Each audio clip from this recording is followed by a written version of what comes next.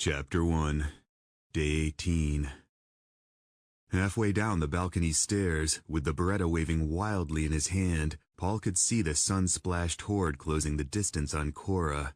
Like running on a loose rug, her feet slipped in the sand and, for a moment, everything slowed to a painful crawl. He had time to realize how tired she must be from going without food and water for God knows how long. Had time to understand that if she fell now, she'd be just as tattered and torn as the red robe fluttering in the ocean breeze behind her. Leaping the last 4 steps, he landed with an oomph bursting from his lips and scrambled toward the tall fence surrounding the backyard. Feet slipped in the hot sand. Panic bubbled, and pestering questions whisked through his mind, threatening to derail his rescue. How did she get here? Was she bit? How could she have survived for so long on her own? It was impossible. The undead were so close now, Paul could hear their snarls and grunts over the crashing Gulf Coast waves. The grisly mob herded Cora into the outstretched arms of the elderly corpse in dirty shorts coming from the opposite direction. Boxed in, she was quickly running out of beachfront real estate, and this wasn't looking good. At the gate, Paul's vantage point improved, and he realized there were more of them than he thought. At least 20, maybe more. Gripping the warm metal in his free hand, he yanked hard, nearly pulling his shoulder from its socket. Locked. "Fuck!" he yelled, startling the horses and turning back to the 3-story beach house behind him. Wendy galloped down the outdoor staircase with her pink gun drawn and Stephanie hot on her heels. Long hair floated out behind them like veils, sunlight exposing the worried lines engraved into their faces. "Where's the key?" he yelled over the battering waves. "Troy!" Stephanie shouted, a heavy handgun accentuating the toned arms spilling from her black tank. She hit the sand at roughly the same time Troy burst from a ground-level slider. "Coming!" he yelled, holding the key up and hurdling a lounge chair. Paul started shooting through the black cast-iron bars, deciding Cora didn't have time to wait for Troy to unlock the damn gate. Wasting ammo on high-risk shots was stupid, but unlike the tireless pack behind her, Cora was already slowing down, and this really wasn't looking good. After everything Brock did for them, Paul owed it to the cowboy to step in, and failure wasn't an option. Heart pounding in his ears, the sun beat down on his bare chest as he took out the old straggler with more shots than he cared to retell before starting in on the group behind Cora. Troy reached Paul's side and fumbled with the skeleton key in the lock, cursing under his racing breath. "Who is she?" "Just open the gate!"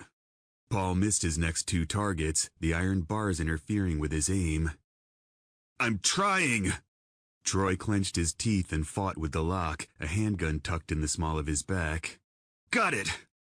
The sweet sound of a metallic click pierced the dead moans getting closer, and the gate popped open.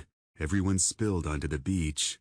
The sand slowed his speed, and Paul had time to think how he and Wendy just escaped certain death aboard Wavy Gravy less than 2 hours ago, and here they were running right back into the Reaper's outstretched claws.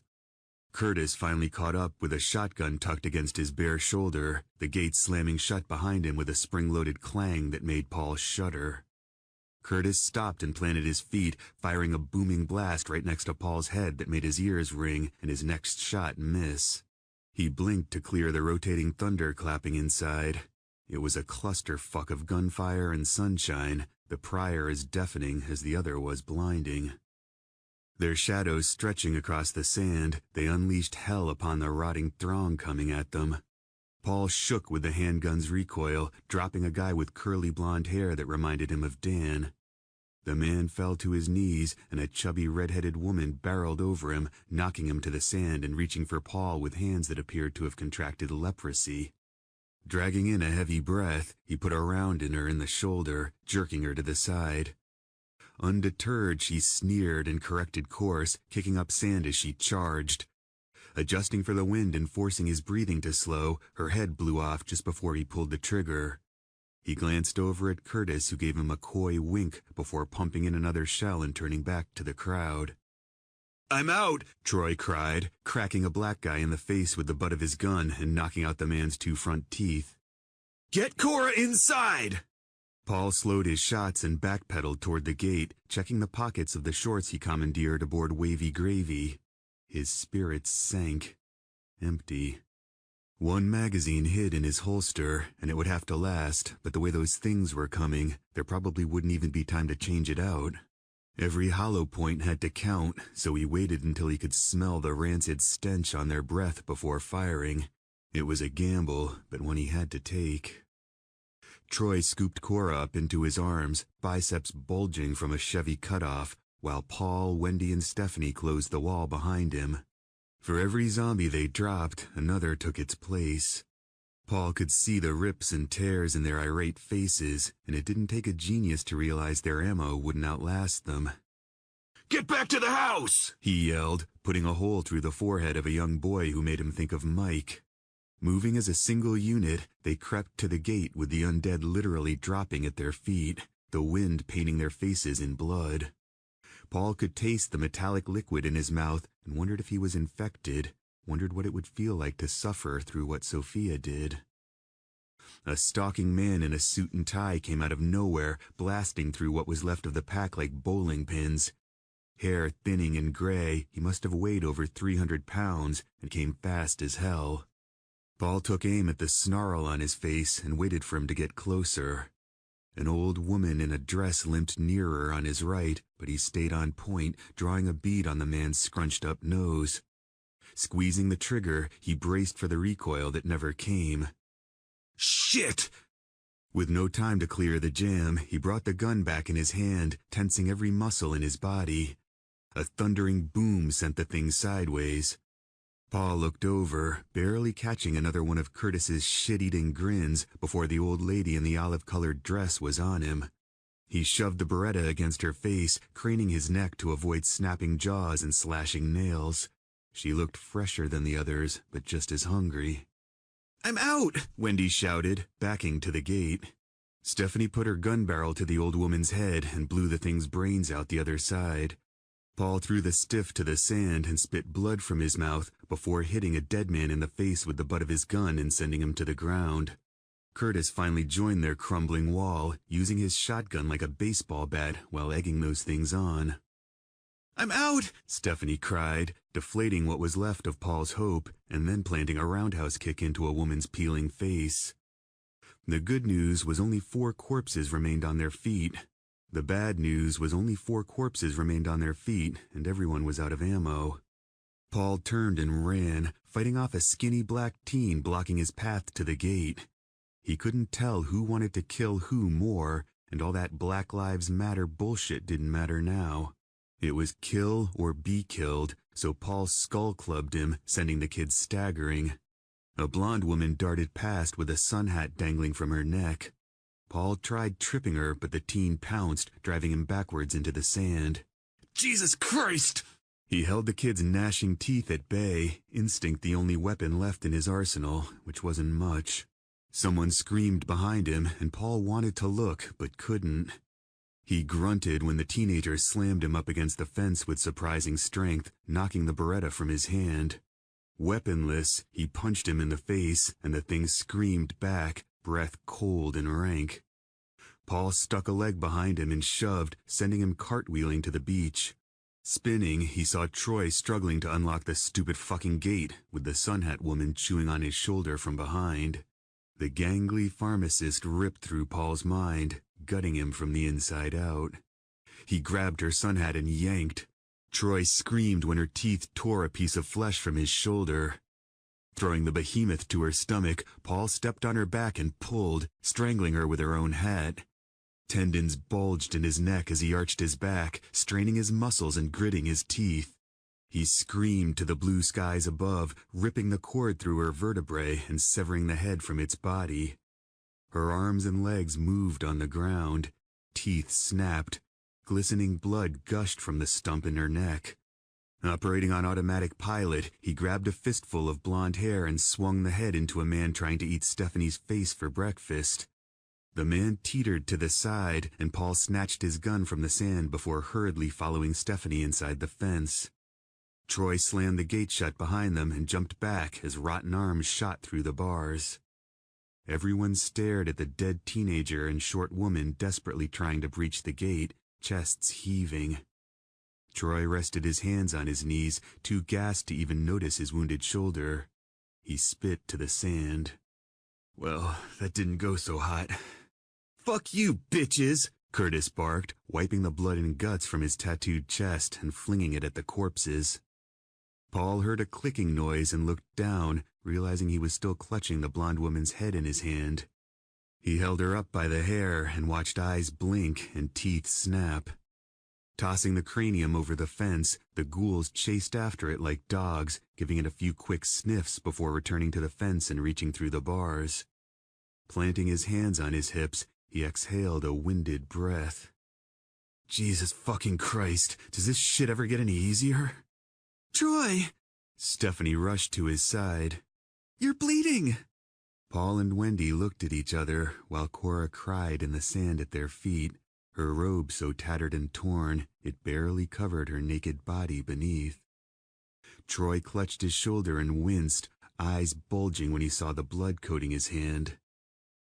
"Shit! Everything's going to be fine, we just have to—" "Stay back!" he yelled, pushing her away. Stephanie held her hands out like he was a wild animal, inching closer. "We just have to clean it," she said, lowering her voice. "You're going to be okay."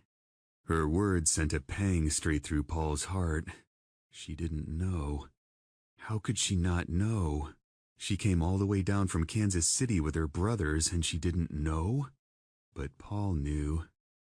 Without taking his eyes off Troy, he ejected the mostly spent mag to the sand next to Cora and quickly cleared the jam.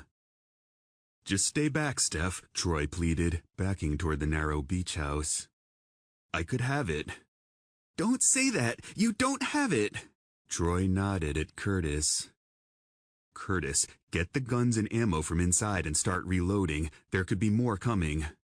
Curtis stared back with his jaw dangling and a blood-covered shotgun hanging limply in his hands. "Now, Curtis!" Blinking back to reality, he darted into the house while Stephanie eased closer. "Troy, let's get inside and get you cleaned up. We need to sterilize it." Her voice was soft and calm, and Paul admired her for that. Troy ran a bloody hand through his dark, wavy hair. "I can walk on my own. Don't get too close. I don't want to hurt you." He looked back at the others. "Any of you." Paul and Wendy traded a somber look as Stephanie helped Cora to her feet and followed Troy inside to the soundtrack of dead moans and grunts. She doesn't know. Nope. How can that be? Shrugging, he holstered his weapon. Haven't seen anyone survive with just a bite yet. Wendy turned back to the corpses at the gate and smeared blood across her cheeks like a tribal warrior. Not even lunchtime yet, and we've almost died twice today. Squinting against the sun, Paul watched the dead with his blood boiling.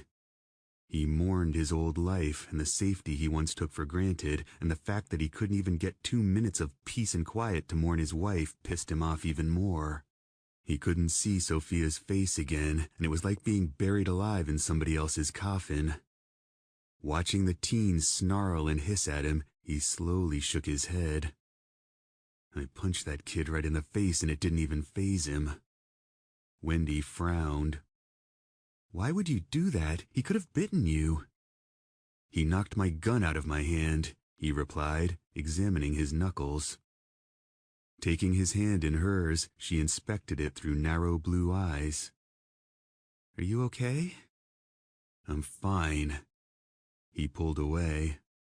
But these damn things are starting to give me a headache. Stomping over to the gate, he drew the Beretta PX-4 Storm and put an end to their relentless whining with a few close-range headshots, scaring up a flock of seagulls feasting on the newly fallen bodies in the sand. He jammed the gun into the nylon holster strapped around his right thigh and stormed past Wendy. Let's get inside before Troy kills everyone. Chapter 2. Curtis paced back and forth through a stripe of sunlight coming through the glass walls in the lower-level living room, while Paul stared at the sleek couch with clean lines. It looked expensive, and Troy just ruined it with his blood. But in Paul's mind, it wasn't a charcoal gray couch with white trim. It was the mint sectional back at the Jacobson house. The one Sophia ruined with her blood. The one she died on. Forcing his eyes to Cora in the armchair next to him, he took her hand and tugged at her weepy gaze. "Are you sure you're okay?" She gave him a half-hearted smile, her hazel-colored eyes that used to shine like pennies, now sunken and dark. She looked older, frailer, nothing like the sparkly woman prancing about her kitchen playing hostess while Brock grilled up fresh cuts out on the back deck. Paul glanced at Stephanie tending to Troy's shoulder before turning back to Cora. "What happened to you, Cora? Where'd you go?" She pulled her ripped robe tighter around her and sat up straighter, attempting to compose herself and losing the battle. "I'm sorry for leaving like that, but I had to get out of that car. I don't know. I had to go." Exchanging a wary look with Wendy, Shelley 1 slipped through his mind. "Where did you go?" Cora shook her head, shaking tears down her cheeks, voice escaping as a pathetic whine. "I don't remember much. I ended up at some abandoned house and just slept for a while." Pressing her lips into a thin, grim line, she grew quiet and wrung her hands as Curtis paced the room. "A few years back, when my son died in a motorcycle accident, I didn't think I could go on." She nearly laughed. "I thought I was lost then, but this?" Everything got quiet, and even Troy was watching her. "Sometimes at night," she continued in a soft voice, studying her hands through faraway eyes, "I would hear his bedroom door click shut and think, 'Oh good, Chuck made it home safely.'" Sobbing, tears glistened on her cheeks. "And then I would wake up and find his room just the way he left it before the accident took him, and I was so sad. And now I am sad and I am scared, but I don't want to give up." She looked up at Paul. "I know what you must think, but Brock wouldn't expect that from me, and I'm sorry for leaving like that. It was a mistake." She sighed and turned to the others. "Thank you for what you did for me out there. I don't know you people from Adam, and it means the world to me, and I'm sorry you had to do that." Wendy wiped a tear and took Cora's hand. "I'm just glad you're okay." "I wish that were true," she replied, coughing into her hand. Wendy turned to Curtis. "Can you get her some water, please?" Curtis stopped his pacing. "Do I look like a fucking waiter to you? Get your own damn water." "I was thinking of something stronger," Cora wheezed. Stephanie grabbed an open bottle from the coffee table and brought it over, flashing Cora a warm smile. "Who the hell are you anyway, lady?" Curtis planted his hands on his hips, and there was no mistaking the disdain in his voice. "Tell me again why my brother just got bit saving your ass." "Her name is Cora, and she's with us," Paul said. "So you can just relax." Curtis staggered backwards. "Relax? Your little catatonic friend here just about got us all killed." Paul rose to his feet. "Look, her husband just lost his life, and she nearly lost her own. And now my brother is losing his." Curtis got in his face, nudging him with his chest. "We were doing just fine before you showed up." Paul backed away, holding his hands up in surrender. "I get it, and I'm sorry, man. I really am." "I told you, Steph, this is what we get for helping idiots." "Hey, next time don't let the gate slam shut behind you." Curtis slowly turned to Paul and sharpened his gaze, the room growing quiet and cold. "What did you just say?" "You let the gate slam shut." "What was I supposed to do, go back and get a lawn chair to prop it open? Fucking thing's spring-loaded." Curtis bumped him again, and Paul shoved back with both hands, sending Curtis sprawling to his ass. Jumping to his feet, Wendy darted between them and pushed against their bloody chests. "Enough! This isn't helping anyone!" "Curtis," Troy said in a weak voice, coughing up some blood. "Back off and go get some air." Curtis glared at Paul and pointed at Troy.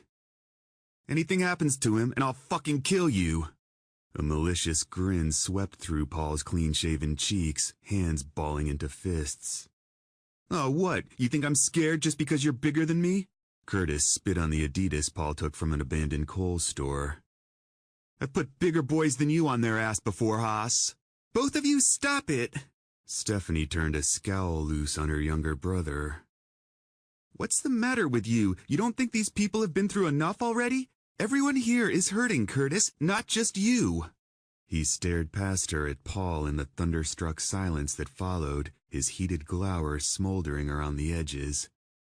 Running a hand through his sandy blonde hair, he grunted before stomping upstairs. "Go take a shower," Stephanie yelled after him. "A cold one." She turned back to Paul and pulled dark hair over her shoulder, exhaling a frustrated breath. "I'm sorry, he's just scared, and out of weed, which is a bad combination for all of us." Wendy wrinkled her brow. "Weed?"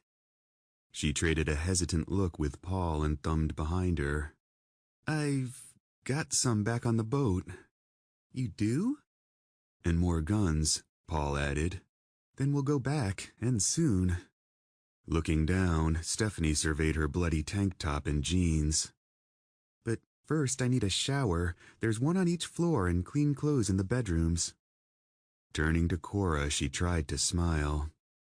"We have solar power and plenty of hot water. There's also a full bar around the corner and food in the fridge. Just help yourself." "Thank you," Cora replied, sinking back into the chair. Stephanie offered up a shallow nod and returned to Troy, the weight of the world hunching her shoulders like a demon riding her back. Cora's eyes bounced between Paul and Wendy while something that sounded like glass broke upstairs. Staggering to her feet, Cora lifted her brow. "Can I get y'all anything?" Chapter 3. Wendy stepped out onto the back patio in a red bikini. Black high heels clicked against the pavers, the handgun strapped to her right thigh transforming her into a villain more suiting for a James Bond film. She was hell on high heels and incredibly beautiful, and Paul hated her for it. Leaning back in a chaise lounge, he returned his attention to the beach, watching the birds pick at the corpses lying outside the fence. This was their life now, and no one goes anywhere unstrapped, not even in a bikini on the beach. He was just thankful to have the blood washed off. The hot shower was a break that breathed new life into his tired bones. Wendy clicked her heels back and forth in front of him, strutting her stuff like she was on stage, begging for his dollars. Paul turned to her and peered over the top of some blue sunglasses he found in a dresser upstairs. "You look nice." She fanned a hand through the air at him. "This old thing?" "Looks brand new." "It is, still had the tags on it and everything." Resting her hands on her curvy hips, she struck a pose with her wet hair blowing in the wind. "These people were so rich it's not even funny." He inhaled the smell of soap and shampoo oozing from his pores. "I like the gun, too. Nice touch. And this is my new purse. I'm not so sure about the heels, though." "Well, I'm not going on a supply run in them, I just—" An impish smile bent her lips. "Wanted to look nice for a minute." Her eyes trailed down his chest and stopped in his lap. "Those fit you good."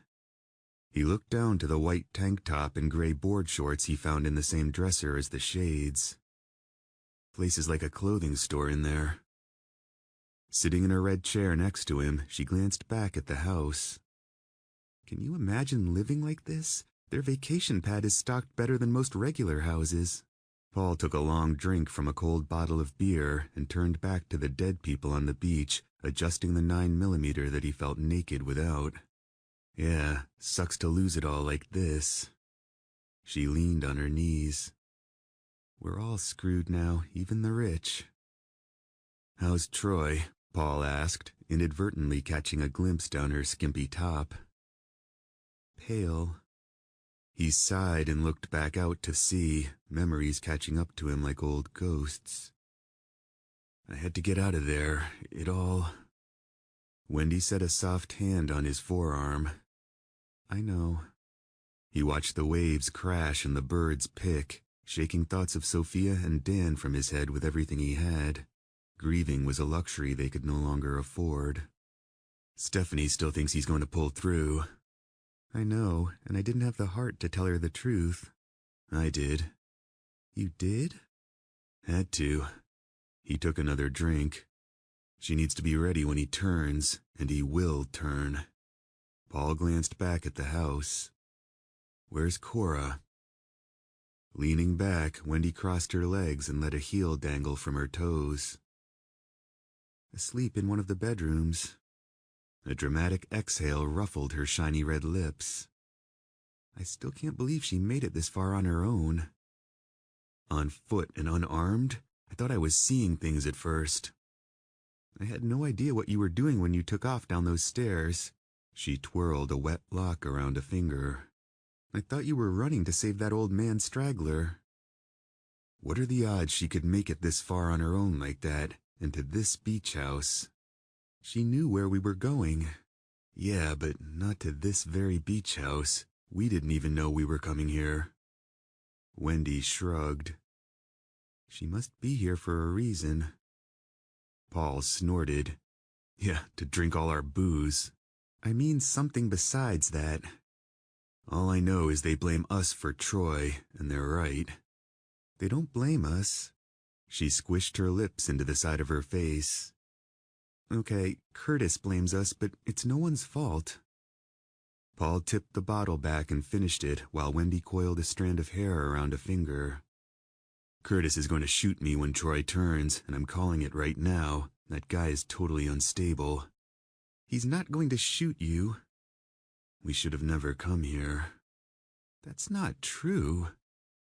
Take a look around, Wendy. This place is just as unsafe as everywhere else. She let go of her hair. Paul, don't start second-guessing yourself now or you'll go crazy. Start? He laughed sharply. Everyone I have tried to help has died. Everyone. I haven't. He turned back to the birds pecking at the dead, the future growing clearer with each hour that passed. How long do you really think we can last against those things? We're just ordinary people. We're not wired for this. She stared at him in the ocean silence that came next. So, what do you want to do, Paul? Quit? Again? She sighed. You know, to be honest, I'm getting a little tired of your wishy-washy attitude. Wishy-washy? Those things aren't our biggest enemy, Paul. Your doubt is our biggest enemy. He smiled tightly at her. I doubt it. You're not funny. Look, I know you lost your wife, and I know how much you loved her, she said, placing a hand over her heart. From my perspective, it seems like the most horrible thing in the world, and I can't imagine what you're going through because it hurts to even try. I didn't have someone like that, so I'll never know. Her gaze lowered to her high heels. The waves crashed and the birds screeched. You keep saying we're just average people, but that's not true. Average people don't survive this. We've just gotten lucky. Lucky? Is that what you call it? After everything we've been through, we're still alive. No military training, no doomsday prepper supplies, no Live Strong bracelets, nothing. Uncrossing her legs, she rested her elbows on her knees and folded her hands together. Think about it. You made it out of Des Moines with a hunting shotgun and a handgun. I made it to the bar with nothing. Time and time again we cheat death, and I think something is keeping us alive. Paul frowned. Something like what? Something that means we are meant for bigger things than we ever dreamed of. Wendy stared hard at him. Much bigger. Oh yeah, because this is way better than playing outfield for the Los Angeles Dodgers, he grumbled, taking a swig from his already empty bottle. Her voice fell to a whisper on the wind. Something is happening. I can feel it. He grew quiet with a salty breeze licking his wet hair and the sun kissing his face. The only flaw in her theory was that something was keeping them alive, for now. Tomorrow could be a different story, or the day after that. The news stations used to love airing miraculous survival stories of a toddler found alive after being lost in the woods for 3 days straight, or someone surviving a plane crash or a mudslide or a tornado. But this was different. This horror show was every second of every day, and sooner or later, their luck would run out. "It's not just luck," she said, reading his mind and taking his hand. "And I need to know that you're all in, because that's the only way we're going to beat this thing. And we can beat it, but I have to hear you say it." He sharpened his gaze, Dan flittering through his weary mind. This wasn't the first time someone had this talk with him, and suddenly he felt ashamed by the developing pattern in his behavior. Wendy was right. It was time to piss or get off the pot. As ridiculous as it sounded, if something was keeping them alive, he owed it to these people to take advantage of it and put up a fight. At this point, the only thing he had left to lose was his life, which wasn't worth 2 shits. Pulling his hand from hers, Paul wiped sweat from his brow and exhaled into the wind. "I'm in." A faint smile crept back into the lines of her mouth. The horses whinnied, and Curtis yelled something before more glass broke upstairs. Wendy leaned back and spread her palms. "So, do you want to go surfing or what?" Tipping his head down, he peered at her over the top of his shades. Not a chance.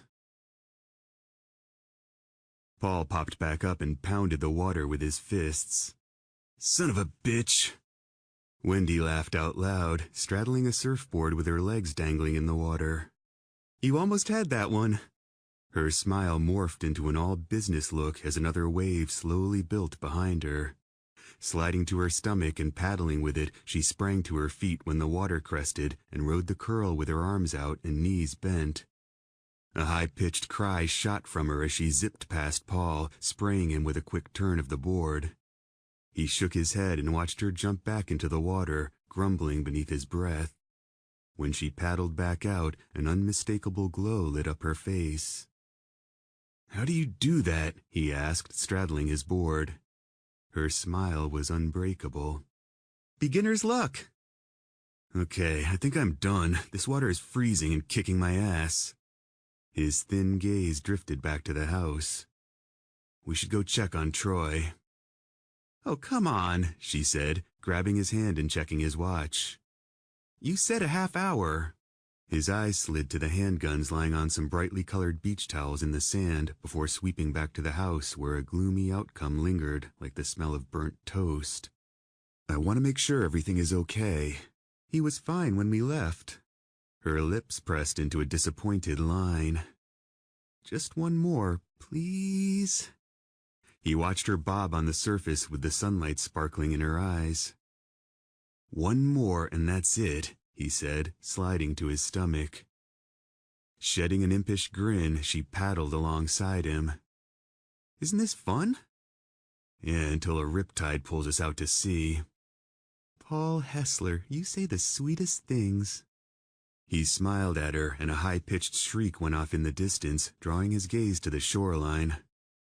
"Oh, shit!" Clumsily turning in the water, Paul paddled hard for the beach where 2 people were running like hell toward the beach towels and guns.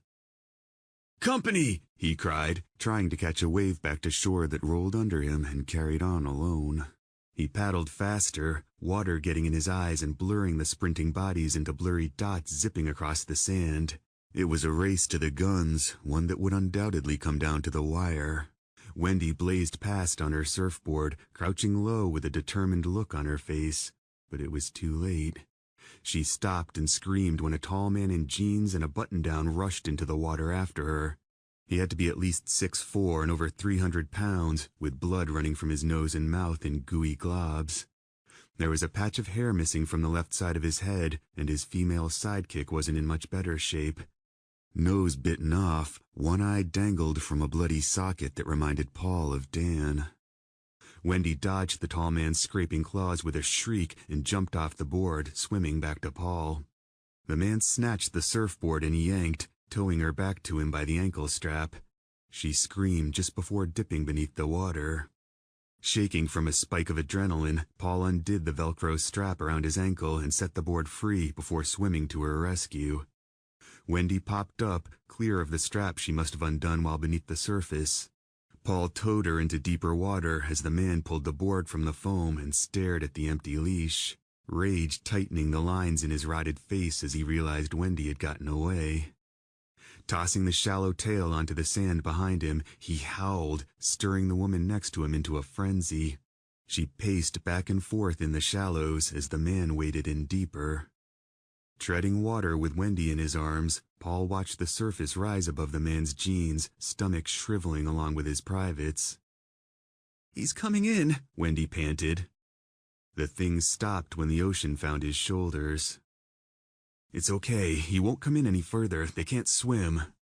The fiend snarled and cursed at them in a foreign tongue that Paul understood all too well. "What do we do?" Wendy spit some water out, clinging to Paul for dear life. The portly woman came closer, stopping when the water rose above her thick knees, wetting the end of her shredded skirt. Matted hair swung across her face, doing little to hide her twisted sneer. Sunlight glimmered off the silver wedding bands digging into their swollen fingers, giving Paul the eerie feeling they'd been married and, for whatever reason, not even death could keep them apart. "Paul!" Blinking water from his eyes, he kicked to stay afloat, glancing at the guns just behind the gruesome twosome. "I'm gonna swim down the shoreline and draw them from the towels. When they're far enough away, you get the guns and shoot them." Wendy studied the creatures, indecision flickering in her eyes. "We can do this, Wendy," he said, jerking her from her doubt. "It will work, trust me." She nodded faintly, her goose-pimpled skin shivering against him. When he tried swimming away, she latched on tighter. "It's okay," he said, already getting tired from treading water. "They can't get us out here. Just be ready to get those guns." "Okay," she panted, reluctantly releasing her death grip. With the sun in his eyes, Paul swam parallel to the beach like he would to escape a riptide. The dead man followed, tracking him like a coon dog. "That's it, buddy," Paul yelled over the crashing waves. "Soup's on! Come and get it!" The man took him up on the invitation, eagerly splashing through the shallows, while his better half stayed put by the towels. "Shit," Paul whispered, leading the heavy-set man further down the beach. "Come on, lady!" He waved his arms over his head, hoping to attract the woman's attention, but her vacant gaze remained firmly fixed on Wendy. "Son of a bitch." Wendy seemed to get the message and started swimming in the opposite direction, drawing the dead woman away from the guns. Paul reversed course and swam back to the towels with the tall man following along the shoreline. He swam like hell, but it wasn't enough. The straggler was much faster on land and easily beat him back to the guns. Treading water, he watched the man splash in up to his waist, while Wendy swam back over with the dead woman following in the wet sand. Paul couldn't believe his eyes. They were working in tandem, somehow wise to his plan, and it wasn't possible. Those things couldn't think, let alone outsmart him. No fucking way. Wendy stopped next to him, hands doing figure-eights through the water, breathing hard out of her mouth. "Well, that didn't work." Paul kicked faster to keep from swallowing more salt water, his eyes locked on Mike and Molly standing side by side in the shallows. "They're working together to keep us from getting the guns," he panted. "That's impossible.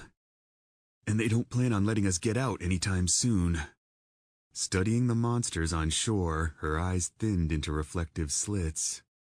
If they were really smart, they'd step back and give us just enough room to make us think we'd have a chance of reaching our guns. Instead, they hover in the water like fools, like we're just going to swim up and say, "Here we are, enjoy your meal." She shook her head and lowered her voice. "No, they may be able to think a little, but they're still just dumb animals." "Yeah, but they could stay there for hours." Paul turned to her, eyes widening. "How long can you tread water?" She blinked back. "At the lake on Joe's boat, maybe an hour." Her eyes flicked back to Mike and Molly. "Out here, knowing I'll drown if I stop, maybe 10 minutes." She wrapped an arm around Paul's neck. My legs are already feeling it, and this water is so cold. Gently rising and falling with each small swell, he watched the man watch him back. Did you see him throw your surfboard out of the water? I was too busy swimming away. He purposely threw it out of our reach. His gaze met hers, mental gears slowly clicking into place. This really isn't good. What do we do now? He looked to the narrow beach house in the distance, struggling to catch his breath. At this point, I'd suggest we start panicking. Screaming for Curtis and Stephanie at the top of his lungs, Paul waved his arms over his head like he was shipwrecked on a deserted island and down to his last bottle of rum. Wendy joined in the panic, inciting the corpses into a full-blown riot. Outside of the 3 horses, there was zero movement back at the house. A cramp pinched Paul's side, tightening his jaw and cutting off his air. Okay, we have to go closer until I can touch bottom or we're going to drown. I can't do this much longer. Too many margaritas last night. Wendy frowned. Closer? That's pretty much the exact opposite of what I was thinking. Let's swim down the shoreline and see if they give up and leave. We can't risk wasting the energy. If it doesn't work, we won't last much longer in this deep water. He clenched his teeth against the shooting pain in his side. I've got a bad cramp and have to get closer. Teeth chattering, she faintly nodded. Okay. Paul wrapped an arm around her waist and waded closer to the dead things standing between them and their guns. If they had any chance of making a break for the weapons, they would have to cover as little ground as possible. Paul's toes hit sand, and his entire body expelled a huge sigh of relief, muscles relaxing as he greedily filled his lungs. With the water's surface bobbing around his chin, Wendy clung to him, unable to touch. Look at the size of that guy, Paul panted. He must have eaten the entire town. And he's still hungry. After a few seconds of quiet deliberation, the verdict was in. The big man came closer, wading through the water with outstretched hands. Oh, crap. Relax. Paul curled his toes into the packed sand. He can't come in this deep. He's taller than you are, Paul. Taking a small step back on his tiptoes, water slipped into his mouth as the corpse crept closer. Damn. Paul took another step back and tipped his head to breathe through his nose. The cuts and sores in the man's twisted face grew clearer, his hands bigger, teeth sharper. Wendy tightened her hold around Paul's neck, blocking his airflow. She screamed when the thing lunged. Long fingers just missed their faces as Paul pushed off the sandy bottom and sinuously backfloated away. The man screamed and pounded the water with meaty fists, while Paul and Wendy quickly found themselves back at square one, treading water with nothing to hang on to. The husband backed up a few steps and waited, wife gravitating to his side. Can you believe this shit? Paul kicked to stay afloat. I told you this surfing thing was a bad idea. Oh, now it's my fault? I should have kept my fucking gun on. Fuck! Do guns even work underwater? I have no idea, he said, wincing as a stabbing pain shot through his side. The short-lived rest on land recharged his energy banks, but it wouldn't last long. Already drained from an eventful day, time was running out. He dragged in a deep breath. The man and woman reminded him of the decaying passengers who fell from the cruise ship to the beach. That undead crew was just as eager to get to wavy gravy as these two now, but at least they couldn't swim. Yet. The beach house was still quiet, but that didn't stop Paul from letting go of Wendy and trying again, recklessly burning through his energy supply. Wendy yelled until she was red in the face because this was the end, and Paul could barely hear her over the waves and wind, and there was no way anyone could hear them from inside the house, especially with the hurricane-proof glass between them. Spinning in the water, he frantically searched for something to swim to, something to grab. An oil rig, a rusty buoy, something. But the only thing between them and the horizon was an endless sheet of glistening glass. Paul's legs ached and his side pinched. He would have to make a move, and soon, or he'd never get the chance. He'd rather take the two corpses on hand to hand than simply drown. Who knows, he might get lucky like he did with the black kid. Wendy shrieked and grabbed onto him, pulling him under the water. Paul saw bubbles, and with a quick thrust of his legs, shot back up and wiped water from his eyes. "What's wrong?" "Something just bumped against me," she whispered, hanging from his neck and scanning the water around them. Her warm breath washed over his face in quick bursts as he did jerky circles. "Something what?" "Something hit my leg." "Are you serious? You better not be fucking with me right now, Wendy, because this is not the time." "I swear to God." "Well, what was it?" "I don't know, but it felt big and slimy." "Slimy?" She inhaled sharply and squeezed his neck way too hard. "There it was again," she said in a guttural voice that gave him chills. "Something just ran into me." He twisted in circles, taking her with him and searching the water that was transparent for a few feet before turning murky. "I don't see anything." "Shh!" Wendy spun with him, nervously squinting at the shiny water around them. "It's still here."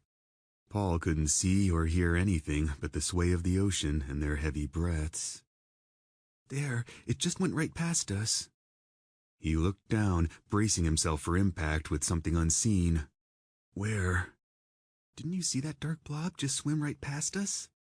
"I can't see anything."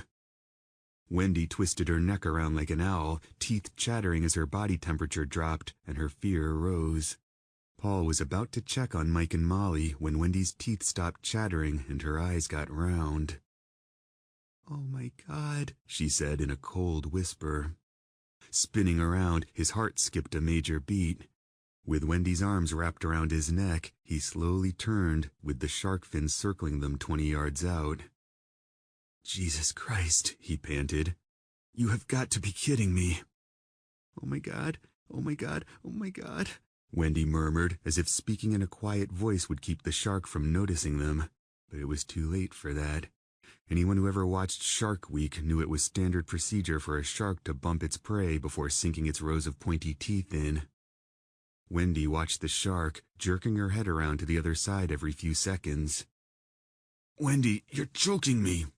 Loosening her hold just enough for Paul to draw in the sliver of a breath, he forgot all about the two things on shore, because judging by the size of the dorsal fin, it was something big, maybe a tiger or bull shark.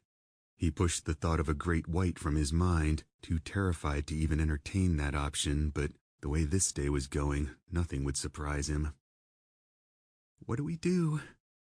"Just stay calm and do not panic. We're going to be fine." Paul glanced back to the husband and wife who stood watching, waiting, grinning, drooling. It was almost like they knew what was happening, like they knew it was only a matter of time before Paul and Wendy had to swim to shore, and when they did, those two things would be on them in a heartbeat. He spit water out. Shark or not, they couldn't stay here for long. If the shark didn't get them, they'd soon drown. His legs were screaming for a break, and he couldn't support the two of them much longer. They had to get to shore and take their chances with Big and Bigger. Maybe he could trip the big guy up just long enough to dive for the Beretta. Maybe he could... The thought died when a black F-150 burst onto the scene, tearing across the sand and making Paul's heart do a somersault inside his chest. "Look!" The tall truck bounced over fallen bodies on the beach like they were telephone poles before plowing into Mike and Molly, sending them hurtling into the water with a massive splash. "Let's go!" Paul towed Wendy to shore as the shark fin slid beneath the water and disappeared from sight. He swam hard, feeling the sharp teeth tear into his flesh before it even happened. Not being able to see through the water was the worst part. The beast could be anywhere, ready to strike his legs or hands or the cramp in his side. His toes hit the bottom again, and relief shot through his veins. Hurriedly, he helped Wendy stagger toward the shoreline, knowing that most shark attacks occur in less than 5 feet of water. His eyes circled their bodies, searching for something big and dark. A wave rolled past their legs before sucking back out to sea, making it feel like they were going backwards and driving Paul insane. An agonizing moment later, they were finally free of the goddamn ocean. Stopping in the sand, they chased their breath and watched the dead man and woman flail in the deeper water. The shark fin popped up and did a lazy circle around them before sliding beneath the surface and vanishing again. Paul and Wendy looked at each other and turned back just in time to see the woman violently jerk under. The man looked like he was trying to help her. Blood sprayed into the air like a fountain, and the big guy was next to go. He fought back, but not for long, and in less than a minute the only thing left were bloody chunks of flesh that drew the white flying rats around them. "Holy shit," Paul gasped, collapsing onto the hot sand. Curtis hopped down from the truck, wiry arms spilling from a Jack Daniels cutoff that didn't look new. Hanging his thumbs from his jeans, he stared at the red mess just offshore. "Well, I guess now we know who wins in Zombie vs. Shark." Wendy snatched her gun from the towel, pulled it from the holster, and shot into the water until the magazine clicked dry. "Never thought I'd miss being a stripper," she barked, stomping to the pickup, climbing inside and slamming the door shut. Curtis turned to Paul with a creased brow. "She was a stripper?" Paul fell back onto the sand and stared at the blue sky above, too tired to speak. Every muscle in his body hurt, his heart at the front of the pack. He'd almost died 3 times today and was afraid of taking another step in this world. They would have been better off staying in Iowa and freezing their asses off for the rest of the winter. He cost his wife and best friend their lives, and for what? This? Blowing a long breath out, he threw an arm over his eyes to block out the sun, withdrawing into the darkness coiling behind his eyelids. In the end, it didn't matter where they went or where they didn't, and he was a fool to think otherwise. Everywhere was poisoned. This was as good as it gets, and at least they had hot showers and cold beer for their last few miserable days on this godforsaken planet. "What a bloodbath," Curtis muttered. A shadow slipped over Paul, and he pulled his arm away to see Sophia standing in the sand, blocking out the sun. Long dark hair flowed behind her as a breeze tickled a white dress he'd never seen. She was breathtaking, and when she spoke, the sound of her voice warmed him from the inside out. "I know this is hard, Paul, but you made it here for a reason. Keep fighting." For a moment, her words didn't register. He was too caught up in her ethereal presence and airy voice. His eyebrows slowly dipped. "Reason?" Sophia looked at him as if he were a child, her dress flapping violently in the wind. Floating backwards, her dead toes dangled just above the sand, oily hair hanging limply in her face. She pointed a long skeletal finger at him. Cracks slithered through her flesh, and when she spoke, there was an ominous tone in her voice. "This is where it all begins." "Wait," he cried, reaching for the dress he didn't remember her owning. "Where what begins?" In slow-moving vapor, she faded into the distant horizon and was gone. "What the hell, motherfucker?" Curtis barked, slapping Paul's hand from his jeans. "You trying to grab my stick or something, man?" Paul blinked Curtis's silhouette into focus and pulled his hand back. That's the last time I save your life." He spit into the sand. "Fucking faggot." Paul watched him head for the truck and then turned back to the horizon for one last glimpse of the woman he couldn't live without. But just like everything else, she was gone and never coming back. Chapter 4. Starting the engine, Curtis put it in gear. "Can't leave you two alone for 5 minutes without getting yourselves killed. Surfing? Really? In the world we now live in?" "Did you see us from the house or something?" Wendy asked, with water dripping from the tip of her nose. "No." Stepping on the gas, he peeled across the packed sand. "Stephanie told me you had some bud back on that boat, so I wanted to go grab it real quick." Paul twisted around in the passenger seat, face warping. "Are you insane? You left Cora and your sister alone with Troy to go get some bud?" Curtis shrugged. "Basically, yeah." The F-150 picked up speed, spraying water back into the ocean. "Don't worry, Troy is fine, but I need to get high soon or I'm gonna kill someone. I can't handle all this shit completely sober, and I'm not even kidding. Sober was bad enough in the old world, but this world?" He shook his head. Fuck that shit, man. We can't leave them alone with him, Curtis. Are you out of your mind? After you just ripped on me for going surfing, you leave your sister and Cora alone with someone who's been bitten? Relax, I said he's fine, Hasselhoff. No, he's not. We have to go back. Curtis white-knuckled the wheel as beach houses and quaint shops glided past in colorful splashes. He exhaled and lowered his voice. He actually looks better, to tell you the truth.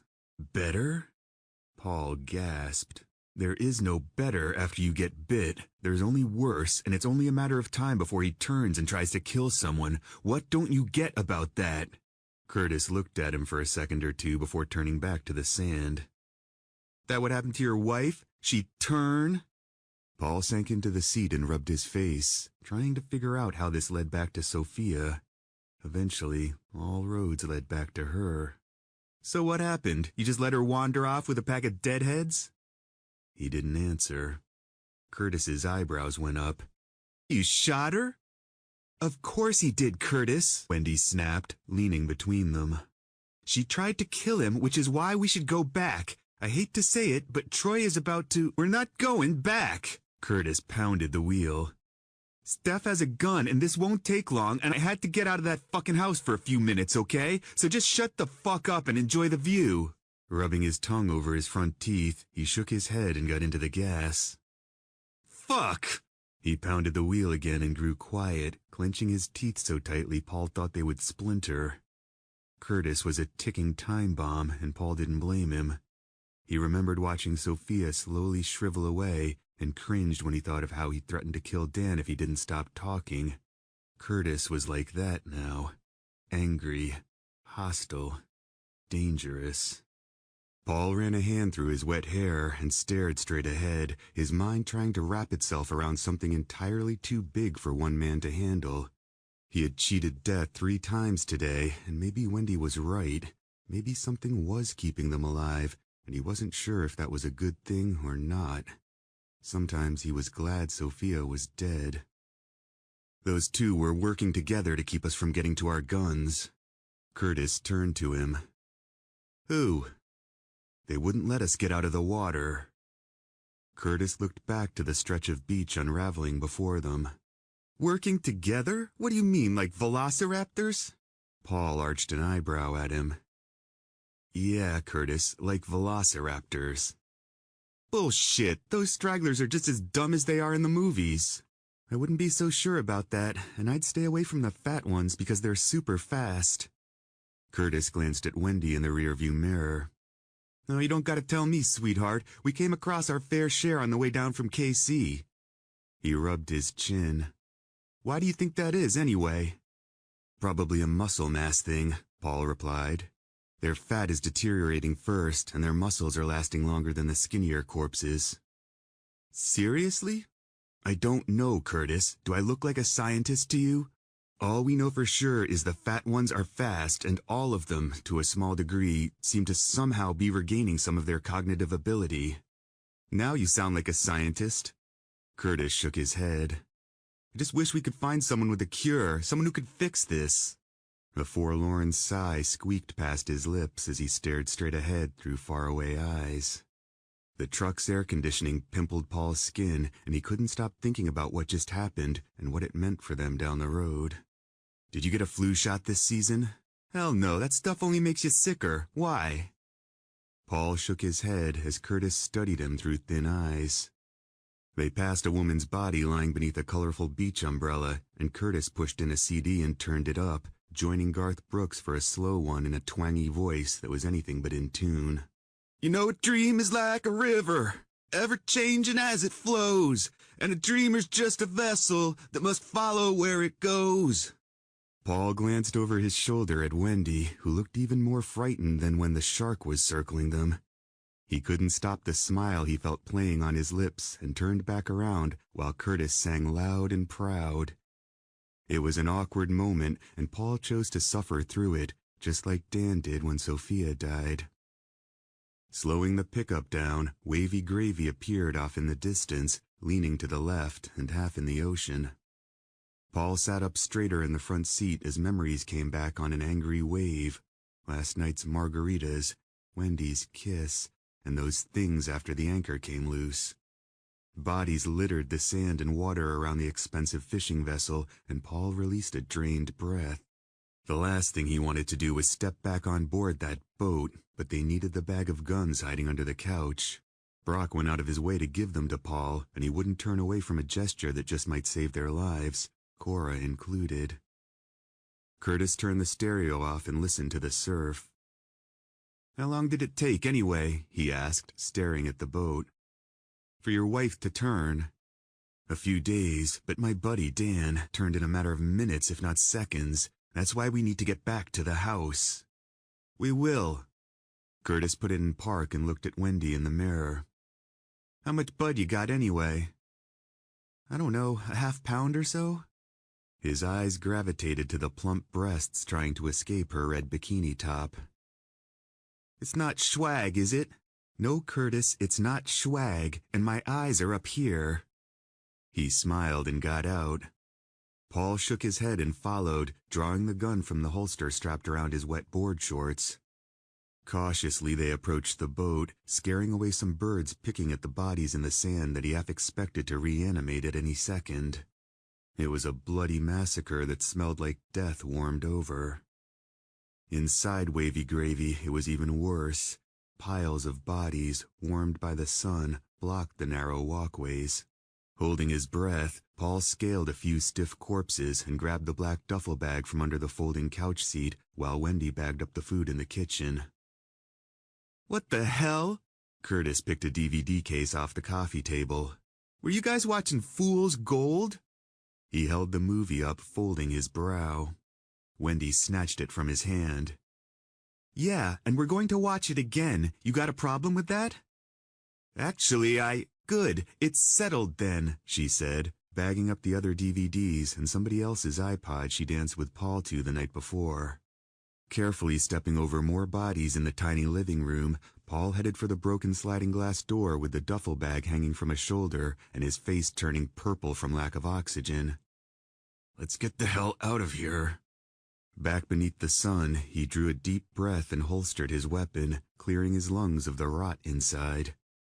Hopping down into the sand, he hiked the bag up his shoulder and stared at the bloated people lying in the sand, wondering who they were and where they came from, when a man in a torn tuxedo came slashing around the front of the boat and seized Paul's arm.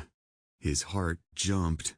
The duffel bag slipped to the beach, and he backed into the boat.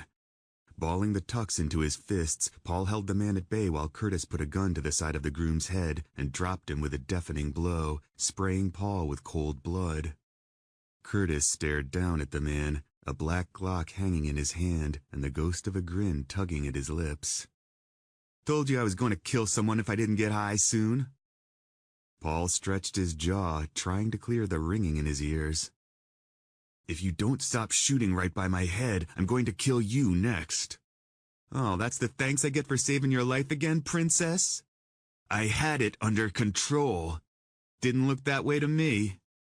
Paul's eyes rose over Curtis's shoulder and widened as a mangled bride in a bloody wedding dress shambled out from the back of the boat.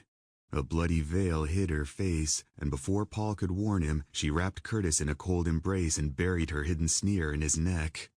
Sprinting over, Paul stuck the barrel of his gun against her forehead.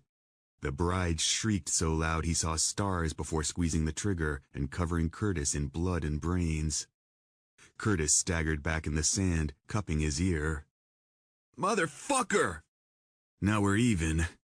Paul snatched up the duffel bag and headed for the truck with Wendy right behind him. "Even? You still owe me 2 more saves!" The black F-150 flew down the sandy shoreline, spraying water back into the ocean on one side of the racing pickup, like a Ford commercial where everything is puppy dogs and rainbows. Curtis passed a smoking joint to Paul in the seat next to him. Paul waved him off, and Curtis handed it to Wendy, who wet one side before bringing it to her lips. Curtis exhaled a rolling plume that made him cough. "Damn, girl, you weren't kidding. That's some good shit." Paul put on his seatbelt. "Hey, how about slowing down a little before you kill us? Last time I checked, the hospitals are all closed." "Relax, Grandma. I'm a professional driver, remember?" Curtis gave it even more gas, stepping on Paul's last nerve. Wait, doesn't NASCAR test for weed? How can you get baked all the time? I buy someone else's urine, he replied, as if Paul were a complete idiot. They don't search you during a test. He cracked his window and took the joint from Wendy. God, I miss it, he sighed. All that work, and for what? This? Paul cringed, realizing Curtis mourned the loss of his NASCAR job as much as Paul mourned the loss of his wife, and maybe that was why he was such an asshole. Curtis hit the joint, making the cherry glow. So what did you do before this, Johnny Depp? Paul leaned against his door and sighed, fogging the glass and debating whether or not he had the energy to even answer. I worked at a radio station. No shit, in Des Moines? He nodded, watching amazing beach houses that no one would ever step foot inside again whiz past in pink and turquoise streaks. It was such a goddamn waste. He could just imagine what this idyllic coast town would look like in 5 years. Overgrown, weathered, a little more dead, just like him. So what did you do, sell commercials and stuff? Clean the restrooms? He had his own morning show on a rock station, Wendy replied, leaning between them. Paul to the wall. Curtis started laughing, coughing out clouds of smoke. Paul to the wall? He shook his head and took a long drink of water. So what happened? Pandora stick you in with the VCRs and flip phones? Paul's eyebrows drew together. What happened? The zompocalypse happened, idiot. Curtis grunted. Well, lucky us. I'll be sure to call you if I need any fart jokes or crank calls when the next horde pushes through. Glancing at Wendy in the mirror, he pressed on the gas pedal. But first we need to get back and check on Troy boy. Hopefully he's feeling better. Paul and Wendy didn't reply. He could be, Curtis snapped, reading into their silence. You never know what could happen in this messed up world. Maybe it skips some people, like chickenpox or measles. Back inside the beach house, it was hot and quiet with no one in sight. Paul set the duffel bag down and stared at the empty couch basking in the sunshine, a bad feeling creeping into his marrow. He pulled his handgun, seeing stragglers hiding in the corners, waiting to pounce. Crossing the living room with his gun pointed at the floor, Curtis stopped and held a hand up, rotating his head slightly to the left. You hear that? A faint whimpering carried down the glass hallway leading to the bedrooms on the lower level. Wendy clutched her pink gun in both hands and crept barefoot across the sand-colored tiles, nervously swinging her head in different directions, seeing the same ghosts as Paul. The further down the hall they got, the louder the whimpering became. Stopping at a shut door covered in bloody handprints, they traded quiet looks while someone sobbed on the other side. That doesn't look good. Steph, Curtis whispered, slowly reaching for the knob. The door cracked open and their guns jerked to Stephanie's teary-eyed face. Paul unlocked a pent-up breath and lowered his weapon, glancing behind him. Get in here, she whispered, towing Curtis inside and locking the door. What happened? Stephanie nervously pulled wet hair over the shoulders of a clean tank top. I think he killed Cora. What? Paul said way too loud, his voice echoing in the spacious 5-piece bathroom. Curtis stepped forward. Who, Troy? She nodded, shaking more tears loose. He was fine just a few minutes before, and then... Then what? Rubbing her bare arms, she trembled like an October leaf. Then he just... She shook her head, letting her eyes go blurry. Curtis pinched his gaze into razor-thin slits. He just what? Turned. Jesus Christ, Paul whispered, glaring at Curtis. I told you this would happen. Curtis kept his eyes on his sister. What? How? It was the bite, she answered, looking at Paul. You were right, he just kept getting worse and worse. Curtis leaned against the sink to keep from collapsing into a puddle of despair. When he looked up at Stephanie in the mirror, his words came out in a chilled voice. Did you kill him? She dropped his piercing gaze and twisted a sapphire ring on her finger, shifting from one combat boot to the other. "Did you kill him?" he slowly repeated. "No, I took a shower and then was fixing him something to eat in the kitchen," she explained, wiping wet tracks from her face. "When I shut the fridge door, he was standing on the other side, staring at me with this look in his eyes." Stephanie studied the tiled flooring, the hint of a smile brushing the corners of her lips. "At first I thought he was feeling better and that he was finally hungry for something to eat." She looked up. "And then he attacked me." A tendon flared in Curtis's neck. "Bullshit! He would never do that!" "He smashed me up against the sink and I stabbed him in the head with a butcher's knife and he kept coming." She turned to the bathroom door and spoke in a soft voice. "But that wasn't Troy out there. That Troy is gone." Curtis staggered back into a wall, stunned and unnerved. "You stabbed him in the head? Are you fucking serious?" "The blade bounced right off his skull and didn't even faze him." "Knives don't work on them," Paul said, inspecting the magazine in his 9mm. "Their skulls and bones don't deteriorate as fast as the rest of them." He slapped the mag back in with his palm. "They aren't piñatas, not yet anyway." "But it was enough to make him stumble back a few steps." Stephanie gestured to the clawfoot tub. "So I ran in here and locked the door. He beat on it for a while and I didn't have my gun, so I just prayed the door would hold." She tried on a smile that didn't fit. "It did." "Where's he at now?" Curtis asked. "I don't know." Stephanie massaged her temples. "He finally gave up and then I heard a scream that sounded like it came from upstairs." Her glassy eyes jerked to Paul. "It sounded like Cora." She swallowed thickly. "Then someone started hammering on the door again and it stopped right before you got here." Paul exhaled a heavy breath. "Why didn't you have your gun?" I left it on the kitchen island when I was making him lunch." Curtis frowned. "You know better than that, Steph." "It was hurting my hip and I didn't think I'd need it. He was fine 2 minutes before." Her eyes fell to the floor and turned distant.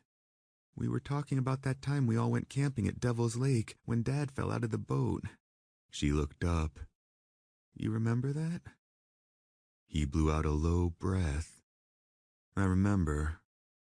Paul's eyes bounced between them, his hand slowly going to the doorknob. Curtis smacked it away.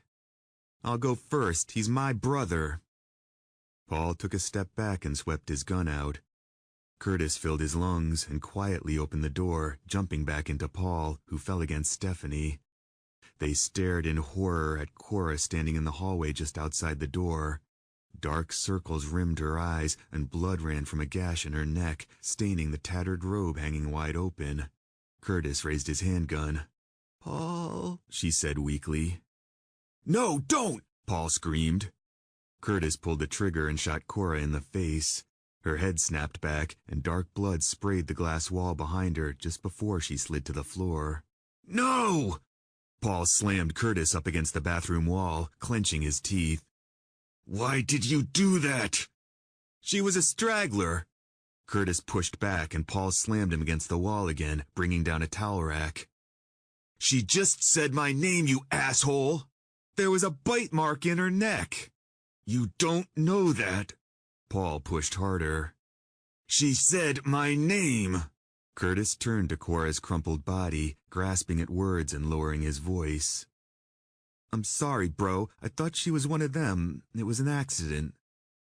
Paul pushed off him and spun around to Cora, running a hand through his hair.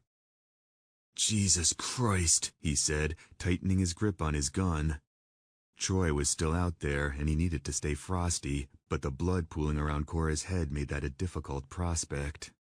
Checking up and down the hallway, he knelt down and rolled her over. "Was she bit?" Wendy whispered, peering over his shoulder with her gun clutched in both hands. Paul looked away from the horror etched into what was left of Cora's face, stomach tightening. "Yes." "See?" Paul shot to his feet and slammed Curtis up against the same wall, rattling the mirror on the opposite side. "That doesn't mean shit! She hadn't turned yet!" "But she would've, man, she would've!" Paul drilled him with a piercing glare before storming from the bathroom and going back out front. The others followed with their heads on swivels. "Troy!" Curtis yelled, making Paul cringe. "Curtis, I'm trying to draw him out." "It doesn't always work like that. Now he knows where we are." "Good." Curtis entered the lower-level living room, where the bloody couch was just as empty as it was when they returned from Wavy Gravy. The sunlight streaming through the glass walls turned everything into a silhouette.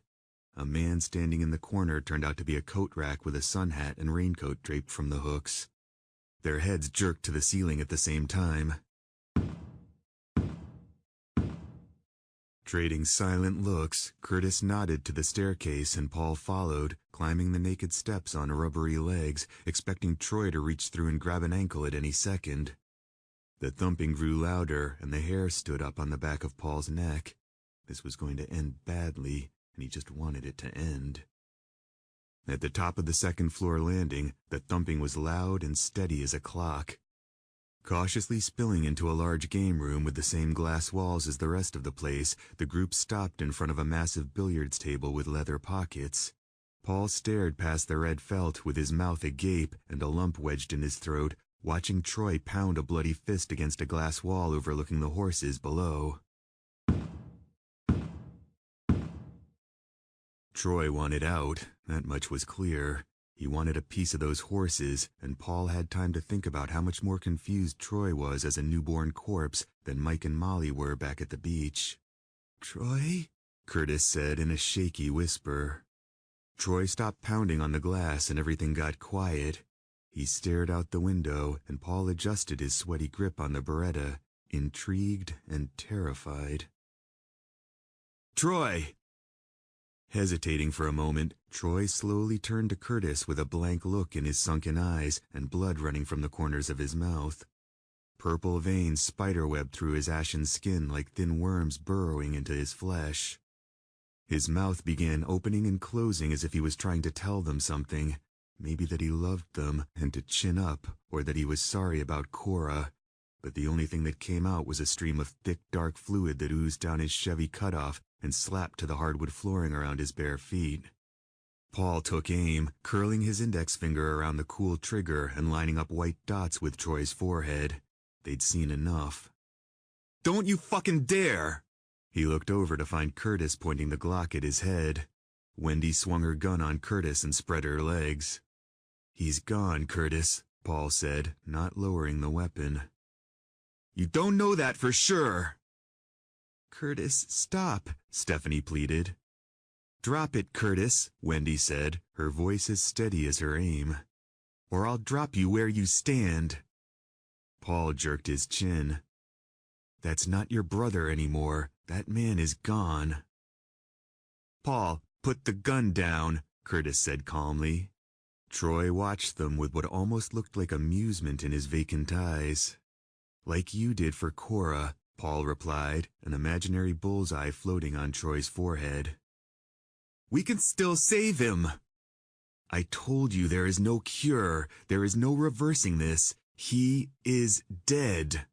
Curtis set his jaw and tightened his grip on the Glock. "And you will be too if you don't drop that fucking gun." "And you'll be next," Wendy added.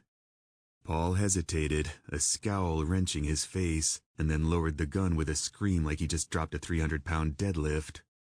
"You're going to get us all killed." Stephanie stepped forward. "Curtis, you have to stop and think. That is not Troy." Curtis returned his attention to his older brother, studying him through thin eyes as waves rolled to shore in the background. "Troy, can you hear me, brother?" Paul hung his head, the car show guy flickering through his memory banks. He had tried communicating with that poor bastard, and it nearly got him killed, but Curtis needed to figure it out on his own. Jamming the Beretta into its holster, Paul folded his arms across his tank top and leaned against an ornate wooden bar, watching the show unfold with an impatient look dancing in his eyes. Wendy slowly lowered her gun as Curtis went closer to Troy. "Curtis!" Stephanie's hand slid to the empty holster on her hip. "Stay back!" Around the pool table, Curtis stopped in front of a stand-up asteroids machine playing on demo mode and stared into Troy's dark eyes. "Are you in there, Troy boy?" Troy cocked his head to one side, flexing his bloody fingers open and shut, open and shut, open and shut. "Curtis, please get back." "Shut up, Steph, and go find some rope." "Rope?" she gasped. "For what?" "To tie him up. What do you think?" "I think you're insane." Curtis turned a heated glower her direction, and Stephanie huffed out a frustrated breath and galloped downstairs. Paul swapped an irritated look with Wendy. "You gonna keep him like a pet, Curtis? Take him for long walks on the beach and teach him to do tricks?" "Fuck you, Paul. He's my brother, and I'll do what I see fit, not you." Paul rolled his eyes and went behind the bar, grabbing a crystal decanter with what looked like some expensive whiskey floating inside. Pouring a finger's worth into 2 curvy rocks glasses, he slid one across the shiny bar top to Wendy. She wavered before taking it. He cheered her and knocked it back, exhaling as the smooth burn slid into his stomach. Wendy drained hers and slid the glass back. "Paul is right," she said. "I've seen what happens when someone turns. There's no coming back from that, Curtis." "So that makes you an expert?" He spit to the floor. "Fuck you and fuck him too. You're the reason Troy got bit in the first place." Paul poured 2 more shots, grinning like he just heard a stupid joke that wasn't even close to being funny. "Oh, you think this is funny, radio star?" Curtis turned his back on Troy and aimed the gun at Paul's head. "How about this? Think this is funny?" Wendy drew on Curtis in a flash. "If you don't lower that goddamn gun, I will shoot you in the face." "Not without his okay, you won't, you bimbo puppet." Wendy cocked the hammer back with an authoritative click. Curtis grinned. "Isn't that right, Paul?" Staring down the barrel of Curtis's gun, Paul knocked back another shot and clenched his teeth against the burn. "I don't care if she shoots you, saves me the trouble." Troy lumbered forward and reached for Curtis, pulling his jaws back wide. Paul grabbed the bottle, not his gun, and poured another round as Troy's heavy steps rattled the floor. Curtis spun around and staggered backwards. Thundering back into the room, Stephanie raised the gun in her hand and got off a shot before Curtis could stop her. Troy's head jerked back, and his body followed, landing on the floor with a double thud. Curtis's eyes bulged from their sockets, jaw dragging on the floor. Slowly, he turned to his sister. "What did you do?" She spread her boots and shot wet daggers at him, chest rising and falling. "Curtis, you are my brother, and I love you, but if you point that gun at one more innocent person, I swear to God I will shoot you next. This is not who we are. This is not who Dad raised us to be. Do you understand me?" He turned from the storm in her eyes to Troy, gun hanging limply at his side. Paul tipped the glass back while letting his fingers dance on the butt of his gun.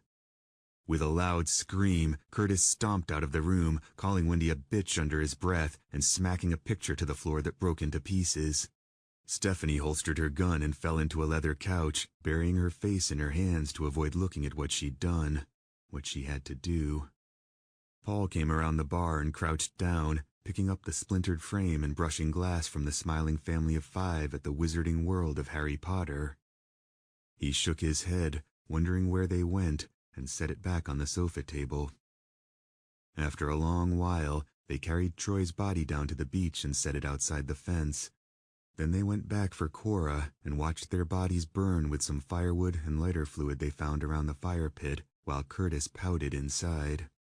The smell of burning flesh made Paul both sick to his stomach and hungry for barbecue chicken at the same time, so he urged everyone back inside the gate and locked it behind them. Inside the house, he found a quiet bedroom and convinced Wendy to leave him alone before taking a long nap that would end in a hair-raising scream. Chapter 5.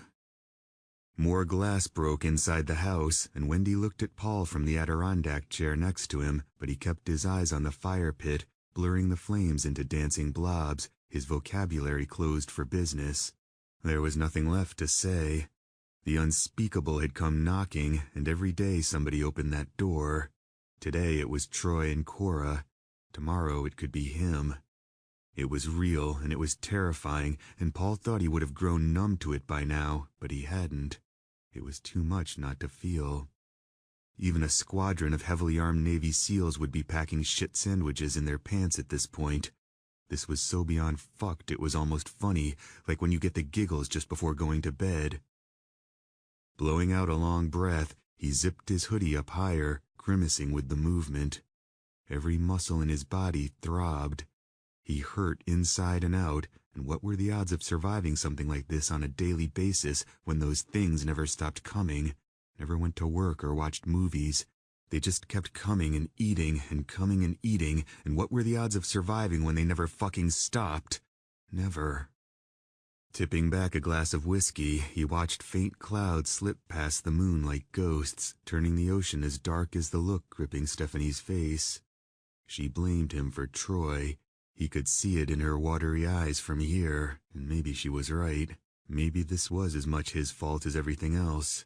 After all, he led them out onto that beach with no warning, and that was on him, no one else. Stephanie looked up and met his tired gaze across the fire, sending an icy shiver down his spine. Turning away, Paul dug his toes into the cold sand, while flames licked at his cheeks and whiskey kissed at his pain. Deep down, where common sense sometimes likes to hide, he knew this wasn't his fault. No, this was their fault. Those things, this blight, and the way the never-ending string of atrocities nearly made him forget about the one simple fact that a dead pharmacist murdered his wife pissed him off more than anything else. Sophia deserved to be mourned, and he couldn't even give her that. He couldn't give her loyalty in marriage, and he couldn't give her respect in death. The fire popped, and he laughed, drawing Wendy's bloodshot eyes.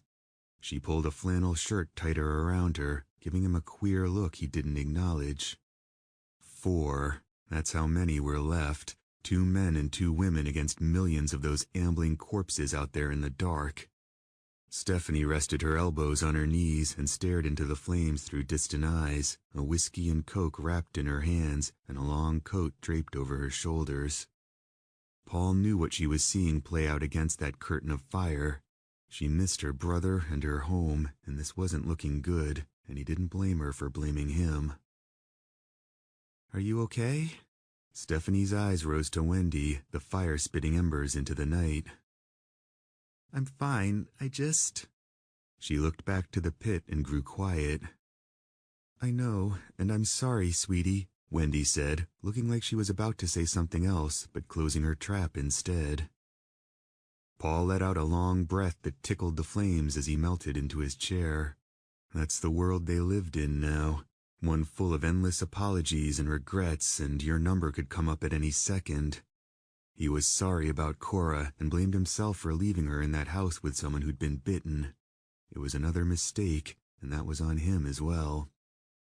She was a sweet woman who didn't deserve to go out like that, and Paul felt guilty as hell for thinking about how much easier this would be without her.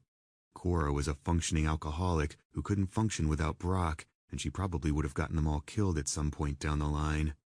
After all, when she disappeared that night, she left the Chevelle's back door unlocked, and blunders like that could be fatal these days.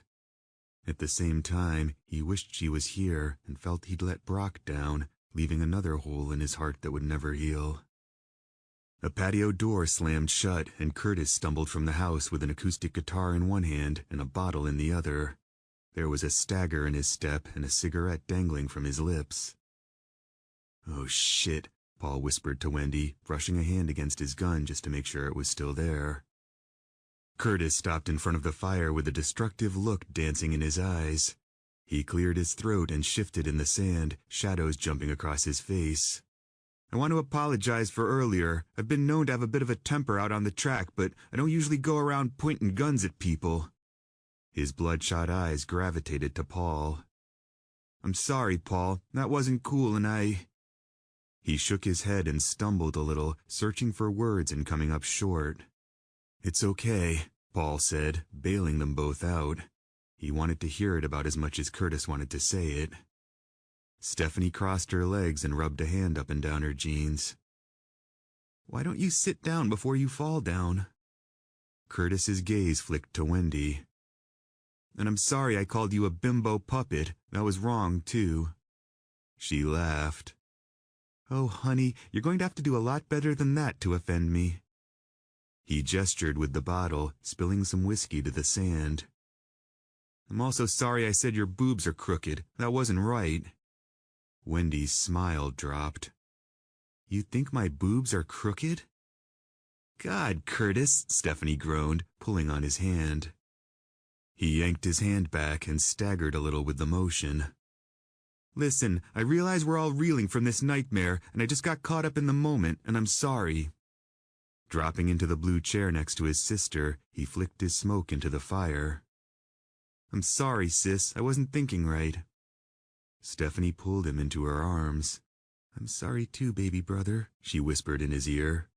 "We're going to get through this."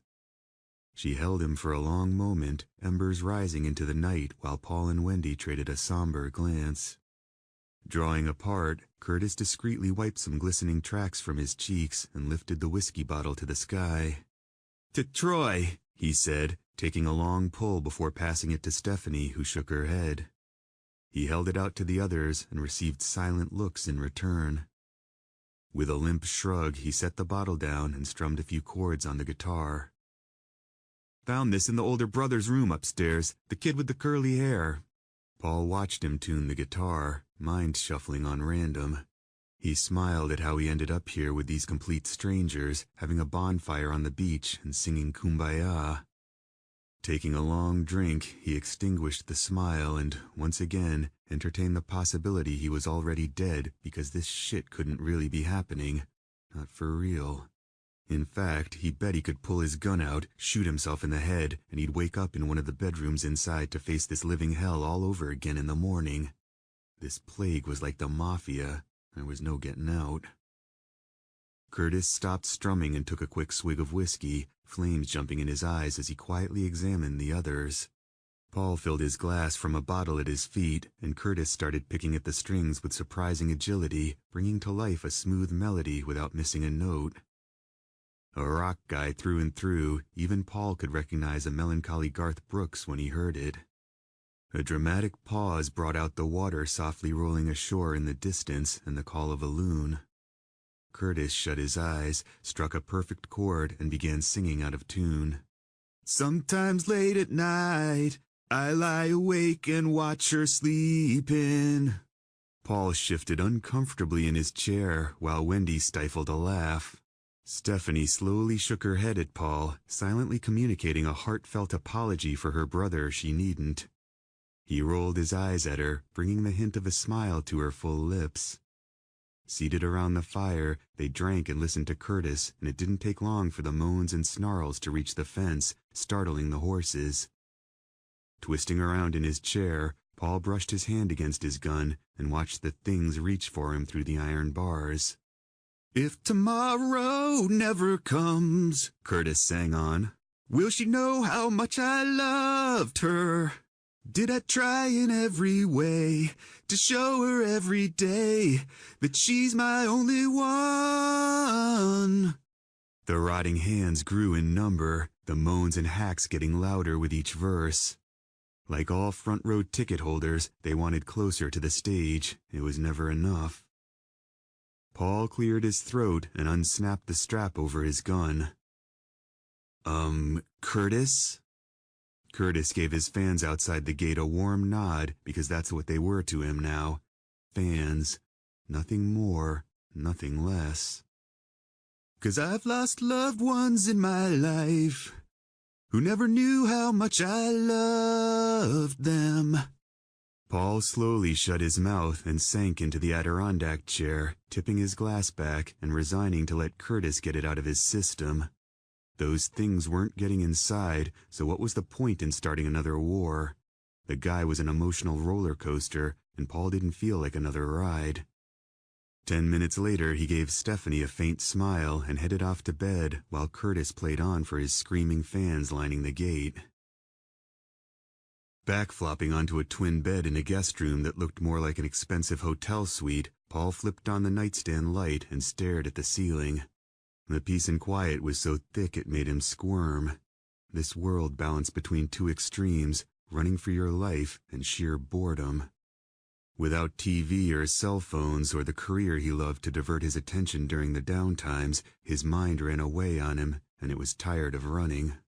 His family and friends were gone, and the only things left to think about during quiet times like this centered upon the gloom and doom pressing against his lungs. All the simple pleasures in life were gone as well. Hitting the links, the bike trails through downtown, grilling up some burgers on the back deck. Gone, a thing of the past, like long-distance charges and developing film. At least they had electricity. He told himself that, even though he knew this place was just a mirage, a fantasy, sooner or later something would have to give. There had to be more to life than just this.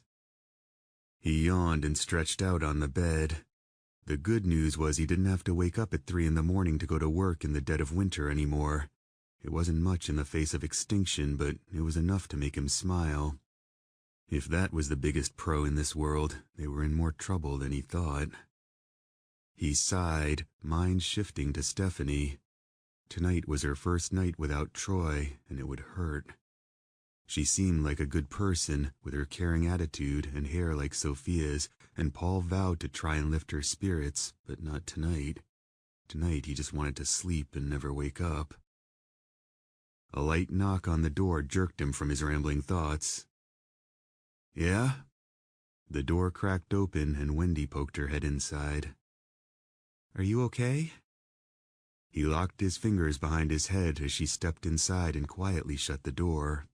She folded her arms and stared at him from the foot of the bed. "Do you mind if I sleep in here tonight?" Paul groaned. "This house has 5 bedrooms in it, Wendy." "I know, I just don't want to be alone tonight." "You said that last night and the night before." She dropped his tight gaze and dug her toes into the carpet. "It's just one night."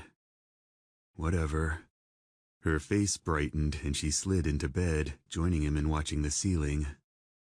"So, Curtis is a good singer, huh?" "If you mean terrible by good, then yeah." Soft laughter brushed her lips. "That couldn't have been more awkward, and thanks for leaving me out there like that." "You're welcome."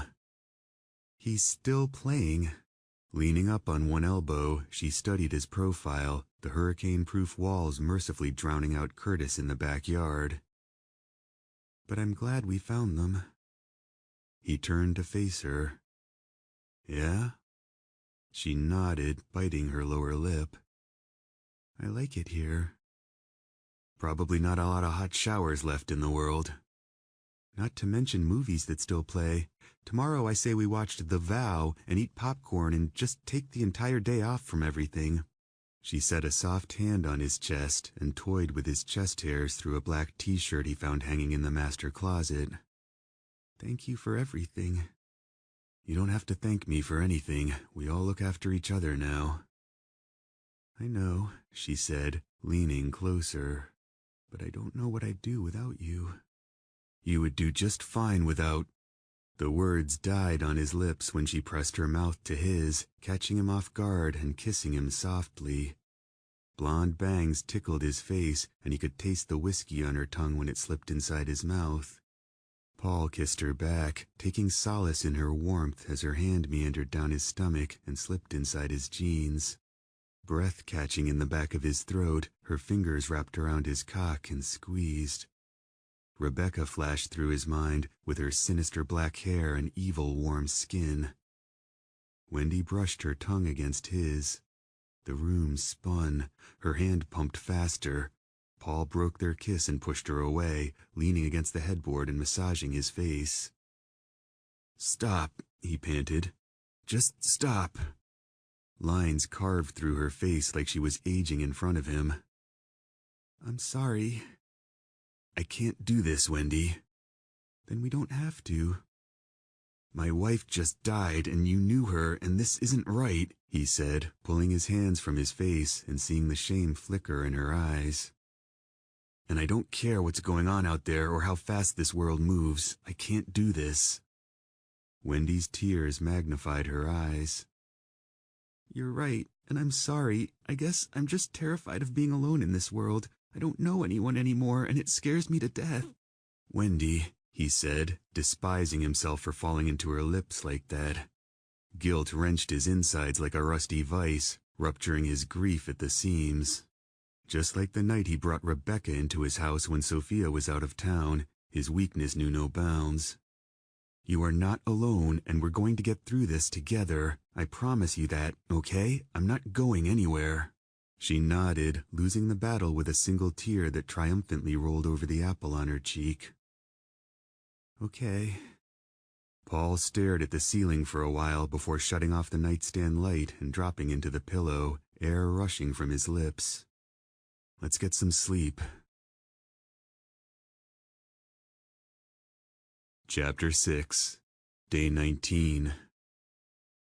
Paul threw his gun and vest on before going out onto the back deck, where he took a steaming leak and then dropped into a cushioned patio chair wet with morning dew. Finally alone, he blew out a cold breath he could see against the gray dawn breaking on the horizon. Kicking his Adidas up onto the patio table, dark clouds rolled past like volcanic smoke. It was chilly and peaceful in Victoria, Texas, sitting in direct contrast to the rest of the world. From here, he would never know anything had changed. The cows still grazed and the birds still sang. Sleep okay, boss? Turning, he watched Brock come out the French doors, already dressed in a Carhartt thrown over a starchy button-down, faded jeans, boots, and his signature cowboy hat pulled down low. Paul looked back to the Longhorns mooing loudly at Brock's presence. You mean outside of the blood-curdling scream? Brock chuckled a little and fanned a hand through the air at him, his voice even deeper with a fresh hangover on his breath. Reckon we ought to get used to that nowadays, huh? Not much choice. Brock patted his stomach. Me? I slept like a rock. Full belly'll do that to a man, he said, filling his lungs with a deep breath of country air that smelled like cow shit. He combed his gray mustache with his hand, resting the other on the butt of his six-shooter while surveying the spread of land stretching before him. Little nippy this morning, he concluded, zipping his coat up higher and taking a seat at the table. Paul hid behind a thin smile, annoyed he couldn't get 2 minutes alone to think about his dead wife. Well, Dan was right. That sure is some sweet ride. Brock leaned back, admiring the black Chevelle parked in the driveway. I suppose we'll all have one soon enough. His eyes drifted to some squirrels chasing each other across the brown grass, and Paul wondered if it was cold where Sophia was this morning. Everything reminded him of her. Mornings, coffee, the way Wendy laughed at Dan's stupid jokes. All of it made him want to scream bloody murder. Listen, Paul, Brock breathed, stirring him from his thoughts. I know we just met and all, but I want to thank you for saving Cora's life yesterday on the beach. He waited for Paul's narrow gaze to slide over to him before continuing in a scruffy voice. You didn't have to risk your life to do that, but you did, and it says a lot about your character. Paul started to ask what the hell he was talking about, but Brock stopped him with a rotting hand. Long of the short is, he said, a toothpick wiggling in the corner of his split lips. You can't stay at this beach house, partner. You have to keep moving. A stench that bore a striking resemblance to rotten eggs floated from Brock in pungent waves, wrinkling Paul's nose. Yanking his Adidas from the table, he went for the Beretta that was no longer in its holster. Brock tipped his cowboy hat back with a skeletal finger, exposing the cracked skin running through his forehead. He eyeballed Paul like he was one of his lackey job applicants. The best defense is a good offense. You have to take the fight to those things. Find some other survivors and build an army. Don't just lay there and bleed. He raised his bushy eyebrows. Cowboy up or go sit in the truck. That's what my daddy always said, and now I'm saying it to you. Paul struggled for words as a matted yellow lab limped up onto the deck and began licking at a festering sore on Brock's hand. "Good to have old Jasper back home," Brock said, petting the dog behind the ears. Paul's eyes bulged. He pointed at the jagged hole in the dog's stomach, unable to catch his breath. Cora cascaded out onto the deck in a flowery dress, drawing Brock's eyes and setting a steaming mug of coffee on the table. "Here you go, big guy." "Thank you, ma'am," he said, wrapping an arm around her waist and shooting Paul a coy wink. "Good to have her home, too." Paul frowned at the dog hair coating Brock's hand as the cowboy cheered him with the mug and took a careful sip. "You listen to him now, Paul. Brock knows what he's talking about." Paul's eyes jerked up to Cora, who smiled at him through rotten lips and broken teeth. Blood trickled from a gash in her neck, spilling into her husband's coffee like red creamer. "Hope it's not too strong, sweetie." Brock wiped his mustache, staring directly at Paul. "No such thing as coffee that's too strong, only people who are too weak." He took another drink and swallowed with a satisfied sigh. Paul grimaced and watched Jasper trot off into the backyard after the squirrels before turning back to the family portrait hanging over the fireplace. He wondered where the family went, wondered where everyone went, and that's when he noticed Carla, Matt, and Mike were no longer in the farmhouse. His heart fluttered with the lone candle in the living room. White plumes rushed from his mouth as he realized Sophia and Dan were gone as well. Pushing himself off the stained carpeting, he reached for the 12-gauge beside him that wasn't there. Traipsing across the room, he stepped on a frozen apple pie and found Troy lying on the cracked kitchen floor, dead and bloated. A loud knock at the front door startled Paul, and he instantly knew the candle in the living room had given him away. An old woman folded her bony limbs through the broken kitchen window like a spider, and Troy grabbed his ankle. Paul screamed and kicked the rotten hand away, dashing into the living room and skidding to a stop when the front door burst open and Brock lumbered inside. Cowboy hat askew, he reached for Paul with blood-stained hands. "I wish I was there for one more bowl of chili, boss." Brock tracked mud across the floor, rattling the lamps with heavy boot steps. He stopped and took a look around before slowly turning back to Paul. "You gotta keep moving, son." Tipping his chin down, his eyebrows disappeared beneath his hat. "And tell Stephanie that ring of hers is hiding under the bed." Bony hands wrapped around Paul's neck from behind and squeezed. Paul's eyelids flipped back to find Wendy staring at him with a frightened look tugging on her face. "It's just me," she said, sitting up next to him in the twin bed with her hair sticking out in every direction. "You're okay." His tentative gaze swept the bedroom, reality bleeding in like the morning sunshine peeking through the glass. Exhaling a winded breath, he mopped sweat from his forehead and sat up. "Jesus Christ," he breathed, leaning against the headboard. The bedsheet slid down Wendy's chest, exposing her bare breasts. "What happened?" He grabbed a bottle of water from the nightstand and unscrewed the top. "You don't want to know," he said, taking a greedy pull and doing a double take. "Weren't you wearing clothes before we went to bed?" "I can't sleep with clothes on." She pulled the sheet up over her chest. "What happened in your dream? I want to know." Paul threw the bedsheet back, relieved to see he was still wearing his t-shirt and jeans that smelled like smoke. "Where are you going?" "To the bathroom."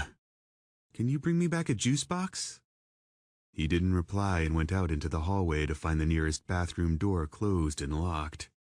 The door opened in his hand, and Curtis sauntered out, a sleepy grin attached to his scruffy face and a Rachel Ray magazine tucked under an arm. "I wouldn't go in there for 35 to 45 minutes if I were you, Haas." "Great," Paul grumbled, going upstairs to find another one of the house's many bathrooms. After using the restroom on the second floor and splashing some bottled water on his face, he came back out with Brock's words haunting his steps. "You can't stay at this beach house, partner."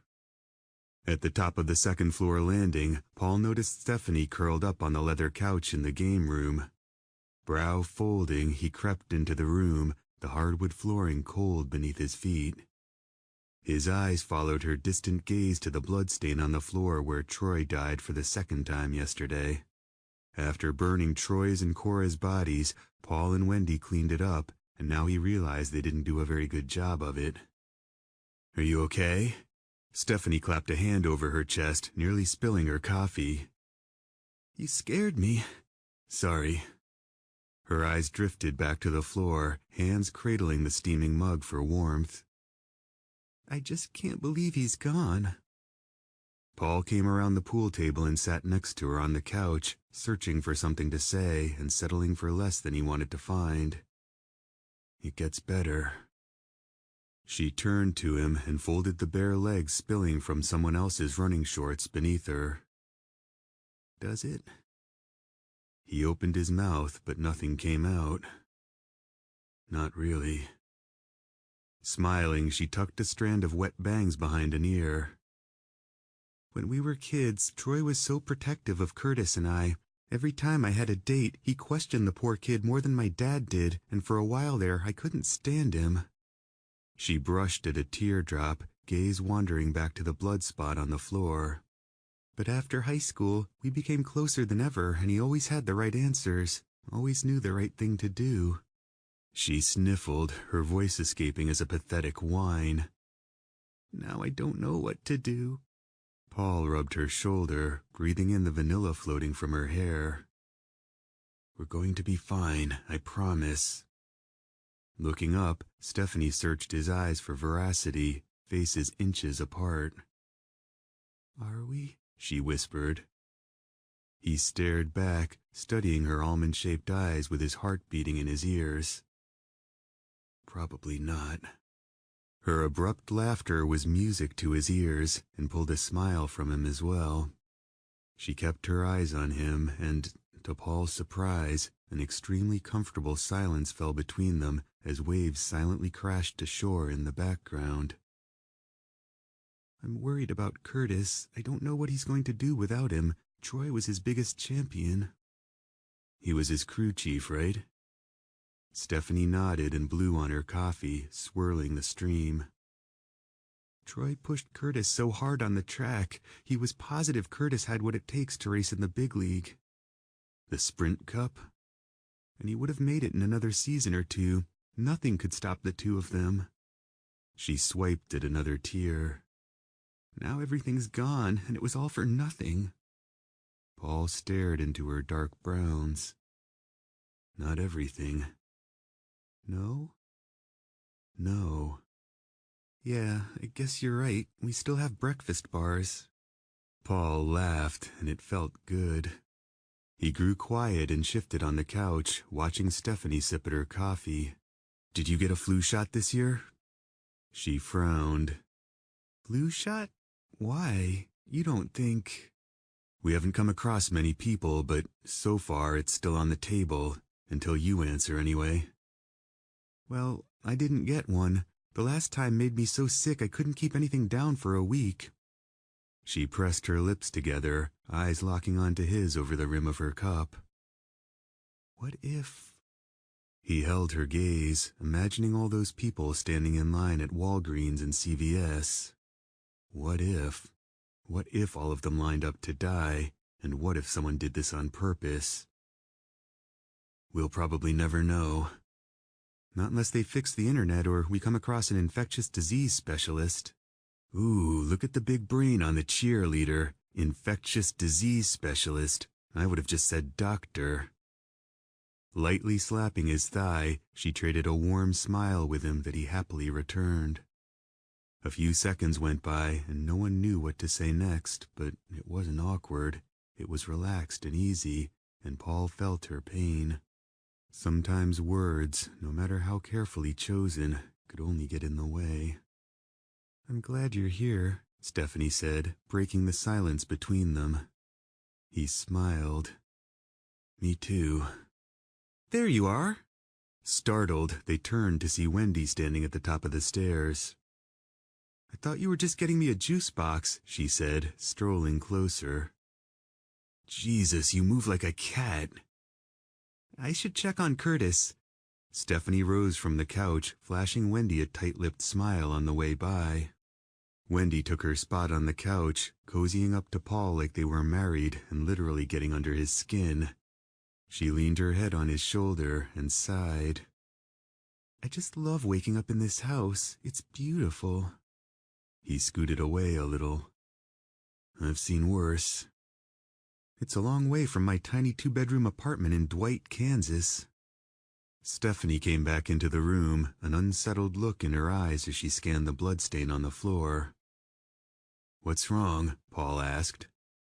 Coming around the pool table, she searched the floor and then the couch, twisting her fingers in the sunlight. I can't find my ring. Ring, Wendy said, getting up to check the cushion beneath her. Paul swallowed hard as a slow shiver wormed down his spine. Everyone ate breakfast out on the top-floor balcony, watching the sun-sparkled ocean without speaking. Despite the cushioned patio furniture, it made getting comfortable an impossible feat. The morning sat in stark contrast to yesterday. Yesterday, Paul barely had time to breathe, let alone think. Now he had too much time, and it was a dangerous combination. He couldn't see Sophia's face again, and it crippled his spirit. In between some grapes and Pop-Tarts, he rehydrated with plenty of water to push back against the dull thud rotating inside his head from last night's whiskey. This whole plan turned out to be a bad idea, and the thought of staying here another minute made his skin crawl. Brock was right in the dream. Sitting here waiting for those decomposing bastards to come to Paul wasn't the solution. He had to take the fight to them. The best defense is a good offense. Popping another grape into his mouth, he stared at the bodies littering the perimeter of the fence line. He didn't hear a single gunshot in his sleep, but it was obvious Curtis took out some aggressions on his fans after last night's show. I still don't get how you knew it was under the bed. Stephanie held her hand up to the light, admiring the sapphire rock on her finger. Lucky guess, Paul replied, tossing another grape back and wondering how Brock knew where her ring would be. And since Brock was only a figment of Paul's messed-up PTSD imagination, how did Paul know where to find it? Probably because it was a logical choice. Still, it left an uneasy feeling eating away at him, like one of those decomposing things out beyond the gate. Stephanie lowered her hand and sighed, rubbing the sparkly rock with her thumb.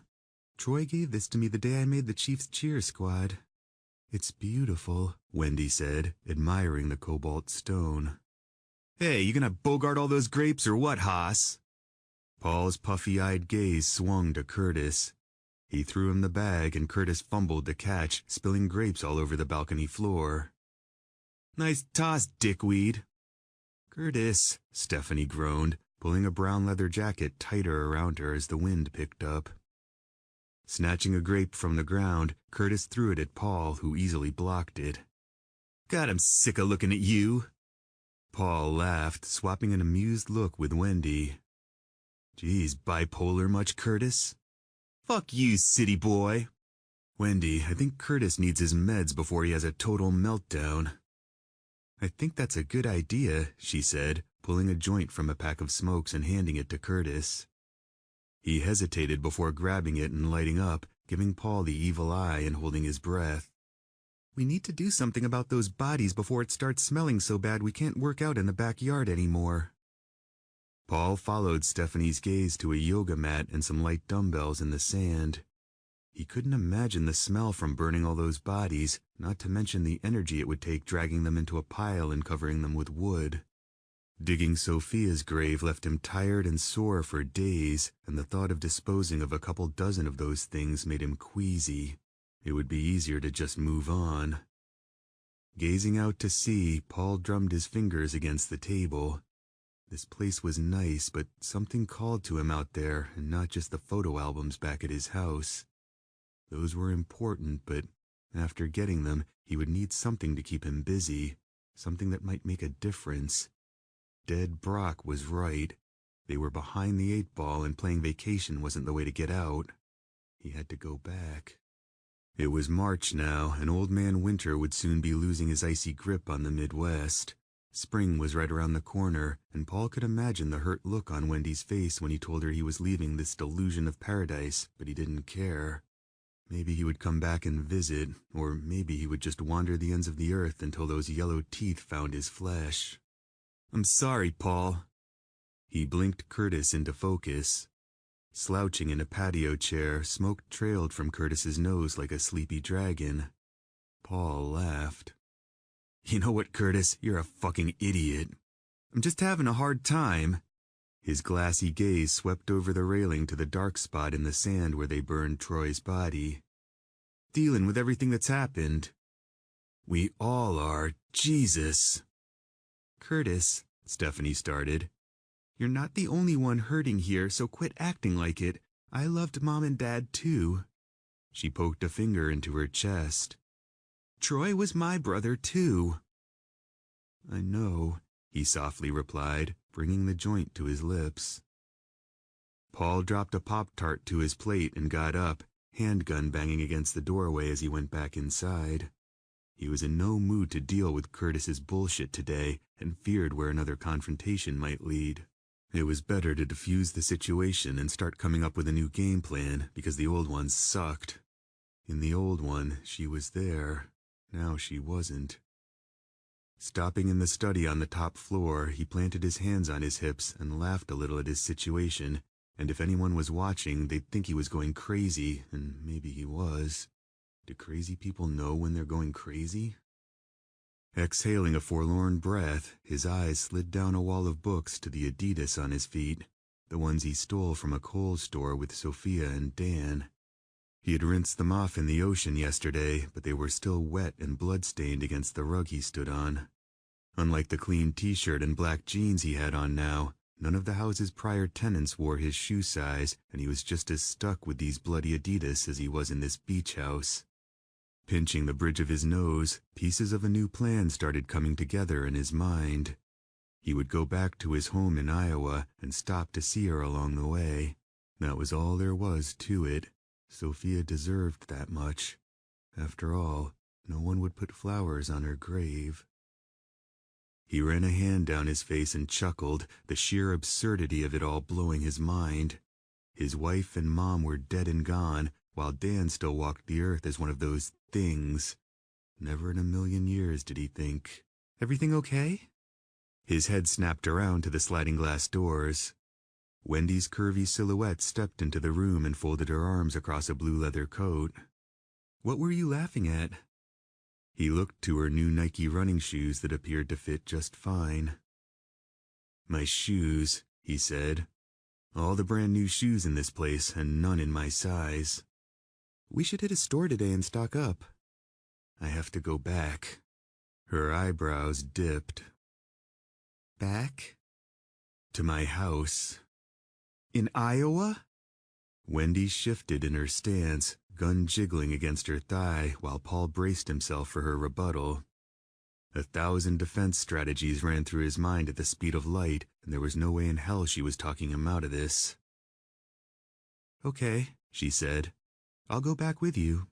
He stared at her for a long moment, caught off guard. "No, it's too dangerous. I'm going alone." She laughed like he just told her he saw Bigfoot eating the horses outside. Her face sobered. "I'm going with you, and that's that."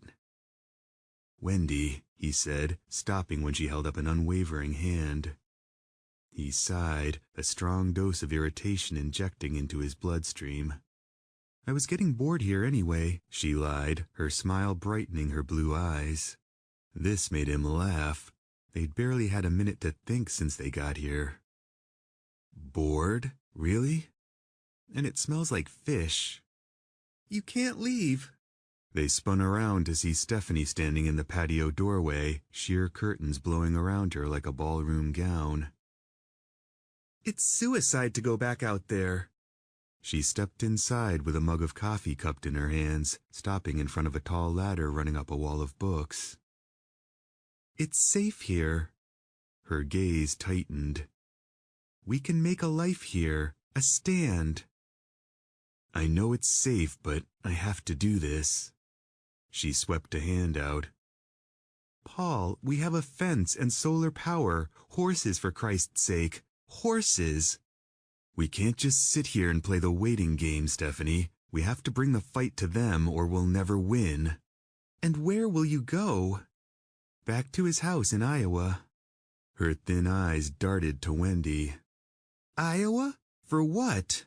He can't remember what his wife looks like and needs some photo albums. Paul turned to a fancy telescope positioned against a glass wall to hide the flush he felt creeping into his cheeks. Stephanie stared at him slack-jawed with the curtains angrily flapping in the wind behind her.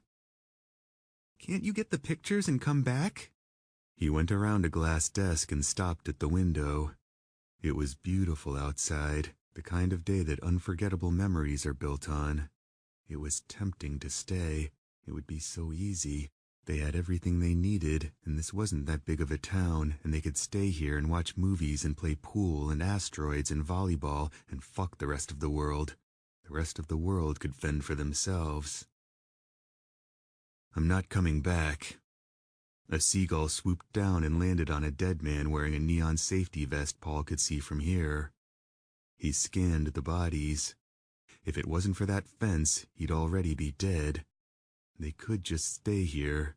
It would be so easy. If there are more people out there like us, I'm going to find them. This is a numbers game and we need more than 4 people to win it. He turned from the window and met their stares. We need an army, he said, sharpening his gaze. And I'm not stopping until I find one. It's our only shot, and trust me when I say it is a shot. We'll need more guns, too. A lot more. Paul nodded at Wendy. Finding a doctor or a nurse wouldn't be a bad idea either. We break a leg now, and it's a death trap. Stephanie searched the room for a minute, running her brown eyes over the book spines and expensive furnishings before turning back to him and stepping closer. Well, if you won't stay, I'm coming with you. Paul's stomach dropped. This caught him off guard even more than Wendy's response. I don't think that's a good idea. That makes 2 of us, Curtis said, entering the room. We're not going anywhere, sis. Stephanie nodded to the window. I can't stay here, Curtis, not after what happened to Troy, and you and I will never last here on our own. Bullshit! Curtis threw his hands out. We got a fence and guns and everything we need. She shook her head. I'm going with them. Her eyes rose to Paul. If that's okay with you. He hesitated for a moment before answering. It won't be easy, and we won't have everything we need. I know. He traded a cryptic look with Wendy, who offered up a shallow shrug. Sighing, he massaged his forehead. If this was what she wanted, Stephanie knew the dangers and deserved a shot to avenge the fall of mankind. It's up to you. Of course he's going to say that, Steph, Curtis bellowed, his voice bouncing off the books. You're an NFL cheerleader, for Christ's sake. There's more to me than that, Curtis. Yeah, and now that his wife's out of the way, that's exactly what he wants to check out. Curtis! Paul stepped forward and Wendy pushed him back. Curtis glared at him through malicious slits. We were doing just fine before you showed up, and look at us now. He spit to the rug. Well, you can count me out, he said, galloping downstairs and calling them assholes under his breath. Chapter 7, Day 23. Zipping up the black duffel bag of guns and ammo Brock gave him, Paul set it on the bed next to a backpack of clothes he took from the master closet. They were already getting a much later start than he wanted, and Paul was more than ready to put this place behind him. The last 4 days proved he made the right decision about leaving. There were only so many games of asteroids and pool to play before boredom started picking at his brain. Taking a step back, he surveyed the 2 bags on the bed while Wendy took one last hot shower down the hall. That was the one thing he would miss about this place, but they were meant for bigger things than hot showers and stargazing through a $5,000 telescope. He just hoped Curtis hadn't changed his mind, and, judging by his drunken behavior over the last 4 days, he probably hadn't. The guy was a ticking time bomb, and Paul didn't want to be around when he went off. A light knock at the door gave him a jolt. Turning, he expected to see Wendy in a towel, but found Curtis instead. "You got a minute, Haas?" Paul strapped his solar-powered G-Shock around his left wrist, dreading whatever was about to come out of Curtis's mouth. Stepping into the room, the smell of body odor and whiskey oozed from his pores, heated by the sunlight streaming through one wall of glass. "Listen, I wanted to apologize for the other day," Curtis said softly. "I never should have said that about Sophia." A volt of negative energy sizzled Paul's nerves at the mention of her name. "I'm man enough to admit when I'm wrong, and I was definitely wrong about that." Paul turned a scowl loose on him. "Is there anything you do or say that you don't have to apologize for later?" He shrugged. "Not really, but I'm hoping to change that." Paul couldn't stop a laugh as he slipped a platinum wedding band onto his ring finger. Old dogs and new tricks, and the last thing he needed right now was to play counselor to some spoiled, unstable brat. "Yeah, well, anyway," Curtis started, scratching his head. "If I haven't offended you too much, His throat clicked when he swallowed. "I'd like to come with." Paul stared at him with a dumbfounded look pasted to his face, his jaw coming unhinged. He needed a lot of things in his life right now, and Curtis was at the bottom of the list. "I can't exactly let my big sister go traipsing off with a bunch of strangers in this world, and God knows what could happen if she fell in with the wrong crowd." "We're not the wrong crowd."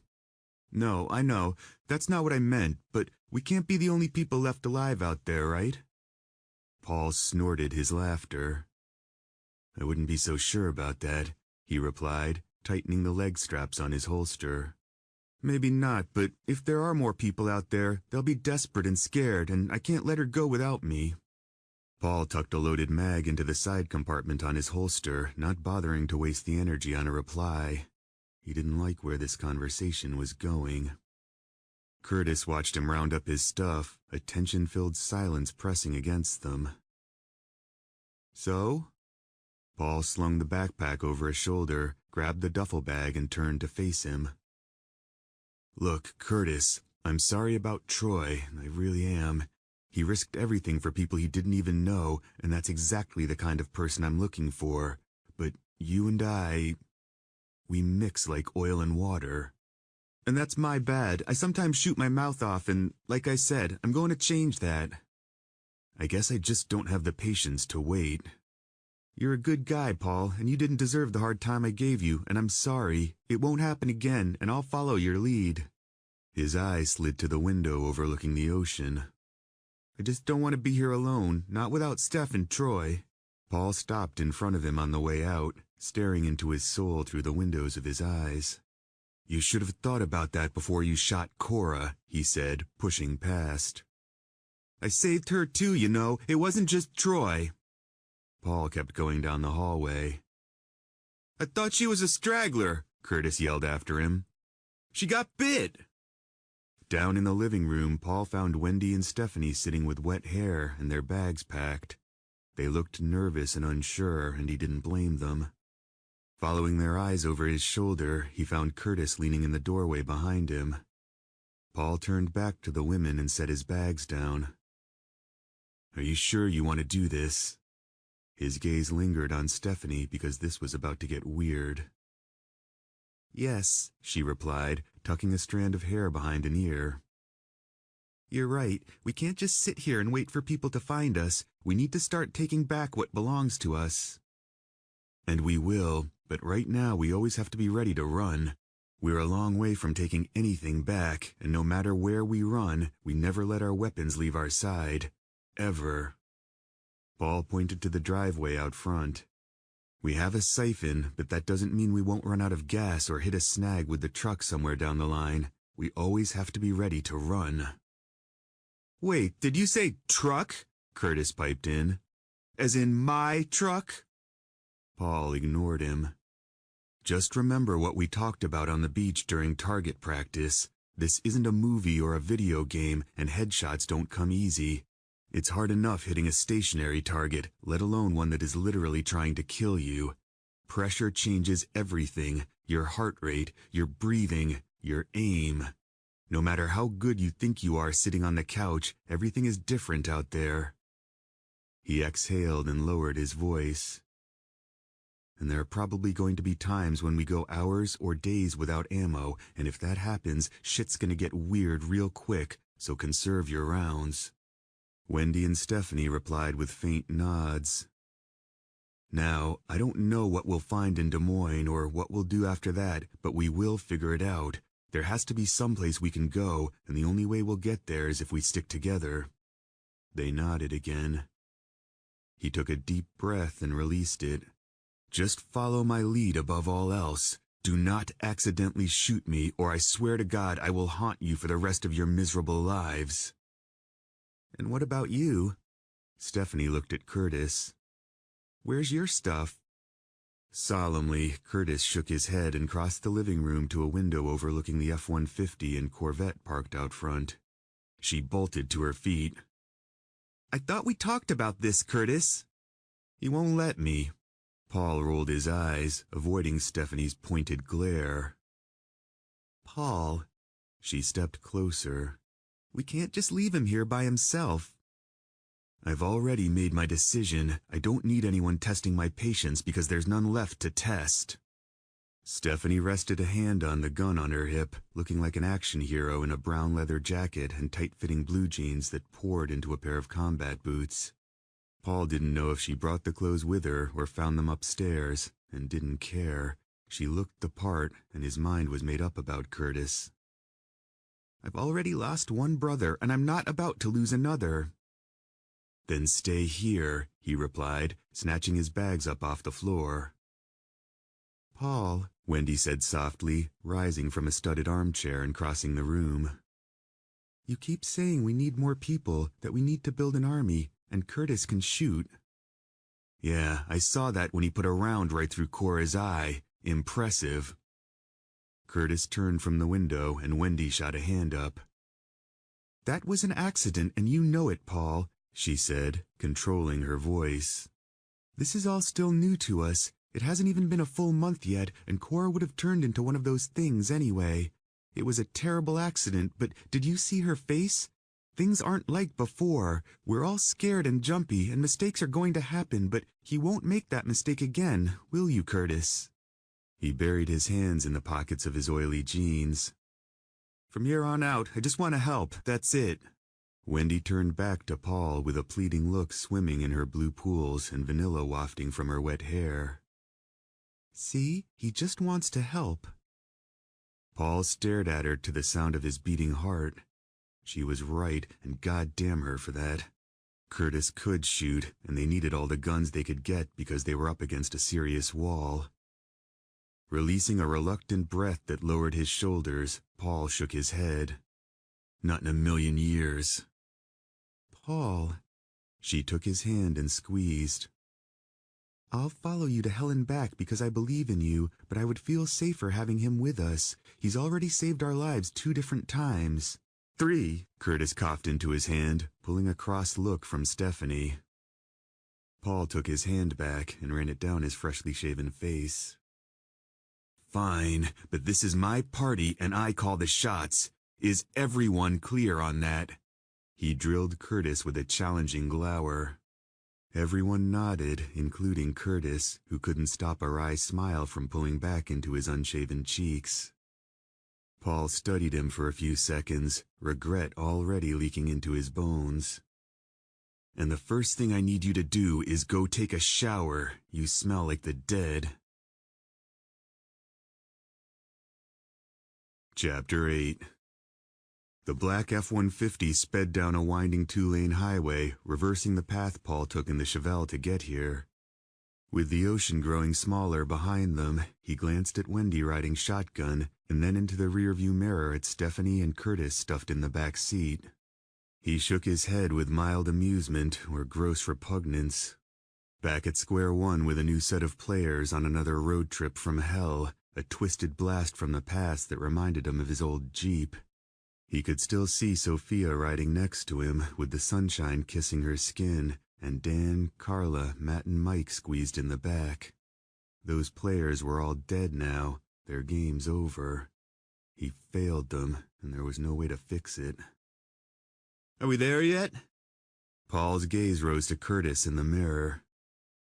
"Ask me that one more time, and I swear to God I will throw your ass out of this moving truck." "I'm sorry, I just have to piss really bad," he grumbled. "Man, can't say anything without you getting all butthurt about it." "Only when you say it 500 times. I'm not your fucking limo driver, Ricky Bobby." Paul turned back to the road and set his jaw against the anger brimming inside. His nerves were on fire, and he prayed this road trip wasn't a mistake, because that would be on him, and his guilt didn't need the weight.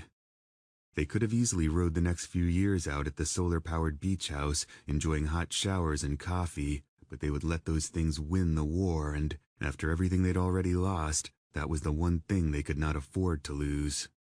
"We should steal an RV," Stephanie said. "This is really cramped back here." "RVs use too much gas and are impossible to squeeze through blocked roads." Paul white-knuckled the wheel, wishing everyone would shut the fuck up. "Plus, they're always blowing radiator hoses and stuff." "Should have kept the horses," Curtis said, clicking his tongue. "A good horse will never let you down." Paul shook his head. Today wasn't the first time he released a horse back into the wild of America.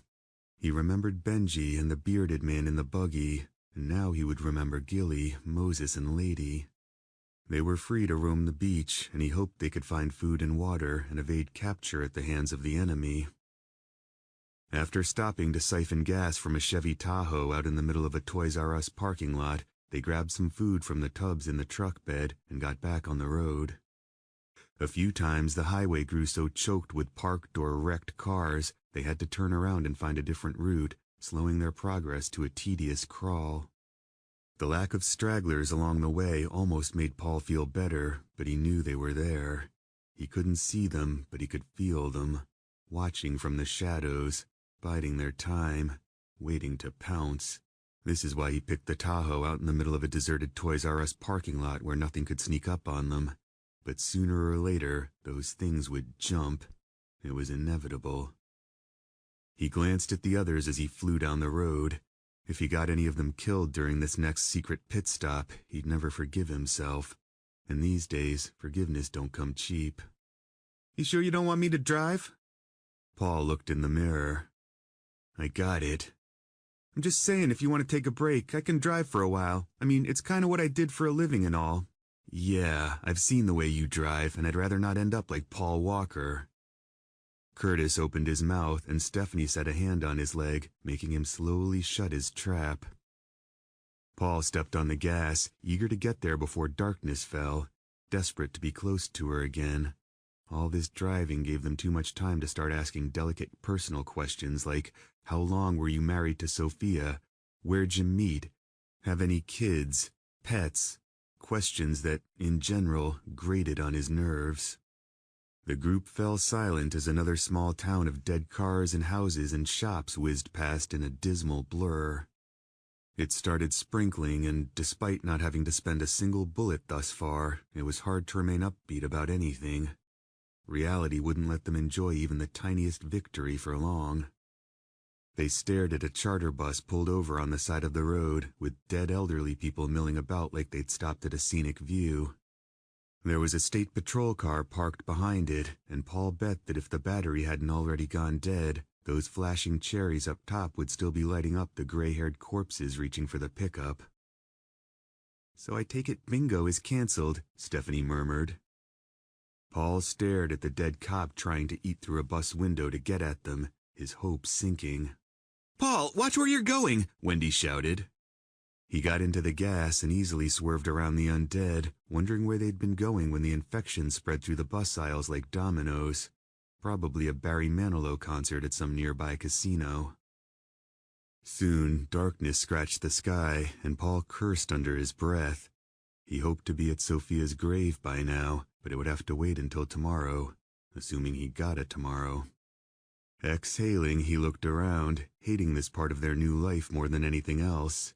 He dreaded the idea of holding up in another strange house with other people's possessions and smells. His old bed called to him, But most of all, he missed her touch, her laugh, the way she liked getting ready for a night out on the town more than the night itself. "There!" Curtis leaned forward and pointed off to the right. Wendy slapped a mag in with the palm of her hand. "An indoor go-kart track? Really? It's as good a place as anywhere else. Might as well have a little fun instead of sitting around like a bunch of sourpusses all night long." Paul pulled in.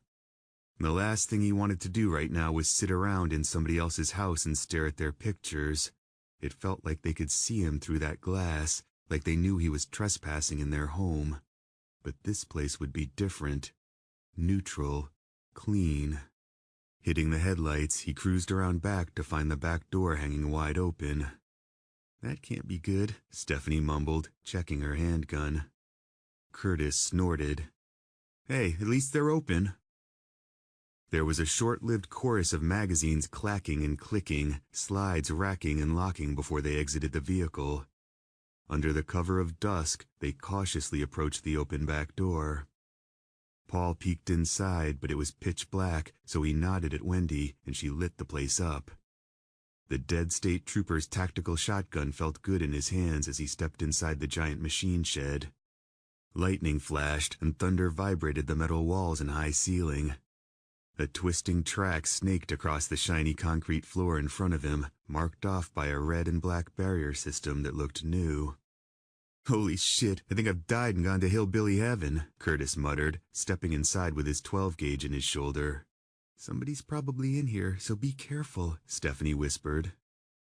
Paul took the lead while Stephanie shut and locked the back door behind them, protecting their six or trapping them inside.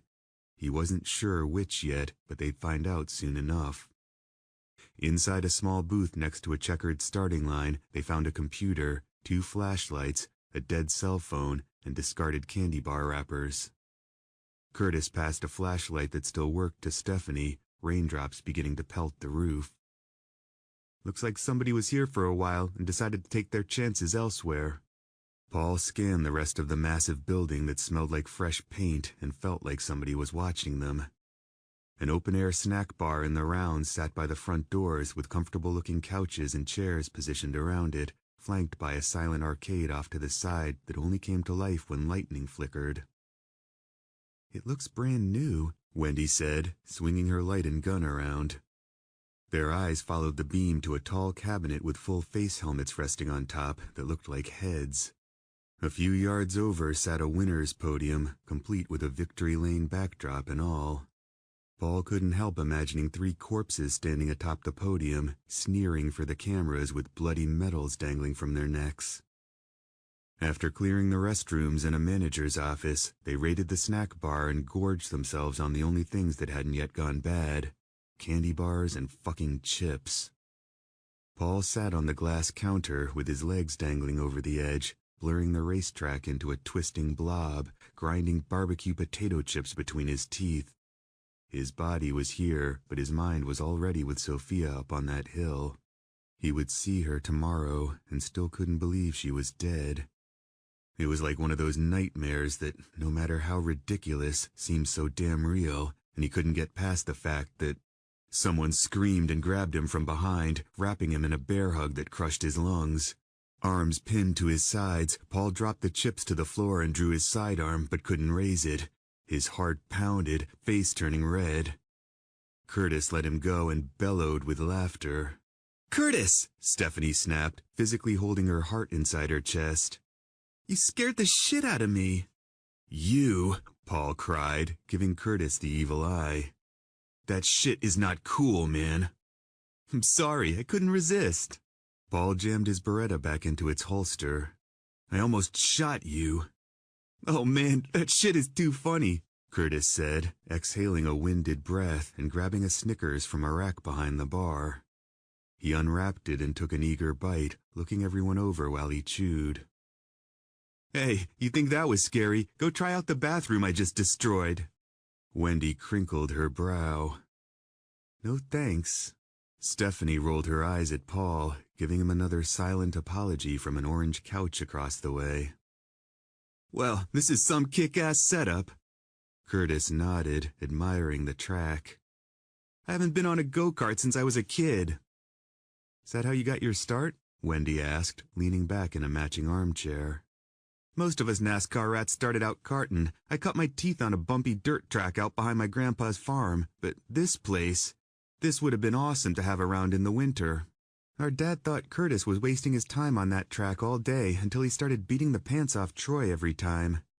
Stephanie smiled warmly at her brother, a fond look softening her eyes.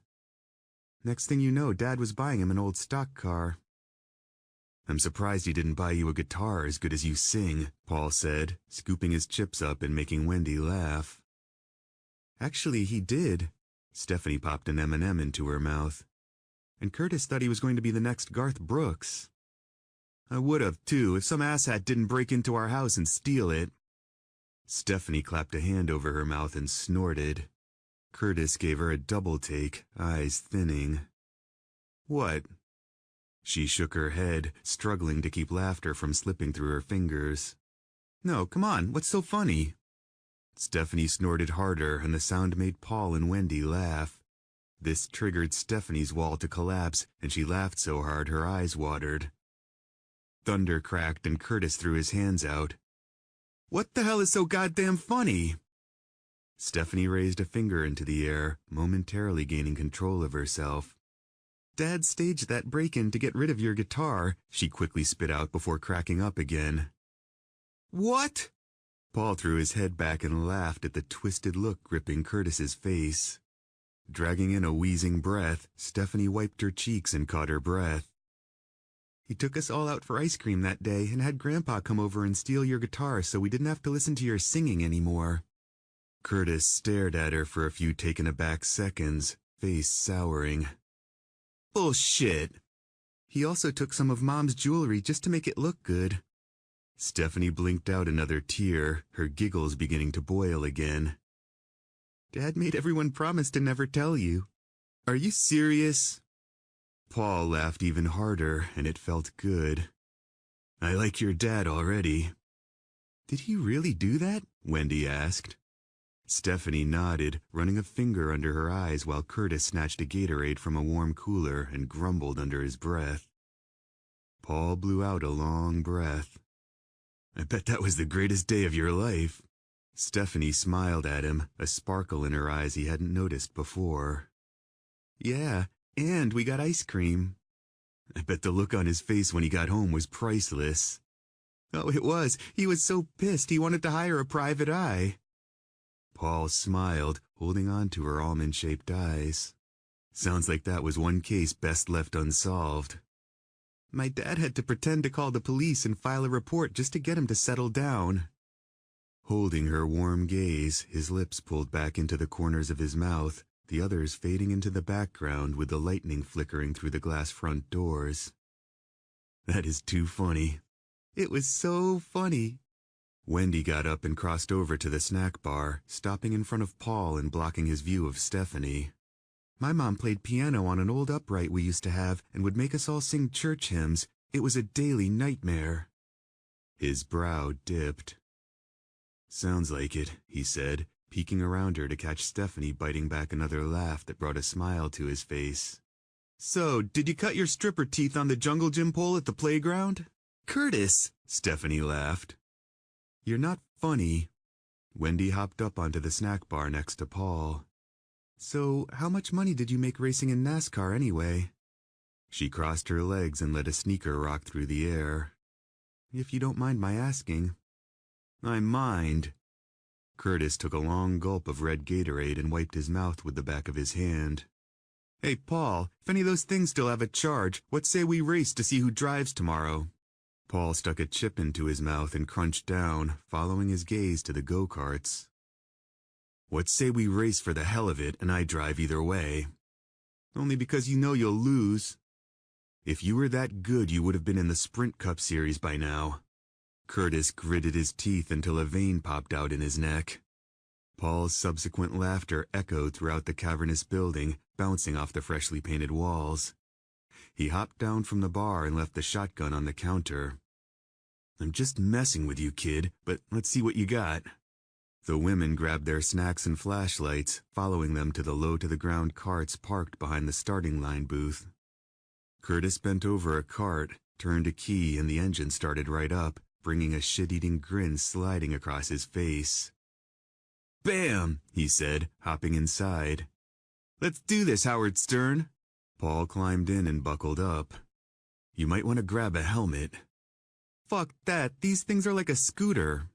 Paul turned the key, starting the cart on the first try, and followed Curtis down pit road, stopping next to him at the checkered starting/finish line. "All the pressure's on you, Jeff Gordon." "Never call me that," he replied, turning to the red, yellow, and green stoplight that was as dead as everything else. "Let's get this party started, Steph." Stephanie stepped into the middle of the track and held her flashlight up high, like she'd done this before on some back street after midnight, with dark hair cascading over her shoulders in oily rivers. Wendy's flashlight lit up the glimmer in Stephanie's eyes. "Ready, set, go!" Dropping her arms to her sides, Paul and Curtis shot past her, bumping each other down the stretch as their carts quickly picked up speed. Curtis squeaked into the lead, but Paul stayed on his bumper, nudging Curtis just enough to make him wiggle. Skidding into the turn, flashlights illuminated the determined look on their faces. The beams also lit up a huge man exploding from the tall cabinet against the wall. Just before Paul's cart straightened out, he saw a man in a black t-shirt and jeans jump onto the track and give chase at an alarming rate of speed. "Oh shit!" Paul mashed the accelerator to the floorboard, giving the cart everything it had down a long straightaway. Flashlight beams jerked back and forth across the track. Thunder rattled the walls. He could hear the women yelling over the high-pitched whine of the motor. Glancing over his shoulder, lightning flickered, and he saw the corpse's sneering face right behind him. Dead fingertips grabbed for the back of his hair.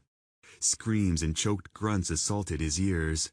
Paul focused on the approaching bend in the track. The thing smacked him in the back of the head and then did it again, this time harder. Leaning forward, Paul willed the cart to go faster and plowed through a rubber barrier at top speed.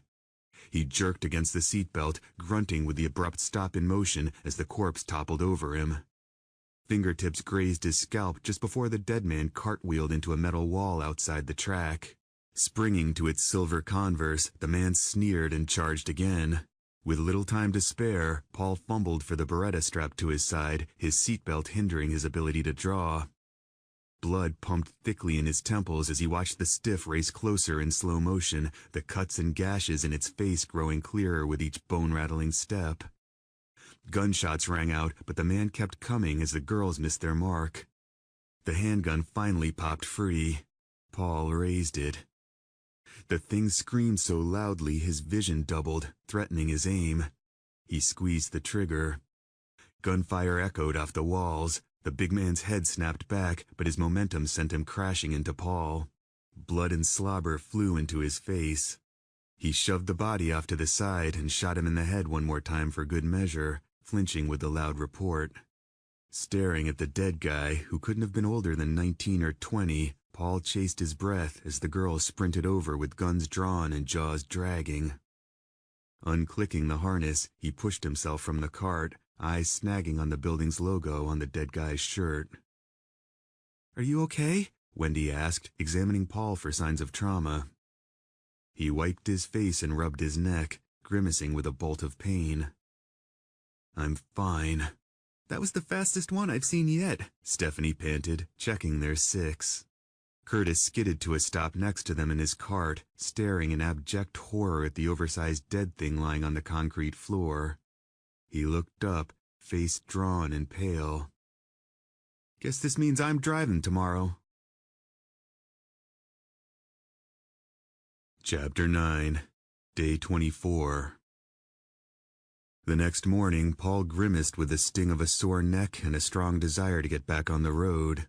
Today was the day he would lay flowers on Sophia's grave, and nothing else mattered.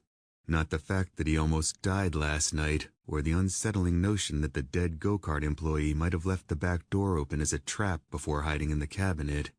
Or maybe he was just standing in there like an idiot and the cart noise drew him out. Either way, it didn't matter. Paul couldn't see his wife's face again, and he prayed that getting closer would help put the fuzzy pieces together in his mind. If not, it would only take another day or two to reach his house in Des Moines, where the photo albums would kickstart the memories in high-definition color. He hoped that by then, a plan would start taking shape in his mind because, at this point, he was running on empty. Sunshine broke through the clouds, pouring in through the pickup's windows as Paul navigated a northbound course he hoped was correct. Getting lost in this world could cost a lot more than time and gas. He already felt guilty enough for not sharing their next destination, but didn't have the stomach for any arguments against it. He was selfish, plain and simple. Wendy looked up from a map in her lap. "Where are you going?" she asked, drawing everyone's eyes and igniting his irritation. "I have to make a quick stop." She looked back down and traced their course with her finger. Looking up again, she stared out over the road. "You're going back to that house." Curtis leaned forward in the back seat, straining to see the map. "What house?" "It won't take long." "What house?" Wendy studied Paul's profile and spoke in a dull voice. "The house Sophia died in." Curtis stared blankly at her for a moment, biting his tongue as long as possible, which wasn't long. "And when were you planning on letting us in on this little pit stop, Paul?" Paul gripped the wheel tighter, clenching his teeth against the fury budding inside. The tires droned in his ears. Skeletal trees passed by in a blur. He pressed harder on the gas pedal, eager to get there before anyone could talk him out of it. "Hey, it's cool if you want to stop there," Curtis said.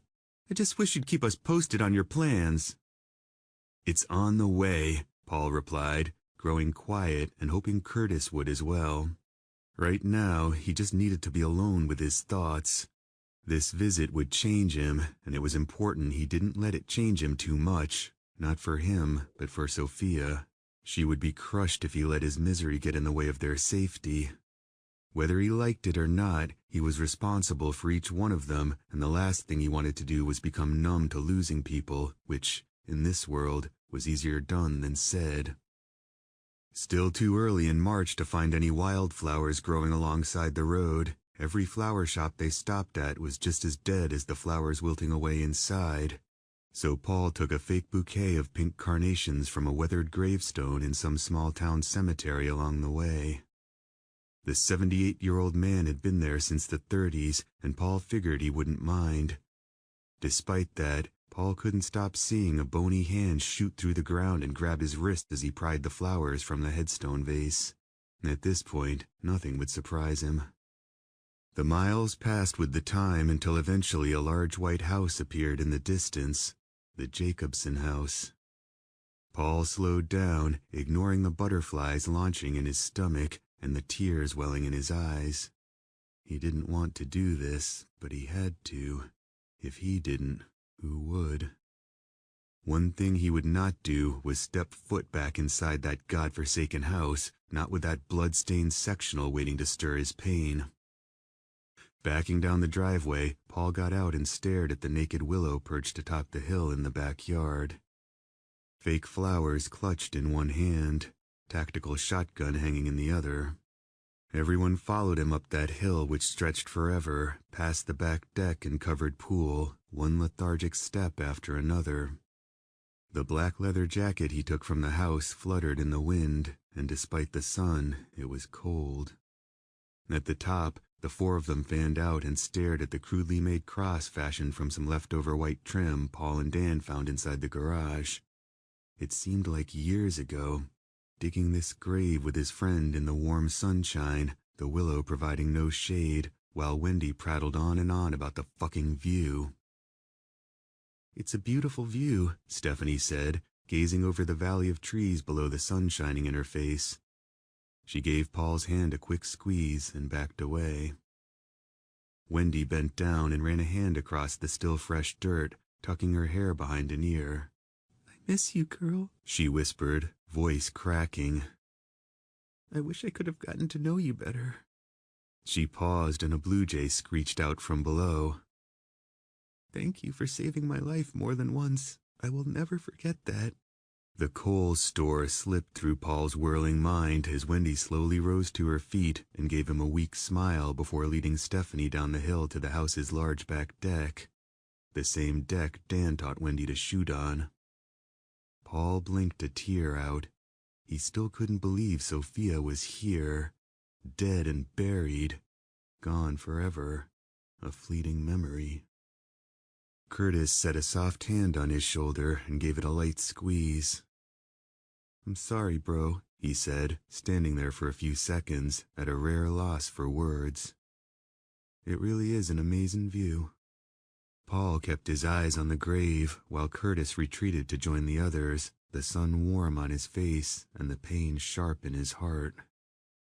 Setting the shotgun on the ground, Paul knelt down and placed the pink flowers on the grave, searching for words that didn't exist. What could he possibly say after leaving her here like this? She wasn't from here, and no one knew her name. Reaching inside his coat, he pulled out a Sharpie and scribbled something across the wooden cross. He should have done this before, but the shock of it all made thinking clearly a losing feat. Leaning back on his haunches, he stared at the words before him, the ones that cemented the impossible. Sophia Hessler. His tears watered her grave, and it wasn't fair. She was so young and full of life and had so much more left to live, but here she was, buried in some fucking stranger's backyard. No funeral, no casket, no nothing. "I'm back, baby," he finally whispered, scooping up some dirt and letting it slip through his fingers. "I'm still alive, but Dan didn't make it. He got bit shortly after we left this place, and I don't know how much longer any of us have." His gaze drifted out over the valley below. "Those things outnumber us 1,000 to 1, maybe more." A faint smile pulled into his lips. "I keep seeing you everywhere I turn, and I get the feeling I'll be seeing you again real soon. But this time for real, and believe me, I'm more than ready. I miss you so bad." The tears came harder, blurring his vision. "I just can't wait to hold you again, and I'm sorry for everything that happened." Rebecca flashed through his mind with her shiny nails and deep cleavage, spearing his heart with a poison-tipped arrow. He pounded his fist into the soil, knowing he should come clean right now and tell Stephanie everything about that night. Tell her what kind of a shitty husband he really was. She deserved to know the truth, even in death. He had never done anything like that before, and if only they'd had that little baby they'd been trying so hard to have, none of this would have happened, because that's not the kind of man he is. He's the kind who'd always be there, the kind who would never hurt his family. But that family never came to be, so he fucked up, and she deserved to know the truth. "I tried telling you this before, but couldn't." He paused to wipe away a tear, Adam's apple bobbing, lungs cinching. "That weekend you went to Minneapolis for that seminar, He hung his head and closed his eyes against the shame, unable to even look at her grave right now. Taking a deep breath, he blew it back out and forced his eyes to open. "That weekend, I brought someone into our—" A piercing scream rang out behind him, killing the words on his lips. He whipped around to see a man pointing a rifle at everyone on the back deck. Acting on basic instinct alone, Paul scooped up the shotgun without looking and sprang to his feet, tucking the weapon into his shoulder and sneaking toward a swath of trees he could use for cover on his way down the hill. A hammer clicked back behind him, freezing him in place. "Put the gun back on the ground." Paul slowly turned to see a large man step out from a nearby tree, heart dropping as he stared down the barrel of a machine gun with a black man behind it and an all-business look pasted across his whiskery face. Chapter 10. On his knees with his fingers locked behind his head, Paul's eyes bounced from the two men pointing guns at them to the mint sectional stained with Sophia's blood. It was a twisted piece of irony that made it difficult to think. His selfishness led them straight into a trap, and this was all on him. The men's hardened faces left little room for doubt they would pull those triggers, and the clock hammered away in Paul's mind. The big black guy whistled like he was eyeballing a restored Mustang Fastback. Shit, I don't know who to start with first. The white guy cackled with gravelly laughter, a rifle tucked into his shoulder. I feel like a kid in a candy shop. And here I thought all the good pussy had turned to shit. The black man licked his full lips and shook his head, eyes bouncing between Wendy and Stephanie. Good thing we got the fuck up out of Dallas. He whistled again. Would you look at these beautiful babies? Just look at 'em, Marv. Marv shed a crooked grin, a dark mullet brushing his collar as he shook his head. Oh, I'm looking, J-Man, I'm a-looking. Take the guns in the truck and just go, Curtis said, the whisper of a snarl pulling at his upper lip. Jay frowned at him. We don't want your guns and truck, fool. He took a hand from the machine gun and ran it back and forth over his shiny bald head for a moment before returning it to the weapon. We want what you can't find in a shuttered sporting goods store or supermarket. You're making a mistake. Jay jerked the weapon to Paul. Funny, that's exactly what this cracker National Guardsman said before I shot him in the face and took his M4 carbine. He tightened the automatic weapon against his shoulder. Now, if you decide to open your bitch mouth again, I'ma put a round right in your dick. Marv cringed. Damn, Jay, don't say shit like that, man. You're killing my boner. Jay arched an eyebrow at him for a moment, and both men burst into laughter. They grew quiet and pinched their eyes against the sunlight streaming through the windows. Jay's brow went up. So, who's Sophia, anyway? Paul swallowed thickly, pulse pounding at the mere mention of her name, and a piece of glass from a lamp he destroyed the last time he was here digging into his kneecap. Who's Sophia? Glaring at him, Paul imagined killing him 100 different ways, each time better than the one before it. Jay stuck the end of the M4 against Stephanie's head. I'll kill her right now, homeboy. I swear to fucking God. My wife. Jay stared at him for a few nonplussed seconds, a frozen snapshot in time. She get bit? Paul looked away, hands already going numb from loss of blood. That's too bad. I bet she was a looker, huh, Paul? Married to a handsome guy like you and all.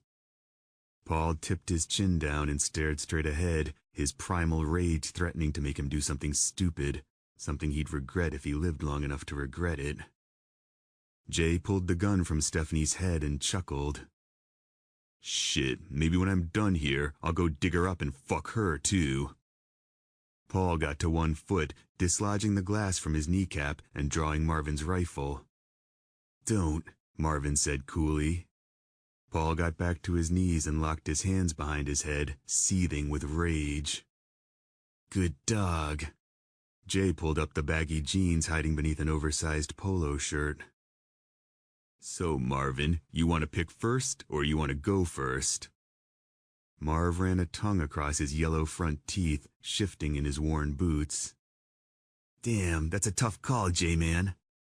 Paul traded a cryptic look with Curtis, who tipped a slight nod to the two men, both of whom were so wrapped up in the women they didn't notice. Paul faintly shook his head no, and Curtis swung his pointed glare back to Jay and Marv. I think I'll pick first. Jay's face sobered dramatically as something animalistic took over in his eyes. Clicking a long fingernail against the rifle, Marv's tapered gaze slid from Wendy to Stephanie and back again. Paul shifted on his knees, which were burning against the hardwood floor, and Marv swung the rifle on him in a heartbeat. Don't be getting no ideas, hero, he said, flashing Paul a malicious grin. You'll miss the show. All right, Marvin, come on and pick already, man. Let's get this show on the road. He turned back to the women and clicked his tongue against the roof of his mouth, eyes thinning as he thought it over. I'll take you, darling, he said, grinning at Stephanie. You little bitch, Jay laughed. I was going to pick her.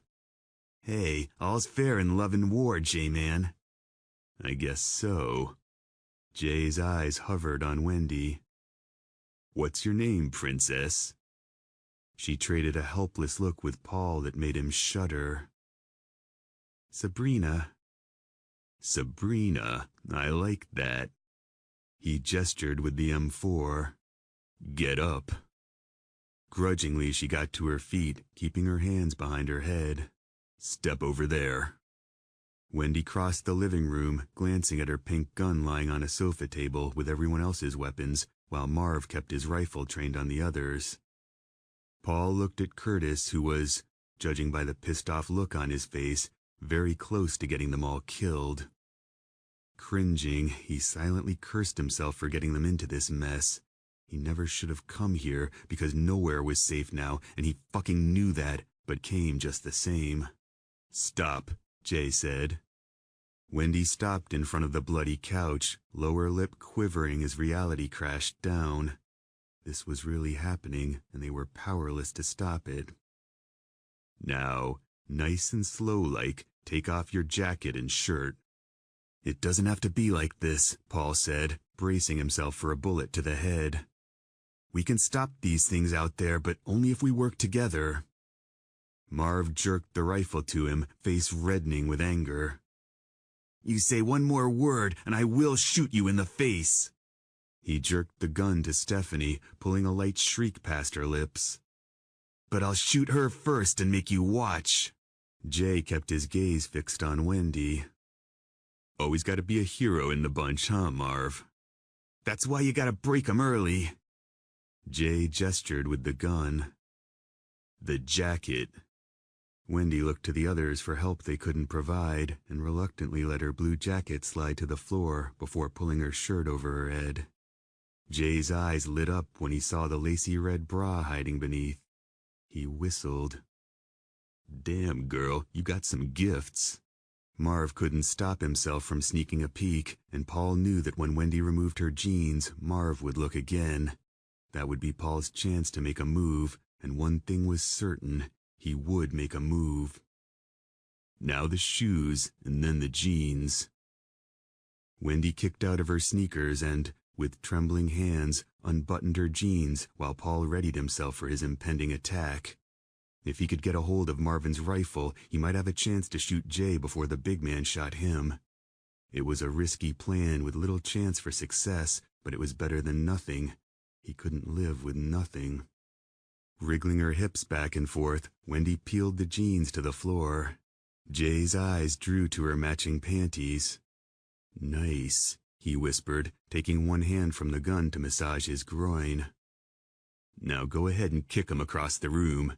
Yep, right over there. That's it. Okay. Another echoing whistle slid from his lips, hand working faster between his legs, voice turning soft and shaky. Damned if you ain't the purtiest thing I ever seen. Marv peeked over his shoulder, and Paul shot to his feet, but his legs were stiff from kneeling on the hard floor, and his surprise attack nowhere near as fast as he'd rehearsed in his mind. Swinging his rifle around, the buttstock connected with the side of Paul's head. Shooting stars streaked his vision as he fell into Stephanie. Bad idea, hotshot!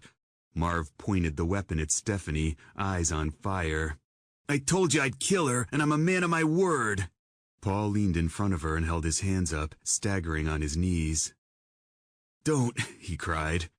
I'm sorry, it's my fault, and won't happen again. Go easy, Marv, Jay ordered in a low voice, massaging the bulge in his jeans. Don't go killing all the hot chicks now. Marv looked like he was about to cry, his face twisted in a ball of rage.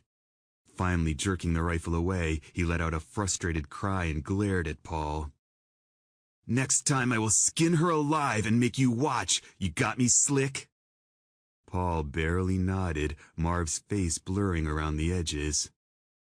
Now get your hands behind your head and sit still. Paul did as commanded, with a warm trickle of blood running into his ear. The room spun around him, and his body felt light. He shook his head to clear the fog, catching an angry look from Curtis in the process. Do a little spin for me, girl. Wendy looked from Paul back to Jay and did a slow spin. Nice tat, Jay said, staring at the small of her back. Hey, Marv, you like butterflies, don't you? Marv grunted, keeping the rifle pointed at Paul. Didn't call me the butterfly catcher for nothing, he said with a cackling laugh. Jay's voice hardened. Now sit the fuck down on the couch, Goldilocks. Wendy stared at Jay for a long second before folding her trembling arms across her breasts and glancing at the guns on the sofa table. Guys, we're all in this mess together, she said. It's us against them. If you do this, we'll never win. Jay brought his hand back to the M4 and pointed it at her face. Who said I want to win? Her eyebrows dipped and everything got quiet, real quiet. I like this world a lot better than the old one, where I broke my back pulling 60-hour weeks only to go home to a house full of screaming kids and a wife too fucked up to make me dinner. He gritted his teeth. Now sit the fuck down on the couch, bitch, or I'll shoot you in the gut. Grudgingly, Wendy sat in a pool of Sophia's dried blood while Jay leaned the M4 against the armchair Paul spent a few days trying to die in. Paul's mind raced, stunned from the blow to the head and unable to see a way out. His heart beat so fast it made him dizzy. Stephanie leaned against him to keep him from toppling over. He bit his tongue to stay focused. If he passed out now, they were all dead. Jay stripped off his oversized shirt, revealing a pregnant-looking belly with stretch marks running beneath. Kicking off his white sneakers, he unzipped his jeans and yanked them to the floor, taking his boxers with them and springing loose the biggest erection Paul had ever seen. Wendy's eyes widened. Don't worry, this won't be faster. Go ahead and spread your legs for me, princess. Wendy leaned back into the couch and clamped her legs shut. Please, she said, tears cascading down her pasty cheeks. Don't do this. Oh, I'm gonna do this all right, and I'm gonna do this all day long. Marv huffed out a short laugh. Not that long, J-Man. I want my turn soon, he said, eyes flicking to Stephanie. He puckered up and blew her a soft kiss before returning his attention to Paul. Spread your legs, or I will shoot Paul in the stomach. Wendy glanced at Paul with a feeble look in her eyes that made his gut twist. His mind flipped through options, each one sounding worse than the one before it. Don't make this any harder than it has to be, Sabrina. Her body trembled. She took a calming breath and slowly parted her legs, bringing a sparkle to Jay's eyes. That's it, baby girl. See, that wasn't so hard. Marv smiled at Paul. I think deep down she likes it, he whispered. The metallic taste of blood filled Paul's mouth, and suddenly Marvin wasn't Marvin anymore. He was Sophia, and she was holding up both hands. She nodded upstairs and began counting down on her fingers. 9, 8, 7... Jay's hand worked faster on his big black dick, chest rising and falling as he stared at Wendy in a trance-like state. Now, pull them panties to the side and let me see how wet you are for me. Wendy sniffled, teeth chattering. Do it, or I'll kill your friends with a knife, one at a time.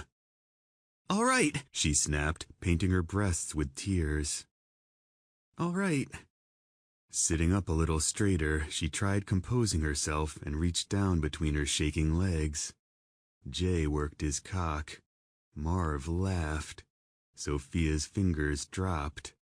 6, 5, 4.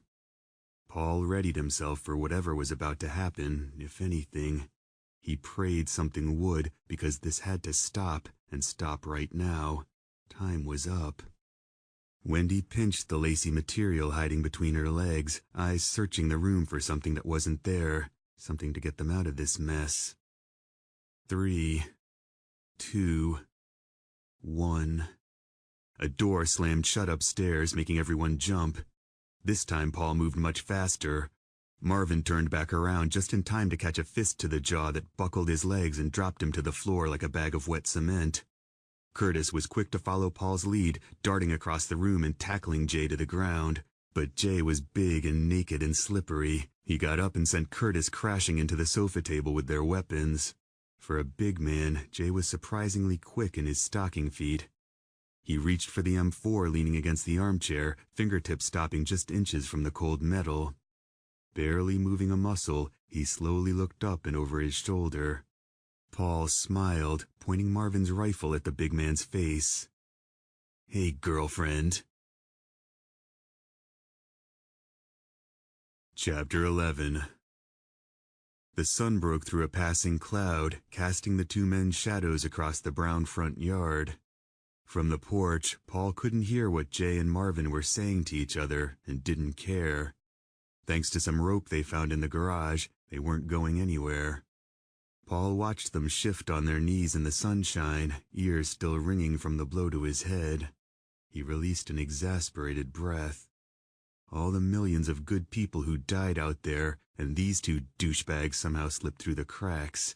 It wasn't right, and maybe God called his children home, and this is what he left behind. The unholy, the undead, the unforgiven. He blinked the thought away, the Beretta back where it belonged on his right leg, and the M4 in his hands. The weapon was lighter than the shotgun, and he almost felt whole again. "That's a lot of gun for a city slicker like you, Paul." His gaze drifted to Curtis and thinned. "First of all, I got this. Second of all, you're from Kansas City, which is bigger than Des Moines, so you calling me a city slicker makes no sense." "Damn, big-timer, don't have to yell." "I'm not yelling." Paul jerked his chin to the tactical shotgun lying on the porch swing. "You can have that one." Curtis traded his 12-gauge for it. "Where'd you get this thing anyway?" he asked, inspecting the weight. "You kill a cop or something?" "No," Paul replied, staring at Jay's head through the M4's scope. He was already dead. Squeezing the trigger and holding it, he fired off a string of shots that made Jay and Marvin jump like the clumps of dead grass around them. The weapon jackhammered against his shoulder and felt good. He could just imagine the damage this thing could do against the undead. It was a serious break that easily could have gone the other way. Letting off the trigger before wasting any more ammo, he lowered the weapon and watched the men scream, with an easy smile shaping his lips. Stephanie returned to pacing the shaded porch. "We can't do this." "Oh, honey," Wendy said, fully clothed again and clutching a whiskey and coke she dug out from the truck bed. "This is Texas. We can do whatever we damn well please. Let's just tie them to a tree and let the stragglers get them." Curtis looked at his sister as if she were out of her mind. "And let that big-ass dude turn into one of those things? Fuck that, he'd eat everyone." "Or get loose before they even came around," Wendy added, "and then rape the next person that comes along." "We have to do it ourselves," Paul muttered, hands sweaty against the M4. Stephanie stopped pacing and tilted her head to one side. "No, we don't, Paul. If we do that, we'll be just as bad as they are." "How do you figure?" "Because we're not murderers, Curtis, that's how." "Paul's right," Wendy said dully. "They made their decision, and now they have to deal with the consequences." She sipped her drink, glaring at the two men in the yard. "Look," Paul started. "We are the police now. We're also the judge, jury, and executioner. There is nobody else, and if we let them go, they'll only turn around and do this to someone else. Is that what you want, Stephanie? For somebody else to get hurt?" "I didn't say to let them go. I said to tie them up." Paul watched the men shift on their knees as they whispered back and forth. "That's the same thing as murder. Different solution, same result." Curtis stormed past him, bringing the tactical shotgun to his shoulder. "Fuck this. Let's just do it already and get the hell out of here." Paul grabbed his arm. "I'm the one who brought us here. This is on me." Curtis stared at him for a few quiet seconds before stepping aside. Down the front steps on heavy legs, the two men nervously snapped their heads in Paul's direction. Jay was the first to start pleading his case, with his hands tied behind his back and sweat popping out over his bald head. "Hey, Paul," he said, wisely using Paul's name to establish human contact. "We're real sorry, man. We fucked up, but we weren't going to do anything. I swear to God, man." "You had your dick out," Curtis exclaimed. Where'd you come from? Jay stared blankly at Paul, chest heaving for air. Dallas. No, I mean just now. He looked to the left. A couple houses over, we saw you coming down the road and... He stopped to shake his head. We fucked up. I'm sorry, Paul. Paul let his gaze wander to the trees stretching to the west. Where's your car? It conked out 2 miles back, so we took some ATVs we found at the house. Jay swapped a nervous look with Marvin. Came through the woods. Sneaky, Curtis muttered, keeping the shotgun on them. Paul gestured with the M4. You got any more ammo for this? Jay nodded rapidly. There's a satchel strapped to one of the ATVs. Where? He jerked his chin. About 20 yards into the tree line. Jay tried to smile, but the fear in his eyes prevented that from happening, which gave Paul a glimmer of satisfaction. Look, you seem like good folks, and if you just let us go, we promise never to do anything like this again. Never. His eyes went to Wendy. Sabrina's right. It's us against them now, and I'm really sorry, Sabrina. Wendy laughed sharply and swirled her drink. We learned our lesson, Marvin added, a pleading look floating in his watery eyes. We're just scared to death with everything that's happening out there, and not thinking clearly. No, Paul said, handing Stephanie the M4 and unleashing the Beretta from its canvas holster. You were trying to take advantage of a horrible situation like dirtbags will do during a tragedy, and now it's time to pay the price. Jay vehemently shook his head, wide eyes locked on the matte black gun in Paul's right hand. That's not true, we just slipped up. Bullshit, Paul spit back. Hey man, we at least deserve a trial or something. He laughed. This is your trial, asshole. But we didn't even do anything. You kidnapped us and were 2 seconds from raping me. But I didn't. Jay exchanged a desperate look with Marvin. We were just fooling around, huh, Marv? Marvin rapidly nodded. Just fooling around, swear to God, just fooling around. Paul stepped closer and pointed the gun at Marvin's face. You mean fooling around like this? Because this seems a lot like the kind of fooling around you're referring to. He tried to keep the gun from shaking in his hand, but it was hard. Sweat rolled into his eyes and his blood raced. This was nothing like shooting a stiff, and deep down, he didn't know if he could kill another human being, no matter how vile that person may be. Conjuring up all the hate and anger lurking in his heart, he let the ones he lost flicker through his mind in a gruesome slideshow. Even Troy, who saved Paul's life before losing his own, rescuing a woman he'd never met. Paul set his jaw. Out of all those good people, these 2 assholes somehow survived, and it pissed him off to no end. Bullshit. That's what it was, plain and simple. Please, Paul, Marvin cried, turning on the waterworks. I don't want to die. I really don't. Then you should have thought twice about coming after my people, because look at you now. Snot ran from Marvin's nose in clear streams. Tears streaked his cheeks. I'm sorry, man. I really am. Paul swallowed dryly, the sun hot on his face. He spread his legs and tensed, holding Marvin's weepy gaze with everything he had. He owed him that much. I know you are, Marvin, he whispered, squeezing the trigger and blowing a hole out of the back of his head. Stephanie shrieked, and Marvin fell back onto the grass with a soft bounce. Oh shit! Oh shit! Jay staggered to his feet and tried to run with his hands tied behind his back. Curtis pushed him with the shotgun, and Jay fell to his side with a grunt. Fuck you, Paul! He yelled, realizing the time for making his case had passed. Who made you sheriff anyway? I did, when everyone else disappeared and you decided to commit a felony instead of helping your neighbor. Paul fought back the tears building in his eyes, his shadow falling over Jay like the darkness over his heart.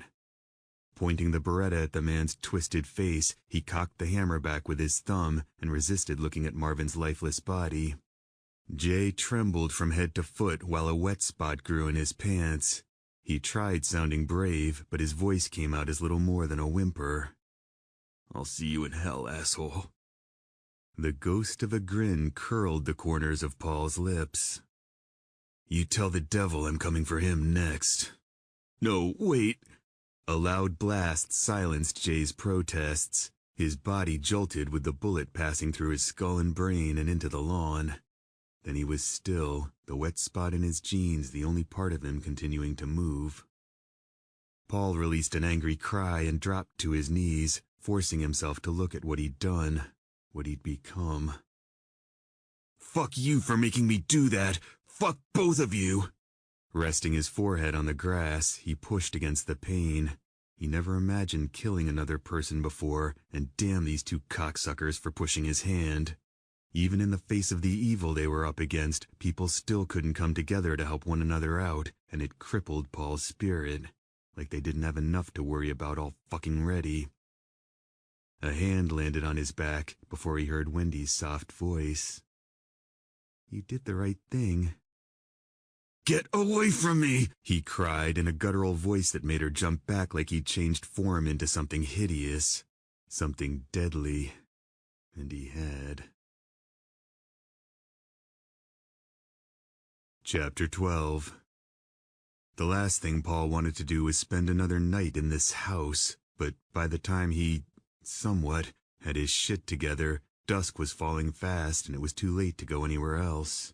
Too dangerous to breathe, let alone travel at night.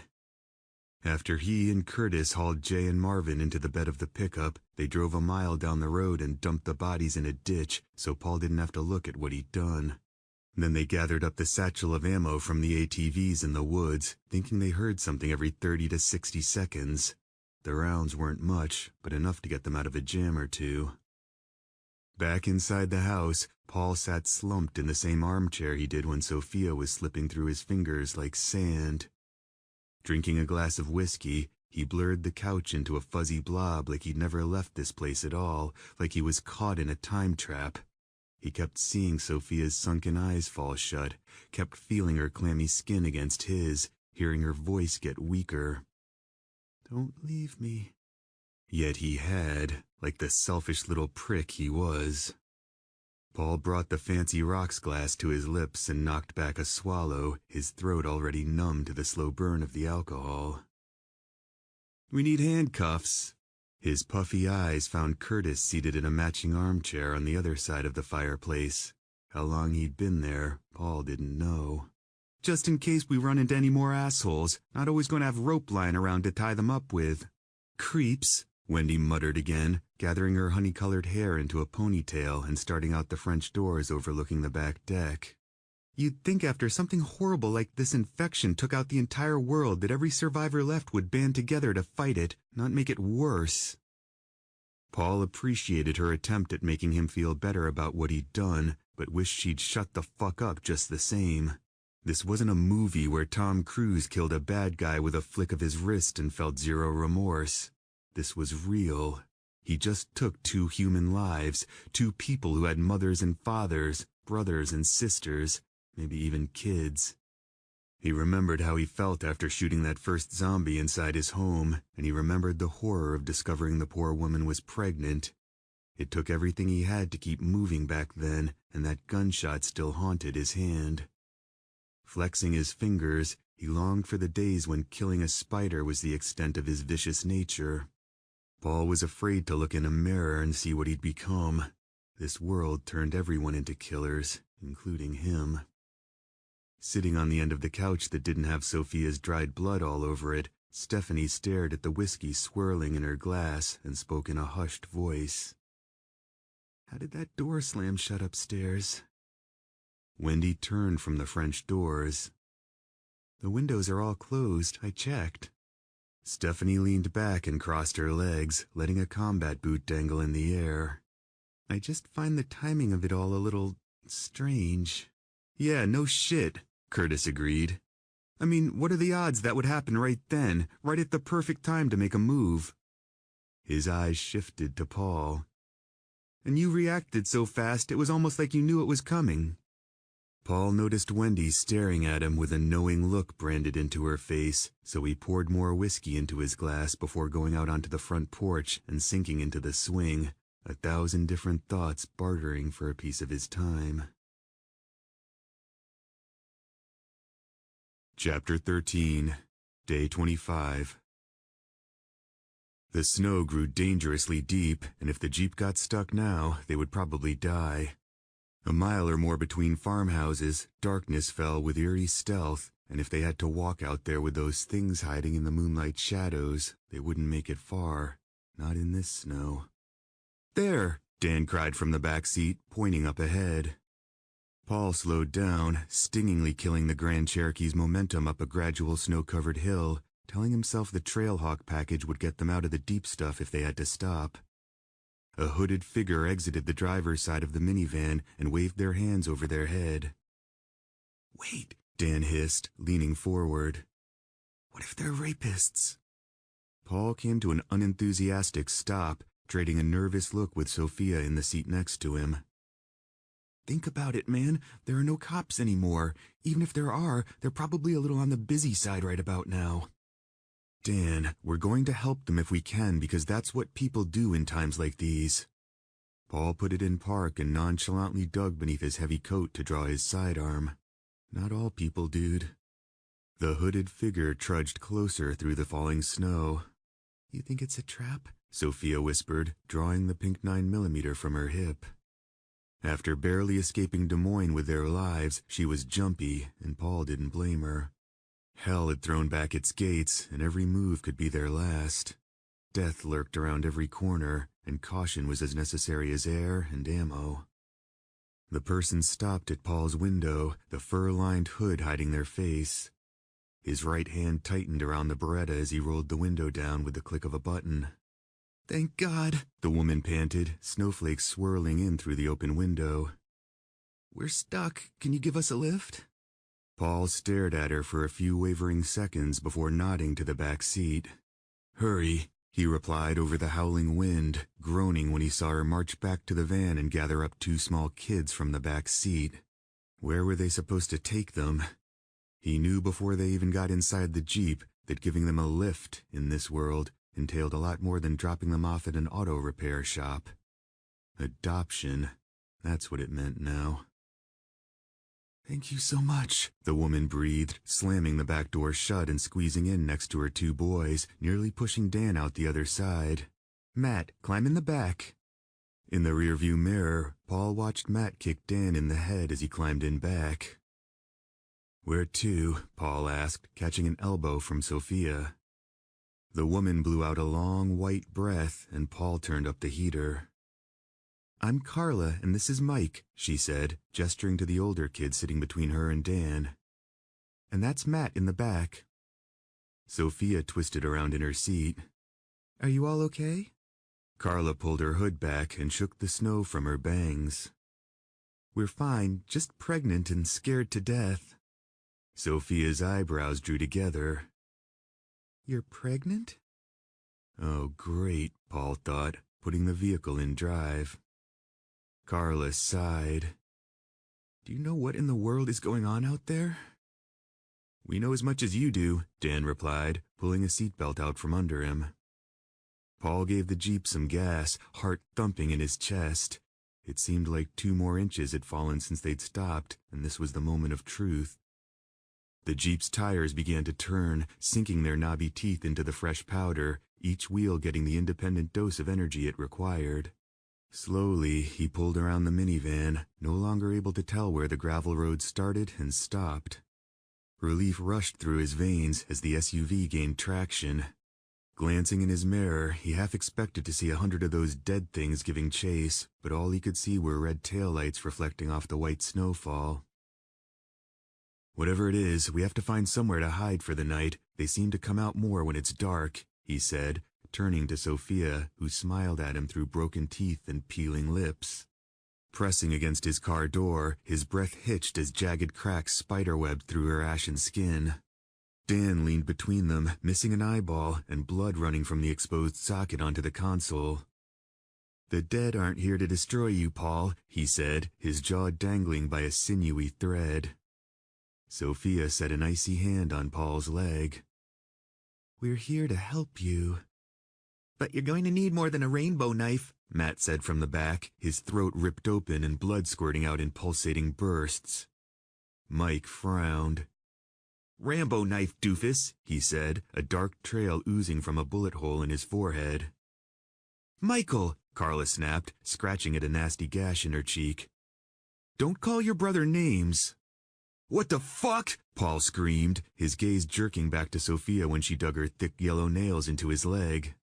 Long stringy hair hung in her face, nearly hiding her sunken eyes as the Jeep continued down the road on autopilot. "Stay the course," she said with a squeeze. Dan set a decomposing hand on Paul's shoulder that smelled like a soiled diaper. "Get to Camp Dodge and forget everything else." Paul looked back to the road and slammed on the brakes as his mom darted across the roadway in an open robe. The Jeep slammed into her, spraying the windshield with blood as dark as oil. His eyelids flipped open to find Wendy staring back and Curtis behind the wheel of the F-150. Slouched in the back seat, Paul ran a hand down his sweaty face and exhaled a pent-up breath. Jesus. Wendy rubbed his leg. "You're okay, just another dream." He sat up and grimaced with a kink in his neck from leaning against the door, squinting out the sun-splashed windows. "Where are we?" he asked, his dry tongue clicking against the roof of his mouth.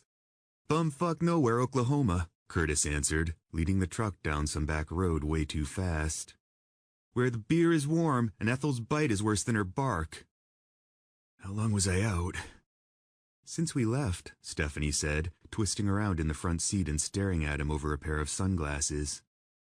"You were talking in your sleep for a while, but we didn't want to wake you." "I was? What did I say?" "Something about liking it in the ass." "Curtis," Stephanie groaned.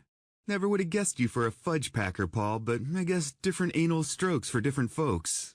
Stephanie smacked Curtis in the arm, drawing his sharp laughter.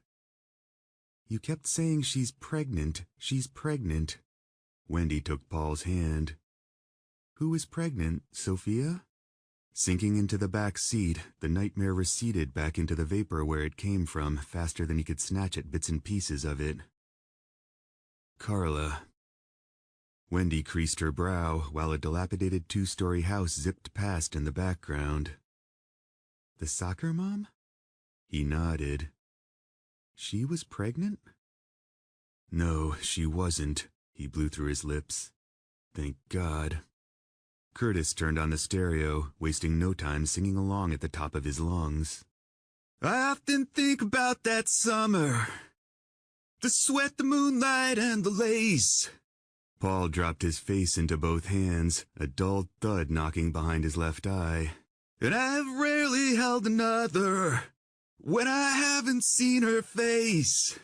Curtis drummed his fingers against the wheel. "And every time I pass a wheat field and watch it dancing with the wind." Paul pulled his face from his hands. "Do you ever listen to anything besides Garth fucking Brooks?" he snapped, searing Curtis in the mirror. "Jesus." "You know what, Paul? I feel for everything you've been through, but I'm about 2 cunt hairs from kicking your ass." "Yeah, you tried that one already, remember? Didn't work out so hot for you." "Well, you know what I always say, if at first you don't succeed, look out!" Stephanie braced for impact. Curtis cranked the wheel hard left, swerving around a little boy dragging a pink teddy bear down the road, both he and the bear missing their left arms. "Son of a bitch!" Curtis yelled, narrowly regaining control of the vehicle and hammering down on the gas pedal. "Fucking retards walking right down the middle of the goddamn road!" "Stop saying that word, Curtis." Curtis looked at Stephanie, folding his brow. "Fucking? You know what word I mean. You didn't get away with it in the old world, and I'm not about to let you get away with it in this one. Don't say it again." "Okay, Jesus, I'm sorry." "How about you slow down a little before you kill us?" "How about you kiss my ass, Paul? I'm a professional driver, remember?" "Yeah, until you have to make a right turn, then we're all screwed." "Never heard that one before." Just slow down a little, will ya? Curtis shot him a cocky grin and went even faster, stepping on Paul's last nerve. He shook his head and bit his lip, resigning to give up now before his irritation made him shoot Curtis in the back of the head. The fact that he was capable of such a thing frightened him, like when an alcoholic wakes up in his car at 4 a.m. and has no idea where he's at or how he got there. Curtis whipped into the parking lot of a dated, sand-colored building sitting on the outskirts of another small town that looked just like the one before it. Stephanie craned her neck for a better view out the front windshield, jerking with an abrupt stop in motion. A police station? Curtis was right. They needed handcuffs in case they ran into any more unsavory types, and any guns and ammo would be a bonus. Sunlight poured through the cop shop's windows, the front door unlocked and intact. Paul double-checked his safety. It was in a foreign spot to him, and he'd practiced flipping it on and off 100 times, but this was live action, and he had to be sure it was off. A new tick for the new world. Despite distinctly remembering clicking the safety off upon exiting the vehicle, he checked again. It was off, and everyone traded quiet glances before stepping inside and locking the deadbolt behind them. With weapons at eye level, they stood shoulder to shoulder, forming a wall of defense that gave Paul a false sense of security. Their shadows stretched before them, falling over some loose papers and donuts scattered about the floor. Other than that, the place looked like it hadn't been touched, like it probably did the day the station started getting odd calls from the public. 911, what's your emergency? Yeah, hi. There's a man standing in my garden in the backyard. 911, what's your emergency? My neighbor is dragging a pitchfork down the middle of the road. 911, what's your... Please help us. I'm locked in the bathroom with my daughter, and my husband is trying to break down the door. Paul could see it in his head now. It wouldn't have taken long for a rolling wave of death and destruction to overwhelm the modest police force, which explained the quiet buzzing in his ears. Everyone was gone. Everyone. Curtis tried opening a metal door behind the front desk. Locked, he said, cupping his face and peering through the narrow window running through it. There's some blood on the floor over here, Wendy whispered, gun clutched tightly in her hands. Paul reached out and gently adjusted Stephanie's grip on her gun. Not the cup and saucer, remember? Wrap your support hand over your dominant hand. She gave him a quick nod. Got it. Bingo! Curtis shouted, popping open a tall cabinet behind the front desk and staring at the sparse remnants inside. Outside of 2 handguns, a shotgun, and some police duty belts, there were a few tasers, handcuffs, badges, and random boxes of ammo. Curtis tossed Paul a set of cuffs, which he slipped into his back pocket. Any silencers in there? Paul asked, scanning the window of a small office in back. Curtis laughed. In this shithole? No, but that's a good idea. We'll have to hit a big city cop shop to find those, if we're lucky. Let's try to find some keys to that door and see what else is. Paul's eyes snapped to a set of stairs leading to the basement. You hear that? They followed him to the top of the staircase where something was making a banging sound below. Descending the steps, the noise grew louder. Paul stopped at the bottom and held a hand out, staring at 2 empty cells across from him. The banging was coming from around the corner to the left, and he was afraid to even look. Heart thudding in his ears, he glanced back at the others and put a finger to his lips, before quietly poking his head around the corner, where a small window at the end of the hallway shed some light on the mystery. His insides twisted when he saw a heavy-set police officer on his knees, poking a mop handle through the bars of the jail cell at the end of the hall. The mop handle banged against the concrete floor. Meanwhile, a man in an orange jumpsuit stood in the next cell, reaching through the sidebars and trying to get after the same thing the cop was in that 4th cell. Paul couldn't see anything in there, and the policeman growled his frustration, inciting the prisoner to release a high-pitched shriek that echoed loudly off the cinder block walls. Flinching with the outburst, Paul ducked back around the corner and took one hand off the M4 just long enough to hold up 2 fingers. The others tightened their grips on their weapons. With Stephanie and Wendy protecting their 6, Paul inhaled a deep breath and stepped out around the corner, taking a wide stance with the M4 at the ready. The cop was so preoccupied he didn't even notice, neither did the prisoner with his back to them. Moving together, the group crept closer while the cop jabbed the mop handle into that fourth cell. Paul struggled to control his breathing as they pressed forward, shocked by what he was seeing. The cop was definitely dead and definitely using the mop as some kind of tool, but for what, Paul had no idea. The prisoner with the blonde ponytail blocked his view into that far cell, but something was in there. Something the two ghouls were desperately after. "Boo!" Curtis yelled, grabbing Paul's arm and making him nearly jump out of his shoes. "God damn it, Curtis!" Curtis laughed hard until the banging stopped and the two stiffs slowly turned their heads to Paul and company. The smile slid down Curtis's face as dead eyes locked onto live ones. Nobody moved, nobody breathed, not even the corpses. Then, in a struggle against gravity, the bloated cop staggered to his scruffed black shoes, spurring Paul and Curtis into shielding the women with their bodies. The way the policeman just stood there and sized them up with a mop hanging in his bloody hand sent a cold finger down Paul's spine. A glimmer of thought seemed to flash in the thing's sunken eyes just before the mop dropped to the floor with a loud clatter. "Hungry?" Paul called out, tipping his chin down and preparing for the M4's recoil.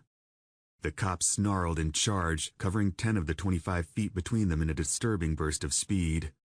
Paul and Curtis unloaded on him at the same time, cowering with the booming blast ricocheting off the hard walls. The M4 pounded Paul's shoulder. The cop spun around and hit the ground with a bone-jarring thud. "God damn it, Curtis!" "What?" "That was my shot. I'm trying to get a feel for this new gun and you're wasting an entire shell."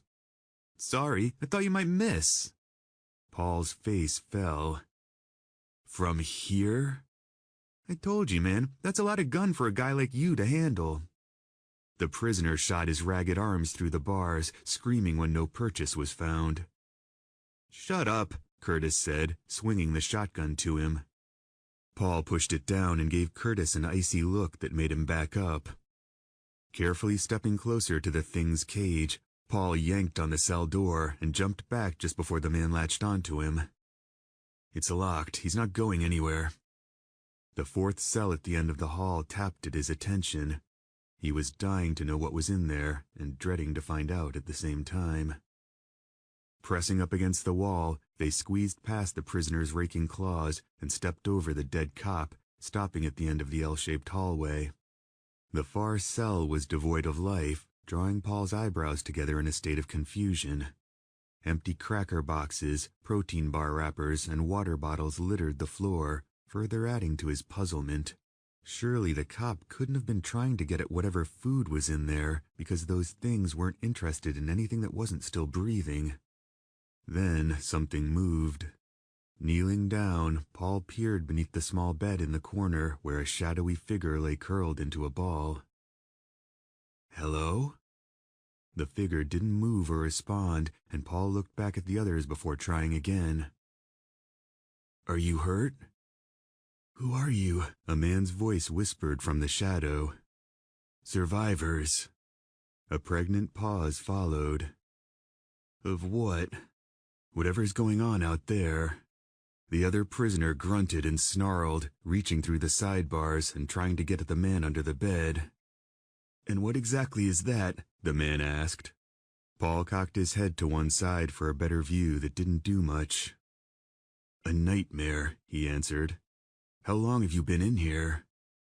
"Since this nightmare began," the man replied, cautiously pushing out from under the bed and drawing Curtis's weapon. Paul watched the skinny black man with a thin mustache get to his feet and scoot along the far side wall, putting as much distance between himself and the other inmate as possible. Curtis aimed the tactical shotgun at the thin man's orange jumpsuit. "Holy shit, it's Montel Williams!"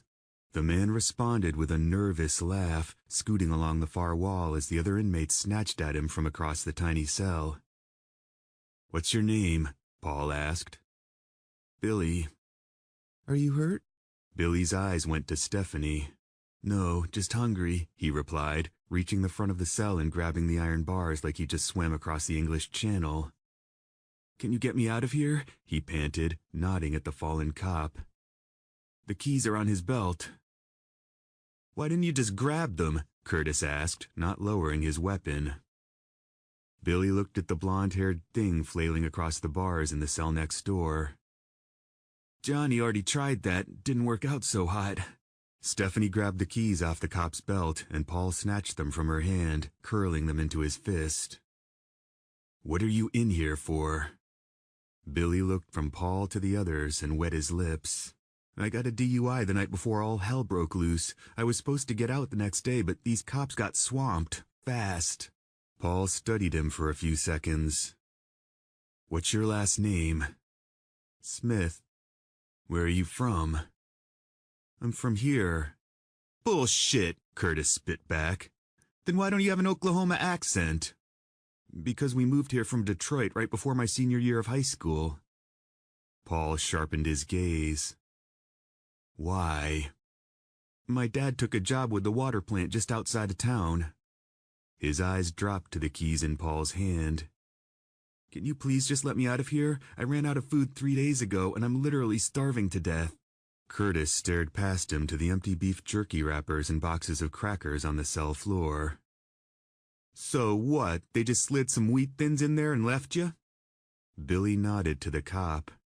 "By day 4, Chubby was the last cop left. He slid some food and water in the cell and locked it back up, told me he'd let me out if no one showed up in the morning. That night he went upstairs, and the next time he came back he was like this." An uneasy laugh passed his lips. "I tried giving him the beef jerky back, but he wasn't interested." Paul ran a tongue across his front teeth, studying Billy's body language. "What did you do for work before everything went to hell?" "I used to blow neon signs until LED came along and ruined my life." Curtis furrowed his brow. "Neon signs?" "Yeah, for bars and stuff, but most recently I was a CSA at Jiffy Lube." "Oh, great," Curtis groaned. "If we need an oil change, we'll be all set." "What did you do?" Billy countered, anger tapering his eyes. "Gather carts at Walmart?" "I raced for NASCAR, Skinny Minnie. How about that?" Billy stared blankly at him for a few seconds, and then howled with laughter. "That's a good one, man. Did I say Jiffy Lube? I meant NASA." His laughter bounced off the walls, stirring Johnny into a frenzy. Paul bent down and grabbed the cop's gun from its holster and tucked it in the small of his back. "Wait here," he said, motioning for the others to follow him back upstairs. Billy's smile dropped like a rock. "Wait, you can't just leave me in here. I'll die." "We'll be right back," Paul said over his shoulder, turning the corner and galloping up the stairs. "At least kill Johnny. I can't take his moaning anymore." Upstairs, Paul crossed through stripes of sunlight and went behind the front desk, stepping on some scattered paperwork and stopping at the metal door. "What are you doing?" Wendy whispered, looking around like more dead cops were waiting to spring from the shadows and cabinets. Paul flipped through the cop's keys. "Trying to open this door. It's probably an evidence room and should have his wallet and clothes." "He's bullshitting us about the DUI, Curtis said, keeping a sharp lookout. "Probably in here for murder or something." "That's what I want to find out." Paul tried a key that didn't fit and then another. "But first we need to know if Billy Smith is really his name. If he's lying about that, then he's probably lying about the DUI." "What if he is lying?" Stephanie asked, unzipping her coat. "Do we just leave him down there?" Paul slipped another key into the lock and turned, making a soft click. The door popped open and he looked back at her. "Maybe." "Paul, come on, we can't just leave him down there," she said, gesturing with her gun. "He's starving to death." "We'll give him a Baby Ruth before we bail, sis. Geez, what kind of people do you think we are?" Paul gave Curtis a slow nod before whipping the door back. Curtis stormed inside, his gun following the faint light slipping through the open door. "Clear." Wendy lit the corners of the room up with her flashlight. "What is this place?" Paul surveyed the wire baskets and cleaning products lining 2 walls of shelves. Looks like an evidence room / janitorial closet. Curtis smiled. Great idea mixing chemicals with your meth. Paul pulled out a wire basket with some clothes and a gold watch inside, locating a ragged Velcro wallet at the bottom. He held the driver's license up to the light. John Irving, he said, studying the picture of a white man with long blonde hair. Well, he wasn't lying about his cellmate's name. Putting it back, he took out another basket with some clothing, a silver watch, and a black leather wallet nestled inside. Billy Smith, he said, examining the license. Well, Wendy said, illuminating the tiny photo of a black man with peach fuzz-length hair. He wasn't lying about that either. Paul dug further into the wallet. He's got a CCW permit. Think this is his? Curtis held up a plastic baggie with a snub-nosed revolver inside. Could be. Let's ask him, he replied, flipping the wallet shut and tossing it back into the basket. Curtis reached into the same basket he found the gun and pulled out a cell phone bagged in another Ziploc. Taking the cell out, he tapped at the dark screen. Dead. He looked up. Probably his, too. Paul noticed the cell phone was the same model as Sophia's and immediately pushed the thought from his mind because everything reminded him of her, and this wasn't the time. Hang on to it, he said, rummaging through Billy's clothing. We may find a power source down the road, and it could have something on it. Why else would the cops bag it separately? Something on it like what? Wendy asked. I have no idea. Okay, but what about right now? How do we find out about the DUI? Stephanie glanced behind her at the desks out front. The computers are down. Holy shit! Curtis cried, eyes bulging as he took a large plastic bag the size of a small pillow from the top shelf. Look at all this weed! Wendy laughed. That ought to keep you happy for a while. Paul grabbed the snub-nosed revolver in the baggie and pushed past them. Maybe there's some paperwork on him out here. Wendy holstered her gun and began rifling through the papers scattered about the floor. This could take a while, Stephanie said, kneeling down to help. Wendy held up a sheet with a footprint on the back. Look at this one. The handwriting is in perfect cursive at the top and then just goes into crazy scribblings down the rest of the page. Okay, that is super creepy. Right? What are these anyway? Wendy shook her head. Looks like some of the calls they took back when it began, she said, bringing another sheet to her eyes. Homeowner's dachshund found partially eaten. She flipped a page, making a swooshing sound. 5-month-old baby Layla missing from her crib. Another swoosh. Caller shot his neighbor after he broke into their home and tried to kill them. Swoosh. Bodies missing from the morgue. Jesus, Stephanie murmured, holding up another sheet. Listen to this one. Woman barricaded in bathroom with her children. Irate husband trying to break down the door to get inside. Code 1018. Paul looked up from a sergeant's desk, face folding. Seriously? Standing up, she gestured with fistfuls of papers. I don't think we're going to find anything in here. These look like calls they received between the power going out and the phone lines dropping. Paul slammed a drawer shut and leaned back in a chair on wheels, kicking his Adidas up on the desk and rubbing a thumb across a shiny badge he found inside. Then we have a decision to make. We could handcuff him and take him with us, she suggested, letting the papers teeter-totter back to the floor. Fuck that, Steph, Curtis said, coming out of the evidence room with a 3-foot bong the cops, apparently, confiscated at some point along the line. We're not here to babysit anyone who's handcuffed, especially convicts, not after those last 2 assholes. The last thing we want to do now is get tangled up with a murderer. We've got enough problems on our hands already. Yeah, but what if he's telling the truth? We're going to just leave him here to die because he got a DUI? Stephanie let her hands slap back to her sides. Curtis, you got a DUI in high school. Come on, you know that's not fair. He shrugged. Yeah, but we don't know if he's telling the truth about that, he said, looking around.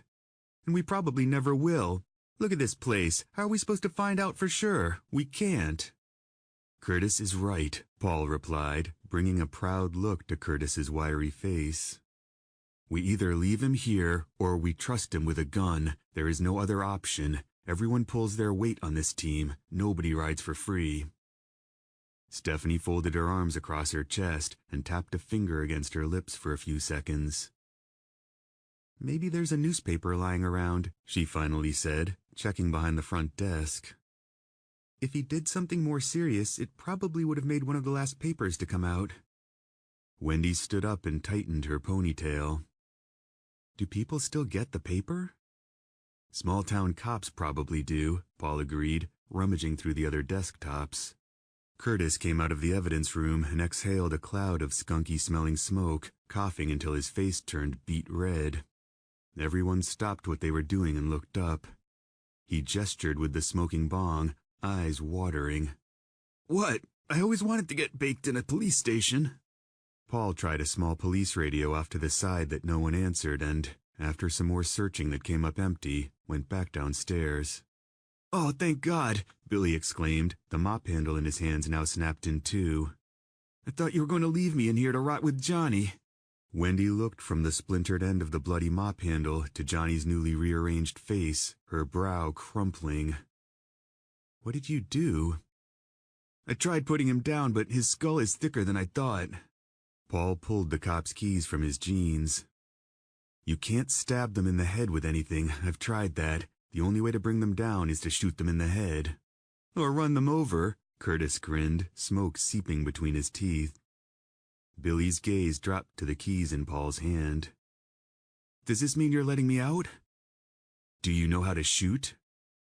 Billy stared at him for a thrown second or two before bursting into laughter.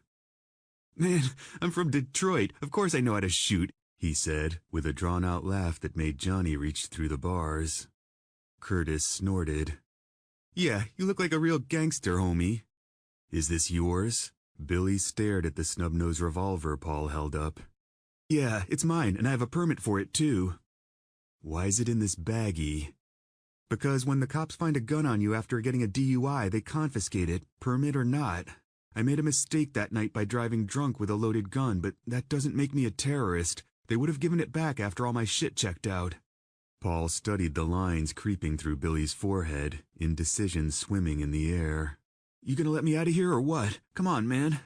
Paul looked to the others for any last-minute objections, but their silence was their consent. He turned back to Billy and spoke gravely. If you try anything stupid, I'm telling you right now, I will kill you dead. Billy vehemently shook his head. I won't. I swear to God, man, I just want to live. Releasing a dubious sigh, Paul stuck a key in the cell door and turned it with a loud click that made Johnny scream. You may rethink that after you step outside. Oh shit, thank you, thank you, thank you. Billy came out, walking like the floor was made of thin ice and rubbing his wrist like he just got let out of handcuffs. Thank God you people came down here. I mean, what are the odds, right? I was out of food and the clock was ticking. Thank you, Lord. At the bottom of the steps, Paul stopped and tossed Curtis the cop's keys. Unlock Johnny, and this time, let me do this, will ya? Chapter 14. Man, I was making bank blowing neon lights for bars and restaurants and beer distributors. Had my own shop and everything. Fat cash, too. Billy grimly shook his head in the back seat of the pickup, wedged between Wendy and the door. He hit a smoking joint and held his breath. Then LED came along, and the orders for neon lights started drying up fast.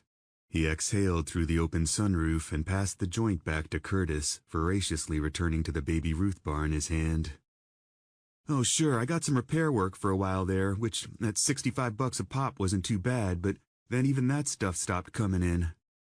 He grunted while chewing. Then I lost the shop, then I lost the condo, then I had to move back in with my parents until I got a new job, which, for the record, I hated with a passion. Curtis steered the F-150 northbound and down, blowing smoke out the window and glancing at Billy in the mirror. Man, do you ever stop talking? Sorry, Billy said, taking another bite. I get chatty when I'm nervous. Paul turned around in the front seat to face the women scrunched in the back with Billy. There were 5 of them now, and they would need a bigger vehicle soon, but bigger meant more stops for gas, and every siphon tank could be their last with those things hiding out there. He studied Billy, mind drifting back to Jay and Marvin. He didn't trust him, and why should he? Just because Billy had changed from the orange jumpsuit back into the street clothes he was arrested in didn't mean he wasn't a criminal anymore. In Paul's mind he was, and the DUI story was all a little too convenient. Paul wasn't stupid. Prisoners and lies went together like peanut butter and jelly. Stephanie leaned forward to peer around Wendy. "So, were you stuck in that cell with those things this whole time?" "Pretty much," Billy replied, unwrapping a Milky Way. "And that dead cop was trying to get me out from under the bed the whole time, too. I tried taking the mop from him once and he nearly yanked me through the bars." He pounded some water and sighed, kicking at the mountain of candy bars and Pop-Tart wrappers growing around his feet. "I figured he'd give up at some point and take off for an easier meal, but he stayed there for weeks, just poking at my feet and banging that mop against the floor, even when I was trying to sleep. Johnny, too. I almost went insane." Stephanie shook her head. "That is horrible." "What's really horrible is those bastards don't sleep. They just kept trying to get after me every minute of every day." He looked to Wendy, a solemn look pulling on his face. "And of course the toilet was on Johnny's side of the cell, so every time I evacuated my bowels, I had to lean way forward so he couldn't grab me." Wendy covered her mouth to stop a laugh or signal her shock. Paul wasn't sure which. "Tell me about it." Billy shifted for more room between her and the door. "Sorry, but I had more room back in that cell." Curtis looked into the mirror. "Maybe we can find you a motorcycle and you can follow behind us." Billy laughed. "Yeah, right. Why don't I just sleep in a tent while I'm at it?" He shook his head at Wendy. "Always making the black man sleep outside." Paul turned back to the road. "We'll find something bigger soon." Billy stuffed half a candy bar in his mouth. "Man, we need like a SWAT truck or something." Looking at Paul, Curtis lowered his voice. "We should have taken that Porsche back at the house. 2 of us could have ridden in that, and it would have been a lot more fun to drive than this tank." "There were no keys, remember?" Paul told him, peering into the back of the truck again. "So," Curtis grumbled, "could have hot-wired that thing in a flash." He pressed his lips together. "Came in GT4, too. Talk about a waste." Billy tugged on the silver badge pinned to his gray Adidas t-shirt, shifting uneasily in the seat again. "Why you keep looking at me like that, man?" Paul's eyes dropped to the taser tucked into the police duty belt around Billy's waist. "You get a flu shot this season, Billy?" "Flu shot?" His eyes bounced around the cab. "Hell no, I hate needles." "How much further?" Curtis asked. "Just up ahead," Billy said. "This is stupid. They're dead and we all know it." "Yeah, well, I don't know it, Joe." Curtis glanced at Billy in the mirror. "Call me Joe Dirt one more time, motherfucker, and I'll put a hollow point through your left eye." "Jesus Christ, Curtis," Paul laughed, glancing at the others. "Take it easy and relax, man. You're not Suge Knight, and if anyone's putting a hollow point through Billy's eye, it's me, okay?" Billy stopped chewing. "Say what now?" "Don't listen to them." Stephanie cracked her window. "We ran into some bad seeds yesterday, and everyone's a little on edge." "What happened to them, the bad seeds?" Gazing out over the road, she twisted the sapphire ring on her finger. "They're dead." Billy grew quiet and looked out his window. Idyllic countryside passed by in a perfectly normal blur until a bloody body or mangled pickup tainted the scene. "I just need to make sure, man. It won't take long. I haven't stopped by for almost 2 months now." Curtis rolled his eyes. "Ain't like we got room for 'em anyway." "Turn right up here." Grudgingly, Curtis took a right on a paved street lined with small houses and tall trees. Uncollected garbage bins dotted the curbside, drawing flies and dust, a grim reminder of what once was and what will never be. "Up there on the left with the maroon minivan in the drive." Curtis pulled in and threw it in park, leaving the engine running. "Make it quick." Billy slid out and looked back. "Aren't you guys coming with?" Resting an arm out his open window, Curtis drummed his fingers against the wheel. "Guess not, Montel." "You want me to go in there by myself?" "They're your parents, dude." Billy's stunned gaze drifted from the taser in his police belt to the small brick home behind him. "Well, can I at least have a gun?" Paul checked the mag in his Beretta and then slammed it home. "You have a taser. Use it." "Man, I may have been stuck inside a cage for a while, but I saw what happened to Johnny and Chubbs. I know what could be waiting in there, and a taser ain't going to do shit to those things." Curtis grinned at him. "Won't know till you try." Billy stared blankly back, the engine softly idling between them. He threw his hands out. "Come on, man, I told you I got a DUI. I'm not a murderer. You can trust me." Curtis turned to Paul. "That's how it always begins. I'm not a murderer. You can trust me." Wendy slid over and got out. "I'll go." Paul sighed. "God damn it, we all go," he griped, getting out and grabbing the M4 from the duffel bag in the truck bed. Scanning the house, he pulled the strap over his head. The residence looked like any respectable home in small-town USA, and the ramp leading to the front door, combined with the handicapped plates on the minivan, corroborated Billy's story about MS confining his mother to a wheelchair. Inside the sun porch, it was hot and stinky, and Billy fumbled with his keys. Paul could tell he was terrified to open that door, and he had good reason. Whatever was waiting on the other side would, more than likely, make him forget all about his gruesome month in the clink with Johnny and Chubbs. "How much do your parents weigh?" Billy frowned and looked back at Wendy. "I don't know. My dad's skinny as a rail, but my mom's been in a wheelchair for almost 20 years. She's put on a few pounds. Why?" "Because the big ones are fast," Wendy whispered, pointing her gun at the floor and nervously looking around. "What?" She nodded. "Oh, great," Billy mumbled, returning to the lock. "With America's obesity problem, we'll be dead in a week." He dropped the keys, and Curtis shoved him out of the way, kicking the front door open and storming inside. Paul grumbled under his breath and flanked him, sweeping the living room before flowing into the dining room, both of which were outdated and smelled like someone just took a hangover shit in a potted plant. "Damn," Curtis said, aiming at the dead woman lying on the floor in a pool of dried blood. "Did she get out of her chair and walk?" "Oh my God," Billy said softly. "That's not my mom, that's my grandma." Curtis began to step over the body, and Paul stopped him, freezing the entire group in place. They stood side by side and listened, sunlight glinting off the police badges pinned to their shirts and coats. "You hear that?"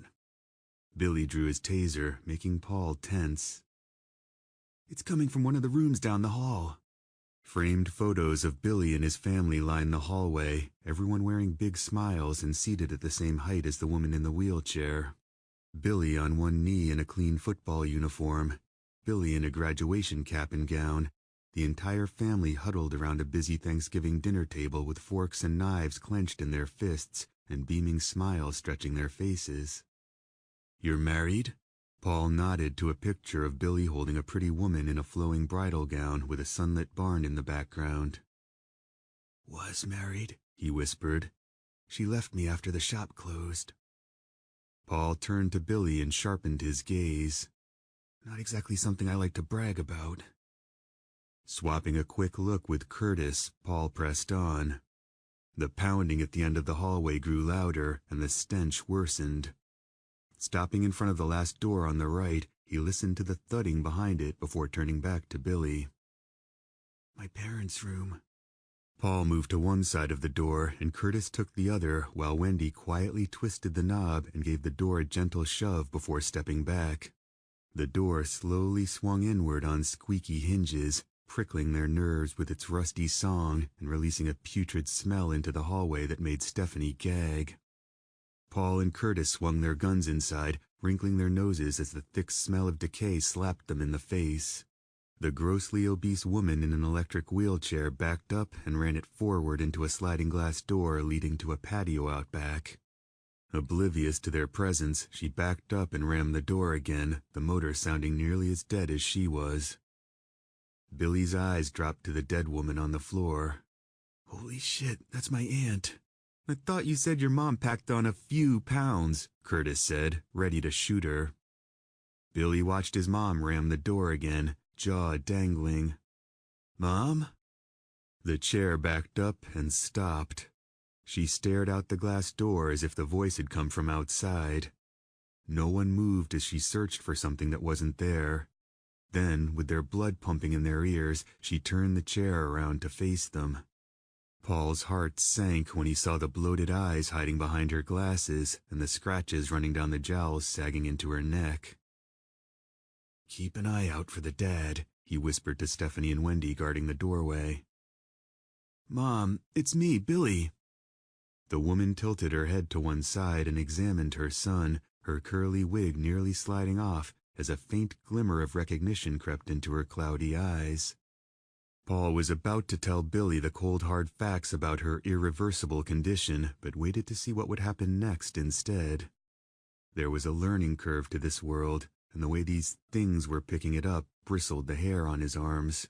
They had to learn quicker than those things did, because this thing just operated the chair as if it was still human, and it frightened Paul to death. They were up against the wall as it was, let alone dealing with the prospect that these things were adapting, learning, evolving. "Where's Dad, Mom?" "That's not your mom," Paul said, ready to end this. Straightening her head, the woman stared at Billy and, for a moment, Paul thought she would get up out of that chair, magically cured by the infection, and rush into her son's arms. But that didn't happen.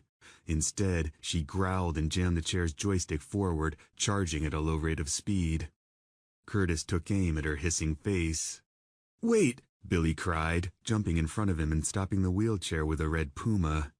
His mom kept the throttle floored, teeth snapping like a bear trap, and the motor weakly whining. "I'll do it." He took aim with the black and yellow taser gun, and Paul grudgingly handed him the Beretta. Billy looked at him before taking it. "Take it." He took the gun and aimed at his mother's face, a lone tear streaking his cheek and the gun trembling in his hand. "I'm sorry, Mama. I should have been here. I love you." Mama screamed, and everyone flinched with the deafening blast in such close quarters. The wig shot across the room as she flipped over backwards in the chair and spilled onto the floor. Then it was quiet. Billy dropped the gun to his side like it weighed 100 pounds and cried into his other hand. "This isn't right, man. It's not right." Paul watched Mama's bald head rise from the carpet. A pair of pissed-off eyes found Billy in their sights. Billy continued sobbing into his hand. "What could do this to people, man?" Mama growled like an animal and crawled toward them, crushing her glasses and climbing over her sister's stiff body, moving much faster on her belly than in the chair. "Shit!" Curtis cried, unloading a shell and removing her face. Billy slammed Curtis against a wall, knocking a silver crucifix to the floor. "I told you I'd do it!" "You had your shot!" Curtis shoved back and pointed the shotgun at his face. "Touch me again, convict, and I'll send you with her." Paul glanced at the Beretta in Billy's hand, readying himself for Billy to reveal his true colors and spray Curtis with lead. If he was in that jail cell for something other than a DUI, something violent, this tipping point might be just the thing to trigger his rage. But instead of the gun in his hand, Billy only aimed a pointed glare at Curtis. Paul held his hand out. "Billy." Billy stared at Curtis, mulling over different options in his head to the sound of their beating hearts. "Billy." Wavering for another second or two, he slapped the Beretta in Paul's hand and stormed from the room in search of his father. Back outside, Paul cleared the rot from his lungs with a deep draw of fresh air. His watery eyes scoured the neighborhood for stragglers, knowing the gunshots inside would ring the bell. The clock was ticking, and after helping Billy search the backyard and garage for his absentee father, they ended up back at the truck out front. Billy shielded his eyes from the sun. He wouldn't just leave her like that. He would if he turned into one of those things. His eyes went to Curtis as a hawk screeched out above. Yeah, maybe. Opening the truck door, Curtis stuck a foot inside. Can't say we didn't try, Haas. Sorry about your family. Billy grew quiet. So, will you guys help me bury her out back? Paul rested a hand on his shoulder. We have to get going. I can't just leave her in there like that, Paul. We don't have the time and energy to bury another body. Trust me, we've been down that road before. His eyes found Wendy. Without a backhoe, it's not worth it. Well, can I at least come with you guys then? Billy stared at the house. I mean, there's nothing left for me here. Maybe you should wait and see if your dad comes back, Curtis said, climbing up into the truck. Enjoy your freedom and don't go killing any more people. He slammed the door shut and started the engine, crop dusting them with exhaust. You're just going to leave me here with a taser? Alone? Paul sighed and looked to Wendy, Curtis, and Stephanie as an elderly woman limped out from behind the neighbor's house with a cat hanging limply in one hand and blood rimming her yawning mouth. Chapter 15. The pickup bounced with a bump in the road, shifting the gear and plastic tubs of food in the truck bed. Paul was thankful for the lull in conversation. All he could think about was getting home, because home was where those pictures were, and he couldn't see her face again, and it was strange how, after all these years, his mind distorted Sophia's face into something sinister, something he'd seen just that one time, and it wrung the air from his lungs like a grand piano resting on his chest. Curtis clicked some control buttons on the steering wheel, and music poured from the truck's speakers. This old highway's getting longer. Seems there ain't no end in sight, he sang out like he was the only person in the truck. Casting a quick look into the back, Paul caught Stephanie biting back a smile. He arched an eyebrow, and she bit harder. To sleep would be best, but I can't afford the rest. Got a ride in Denver tomorrow night. Whoa, whoa, whoa, what the hell is this, man? Curtis looked in the mirror. Sorry, Billy, all out of Lil Wayne, bro. Stephanie laughed out loud, tying her long dark hair into a ponytail that reminded Paul of his wife. The only thing he'll listen to is Garth Brooks, she said. The only thing. Billy stared at her with his jaw adrift. What? Why didn't you tell me this before? He traded baffled looks with everyone as Curtis continued singing. No, man, take me back to my cell. I'd rather listen to those two things than this hillbilly bullshit. Everyone broke up laughing, and it felt good, and Paul felt guilty for doing so when Sophia was decomposing in the ground, but he let it out just the same. If he didn't, he knew he'd crack. Where we headed anyway? Billy asked, shifting for more room in the back seat. Paul's house in Iowa. He frowned at Wendy. Iowa? Where the hell's that? Paul ran a hand through his hair. A day or two out, depending on whatever pops up. What's in Iowa besides corn and cows? He needs to get some photo albums. Billy screwed his face up. Photo albums? His wife. He followed Wendy's gaze to Paul and slowly closed his mouth. Shit, I should have grabbed some pictures at my parents' house. I didn't even think about it. Curtis stopped singing. We can go back if you want. Seriously? Hell no. Dick, Billy groaned. Hey, you guys sure you didn't find my cell phone in that evidence room? He searched their faces. There were some good pictures of my family on it. Just what we gave you, Paul told him, resisting the urge to trade a knowing look with Curtis. That was the third time Billy asked about his cell phone, and Paul didn't know what was on it, but one thing was certain. Billy wanted it back. The truck's large tires picked up the slack in conversation. One dead town after another passed by in a dreary smudge. Paul felt each town's pain. With every day that passed, he was just like them. Forsaken. Changed. A little more dead. He barely recognized the man in the mirror, and it was beyond daunting. 1 month ago he was making a good living. Today he was struggling to live. An ironic twist that did not go unnoticed. Shutting his eyes against the setting sun, he let the droning tires pull him under.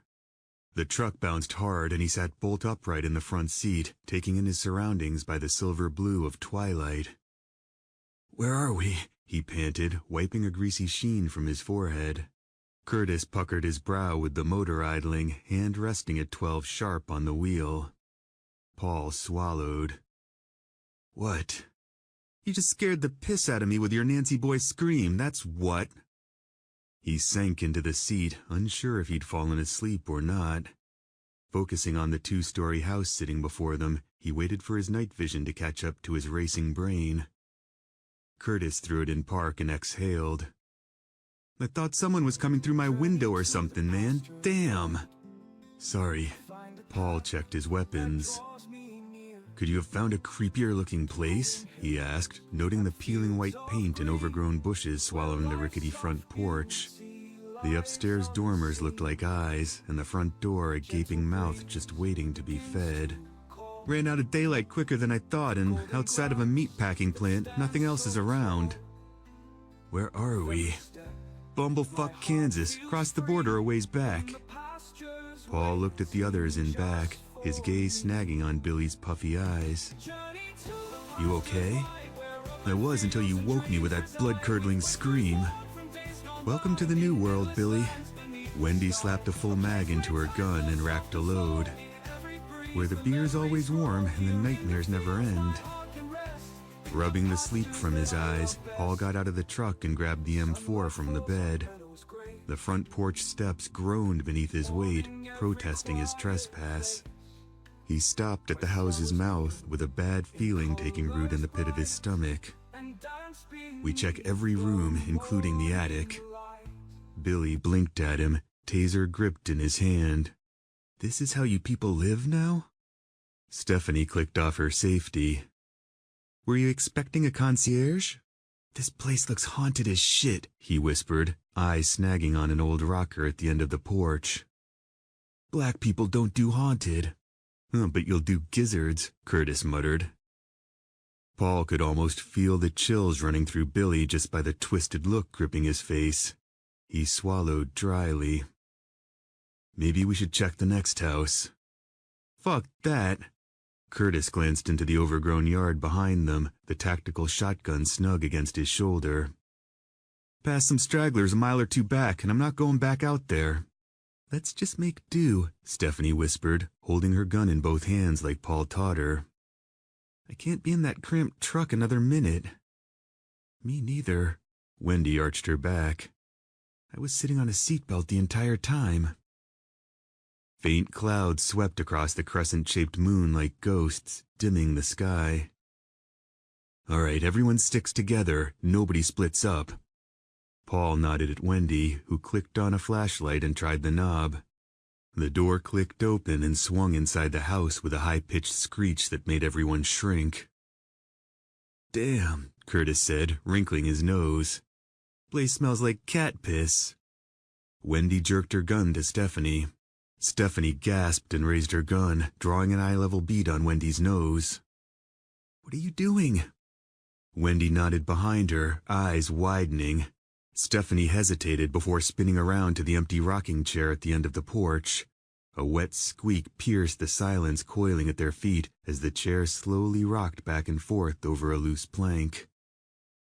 "What the?" Billy's wild eyes traveled to Curtis. "That is some paranormal activity right there, man, just like what happened to that one white girl with a boyfriend named Micah." Curtis lowered his weapon. "For a guy who hates horror movies, you sure know a lot about him." "It's just the wind," Paul said, scanning the yard and street. Wendy slowly turned to face him. "There is no wind." "Oh my God, she's right."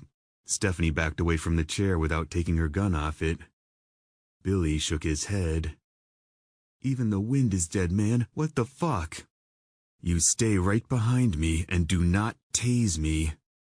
Billy nodded at Paul, eyes gravitating back to the rocking chair. "No problem."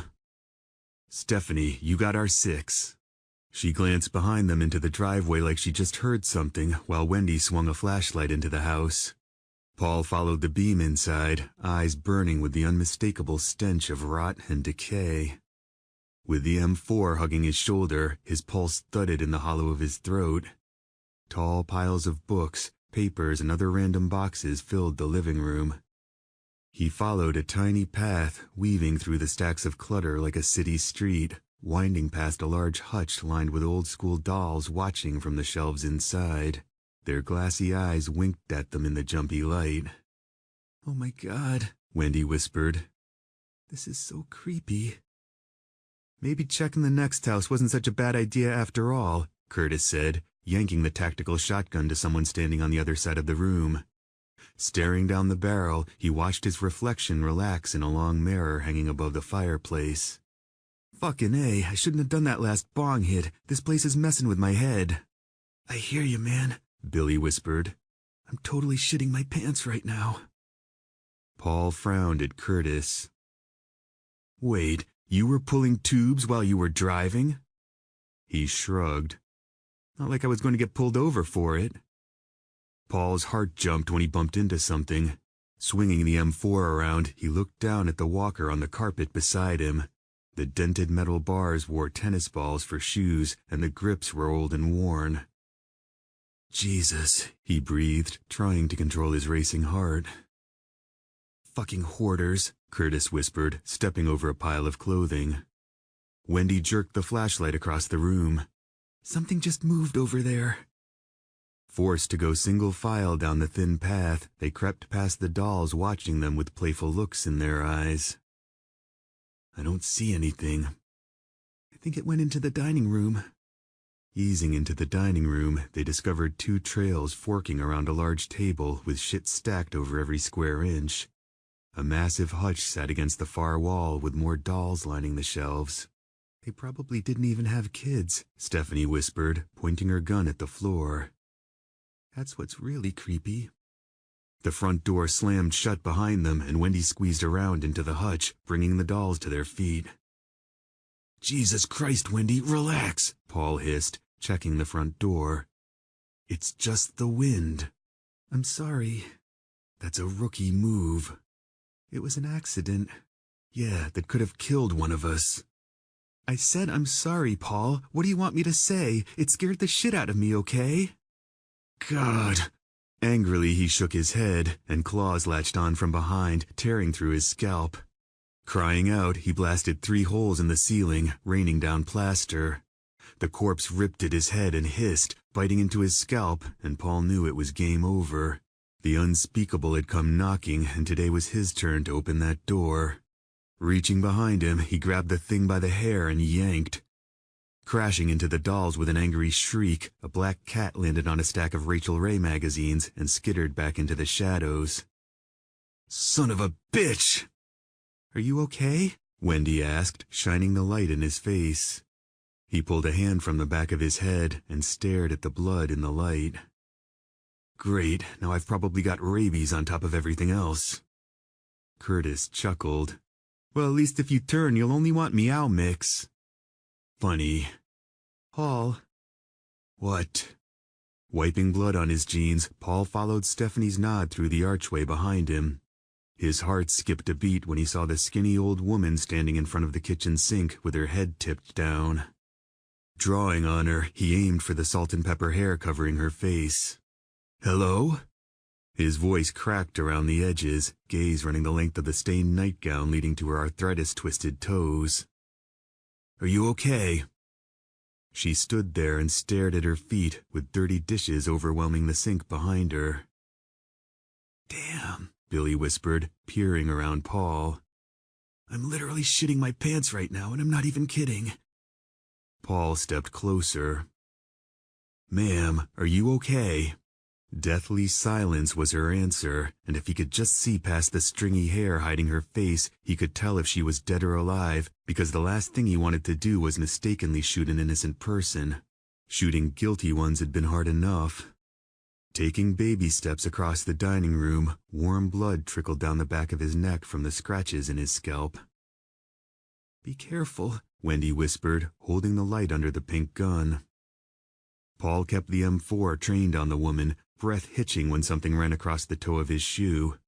He jerked the gun to a shadow darting into a hallway and disappearing into the dark. Stephanie shrieked and covered her mouth, drawing Wendy's light. Something just touched my leg. Let's just get the hell out of here, Billy pleaded, jerking his taser around the dining room. Take it easy with that thing, Paul whispered, turning back to the lady who still hadn't moved. A gunshot went off behind him, making him whirl around to see Curtis pointing his shotgun at a dead cat on the floor, this one white with brown spots and no head. God damn, Curtis breathed. Sorry, thought it was a straggler. Fucking cats are all over the place. Paul pivoted on his heels, certain the old woman would be standing right behind him when he did, ready to sink her teeth into his face like a cobra. But she wasn't. She stood in front of the kitchen sink with her head tipped down, so Paul went closer, ready to blow her face off if necessary. In the kitchen, he noticed a row of litter boxes off to the left and several bowls of... A grunt shot from him when someone bum-rushed him from the other side of the archway and slammed him up against an old-fashioned refrigerator. Paul shoved the M4 against the old woman's chest to keep her snapping teeth at bay, while salt and pepper hair swung wildly across her furious face. She'd moved so fast from the sink, he didn't even see her coming. Then, out of the corner of his wild eyes, he saw the old woman still standing in front of the sink with her head down. It wasn't possible. The other woman sprayed a smelly scream across his face, and that's when it hit him. Twins. There was a loud snap, and she started shaking against him. Paul pushed with the gun and sent her stumbling backwards. A gun blast went off, spraying his face with cold blood and jerking the bag of bones to the floor. His eyes went from the smoke rising from Wendy's handgun to the wires connecting Billy's taser to the thing crumpled on the floor. The old woman standing in front of the sink issued a pissed-off scream and limped forward. She reached for them with saggy arms, moving so slowly Stephanie had more than enough time to drop her next to her sister on the cracked linoleum floor. Paul wiped blood from his eyes, ears ringing. I knew we should have gone somewhere else. Stephanie pointed her gun at the bodies. They look exactly alike. Curtis spit to the floor. Just when you thought it was safe to go back in the kitchen. Paul scanned the cans and boxes and dirty pans covering the kitchen counters, gut-wrenching. He looked back to the dead women on the floor. They were working together. Everyone slowly looked up. It was an ambush. He met their baffled gazes.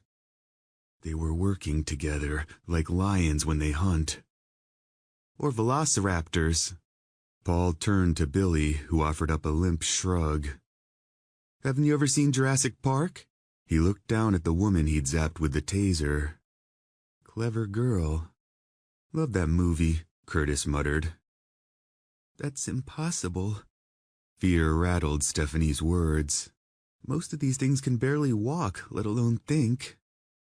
No, Paul's right, Wendy said, swinging the flashlight around the kitchen. The woman standing in front of the sink was the bait. Her sister, hiding over there, was the ambusher. Paul ran a hand through his hair, flinging blood to the floor. We told you about those two back on the beach. They worked together to keep us from getting out of the water. Some of these things are getting smarter. Like Chubbs back at the station. Billy stared at the dead twins. He used a mop as a tool.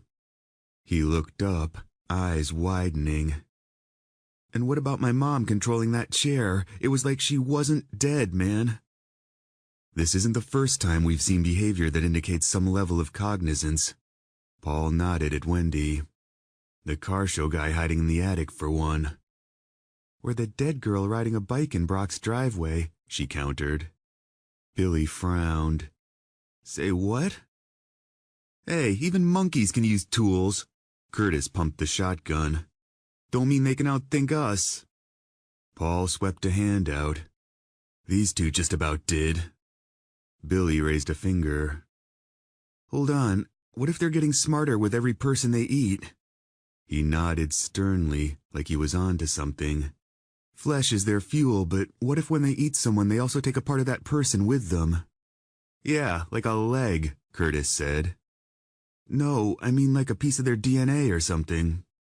When did the cops start using the mop? Billy turned to Paul. About 2 weeks in. But he didn't eat anyone. That's not true. Didn't you see the blood on his hands and mouth?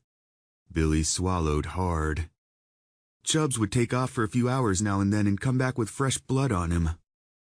They're not getting smarter with every person they eat. That's not even possible. Wendy set her hands on her hips. Is it? Stephanie shook her head. I'm getting a very bad feeling about this, and I don't mind saying it. I mean, what's next? Using humans for bait in their traps? Paul's gaze slowly rose to find her staring back at him, insides twisting as he imagined Stephanie tied to a chair in some living room with zombies hiding behind the curtains. After clearing the rest of the decrepit house and dragging the twins out the back, the group huddled in the kitchen to collect their thoughts. Paul washed off with a wet towel as another cat slipped out the back door they left propped open to clear the air. During their tedious search, they turned up at least a dozen cats, most dead and the rest skinny as rails, and no shortage of mice skeletons either. The smell alone was bad enough, but there was so much stuff piled everywhere they couldn't even stretch out to sleep, not in the same room anyway. Let's just find another house, Billy suggested for the 5th time, his dilated eyes darting around the room like bats. We need some rest. Paul leaned against the sink, the thought of clearing another house in the dark draining what little energy he had left. If they ran into more trouble, they might not be as lucky, if you could call this lucky. They were tired and jumpy, and it was only a matter of time before someone made a fatal mistake. His gaze floated to the holes in the ceiling. I say we clear a spot in the living room and call it a night. I don't think I can sleep in here, Stephanie said, scanning the filthy kitchen. There's mouse poop everywhere. You'd think with so many cats there wouldn't be any mice. Wendy blew out an exhausted breath that fluttered a loose strand of her bangs. This is really disgusting. Let's just clear the living room and get some sleep. Paul didn't wait for anyone to agree with him before crossing into the dining room, junk crunching beneath his feet. Waking up at 3:23, disappointment set in when he checked his watch to see it wasn't even 4 a.m. yet. He wasn't even entirely sure he'd fallen asleep and was ready to put this place behind him and get back home. With the faint moonlight slipping through the windows, he noticed Curtis missing from the room and peeled back the blanket to find Wendy snuggled up against him. He felt guilty for getting used to waking up with her by his side like this, but that's how things worked in this world. Things moved fast. Too fast. He tried getting up, and she pulled him to the blanket they'd thrown over the carpet to alleviate some of the cat piss smell, which didn't work. "Where are you going?" she whispered, pulling the other blanket over them to ward off the cold. "To check on Curtis." Leaning on an elbow, she brushed hair from her face and looked to Stephanie and Billy sleeping at their feet. Paul suddenly got the uneasy feeling Curtis had taken off in the truck and left them for dead. His eyes snapped back to Stephanie, and he forced himself to relax. Curtis would never leave her behind like that, and probably just went to take a leak in a litter box out in the kitchen. "When that crazy old lady slammed you up against the fridge tonight, my heart almost burst from my chest." Her fingertips rubbed soft circles into his arm. "You've saved me so many times, I don't know what I'd do without you." "Wendy, you're a strong woman who would do just fine without me," he said, staring into the blue eyes he could almost see through the darkness. "It's almost like you were born to do this." She smiled and pressed her lips to his, catching him off guard and tasting like strawberries. Paul hesitated for a second or two that lasted forever and pushed her away. The soothing touch of another woman could almost heal the scars incurred over the past few weeks, but the guilt stood strong. "Paul, I need you." Her hand slithered beneath the blanket, quickly finding the bulge in his jeans and quickening his breath. He removed her hand. "Wendy, I told you I can't do this." Her fingertips traced the stubble on his cheek, faces inches apart. I know what you've been through, and I also know what we're up against. There are no guarantees anymore, and I may not be here tomorrow.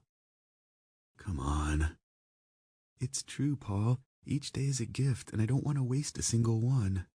She kissed him on the lips as if he were made of glass. Pulling away, she peered into his eyes. We need something to hang on to now more than ever. I can't. But I know you want to.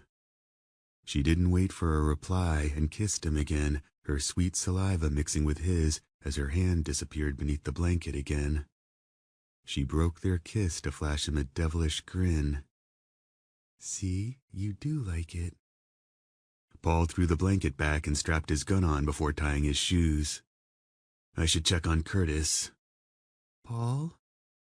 Shaking her hand from his arm, he tiptoed to a window facing the driveway, being extra cautious to avoid knocking over a stack of books, which, in this world, could get you shot or eaten. He released a pent-up breath, seeing the truck parked outside and feeling foolish for thinking the worst of Curtis. Going back around Wendy and the piles of clutter, he made it to the hallway where a faint noise came from the bathroom at the end. Going closer, he pressed his ear to the door and listened to the soft sound of someone weeping inside. His imagination ran away with him, conjuring up the image of one of the dead old ladies as a ghost, crying on the toilet, and rueing the brutal end to a long, hard life. Paul's hand went to the gun on his leg, the other quietly cracking open the door. His heart sank when he saw Curtis sitting on the toilet with his pants up and his face buried in his hands. A candle on the counter flickered when Paul stepped inside and shut the door behind him. He scanned the bathroom cluttered with junk that didn't belong in a bathroom before looking back to Curtis, who hadn't moved. Curtis? He jerked like he'd just taken a shot of high voltage. Brushing tears from his face, he glared at Paul.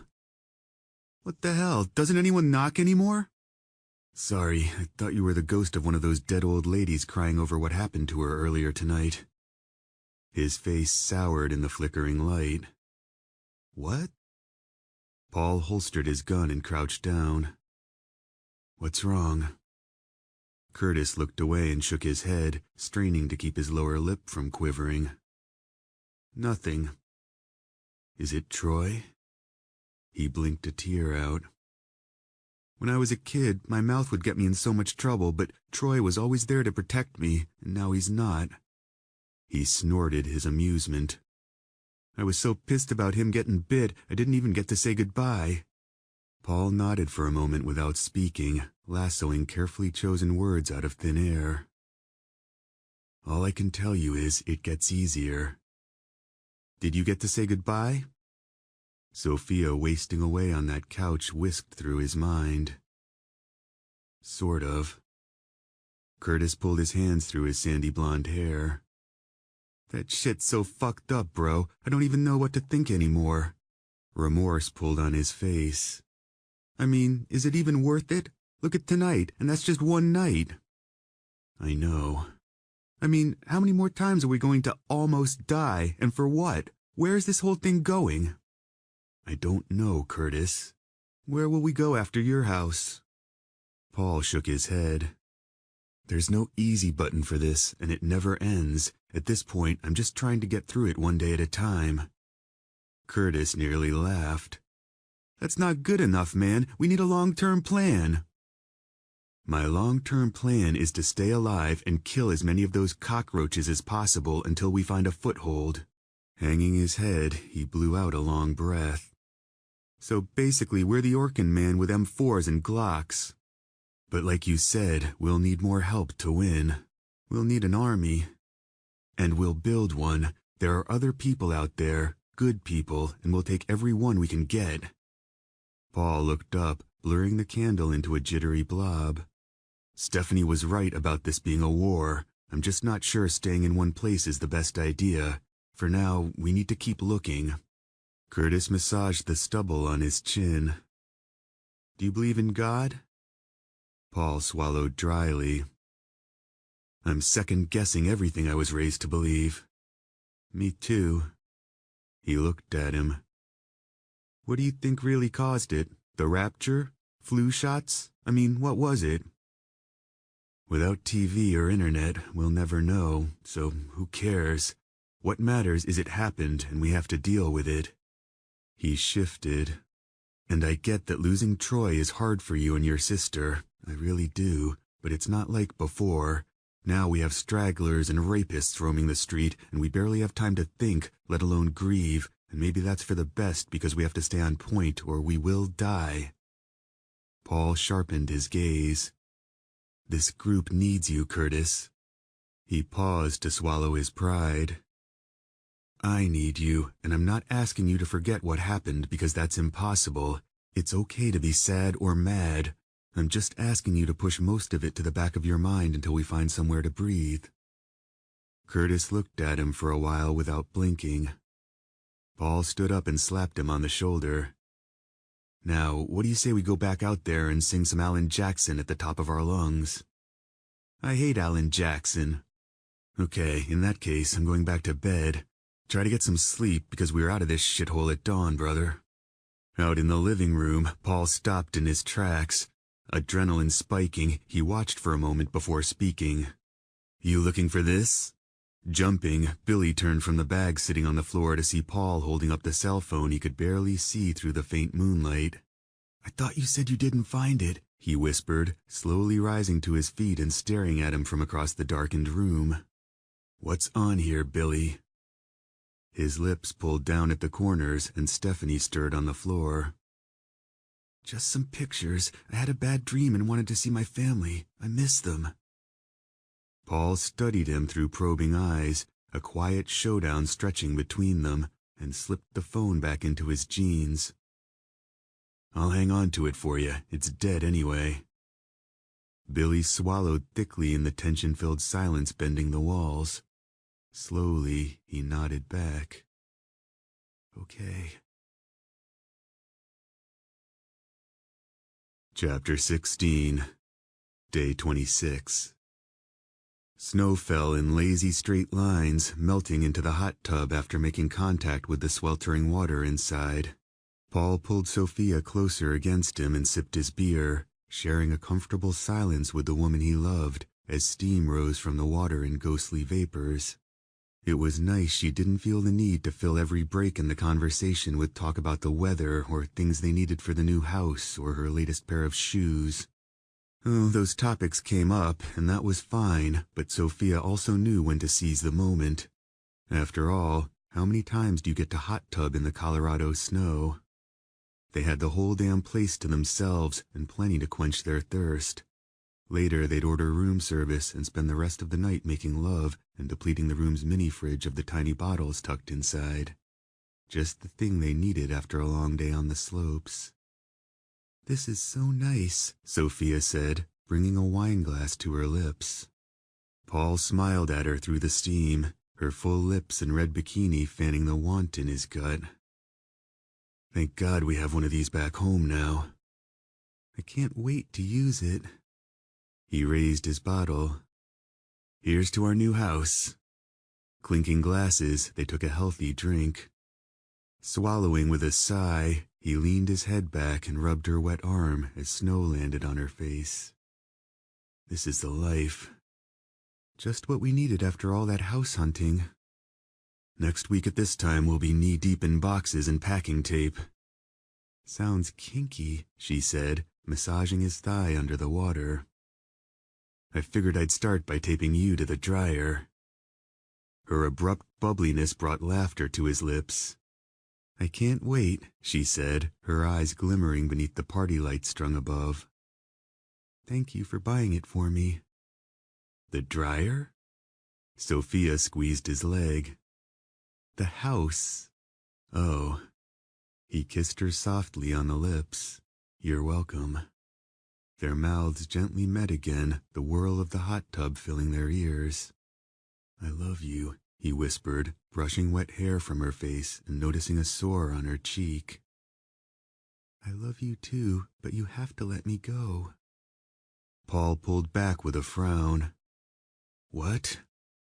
Forget about the photo albums and let me go. I'm already gone. He sat up straighter, the water bubbling harder around him. Photo albums? What are you talking about? Sophia dug her nails into his thigh. Hang on to the ones you have now, or your grief will get all of you killed. She looked at him through pity-filled eyes. All this time, you thought you were meant to entertain the masses on the radio, but that's not true at all. You were meant to lead them into this new world. Stopping to cough some blood into the water getting hotter by the second, she placed a rotting hand over his heart. I will always be with you, but you have to do what you were put on this planet to do. Lead.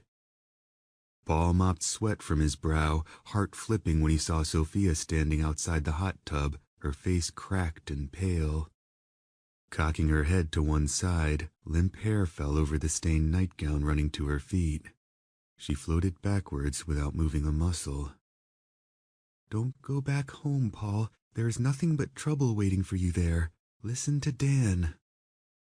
Trouble. A paralyzing mixture of confusion and fright turned his vocal cords to ice. He sprang from the scalding water when he could no longer see her through the veil of steam rising between them. Sophia! You will get better, her hollow voice rang out from the swirling vapor. Keep fighting. Sophia! Paul startled awake and stared at the moonlit ceiling in the hoarder house.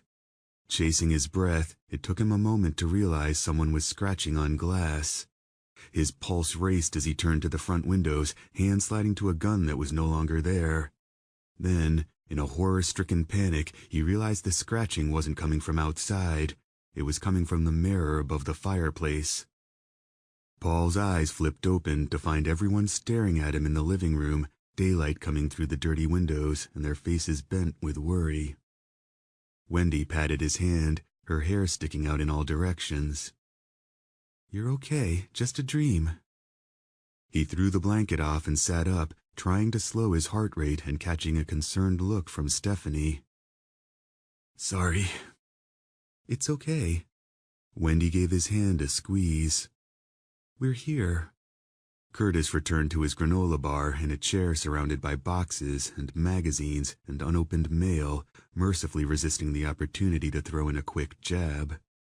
Billy leaned back into the couch and kicked his sneakers up onto a stack of Jackie Collins books, chewing on some Hostess donuts that were probably past the end of their shelf life. The house looked even worse in the daylight, and Paul shut his eyes as everything came back to him in a gruesome downpour. Despite how real it all seemed, he wasn't on vacation with Sophia in Colorado. He was here, in this house with bloodstains on his clothing and strangers looking at him like he was crazy.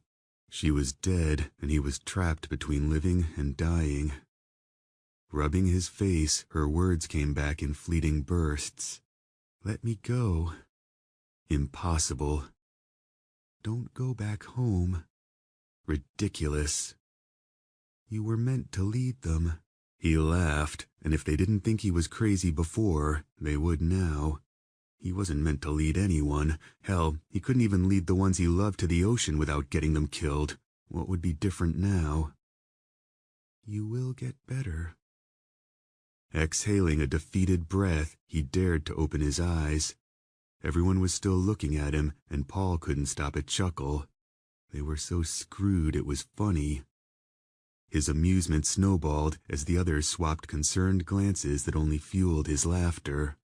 The frightened look on Billy's face was priceless, driving Paul into a full-blown meltdown. Tears fell into his lap, and he couldn't breathe, but that was okay.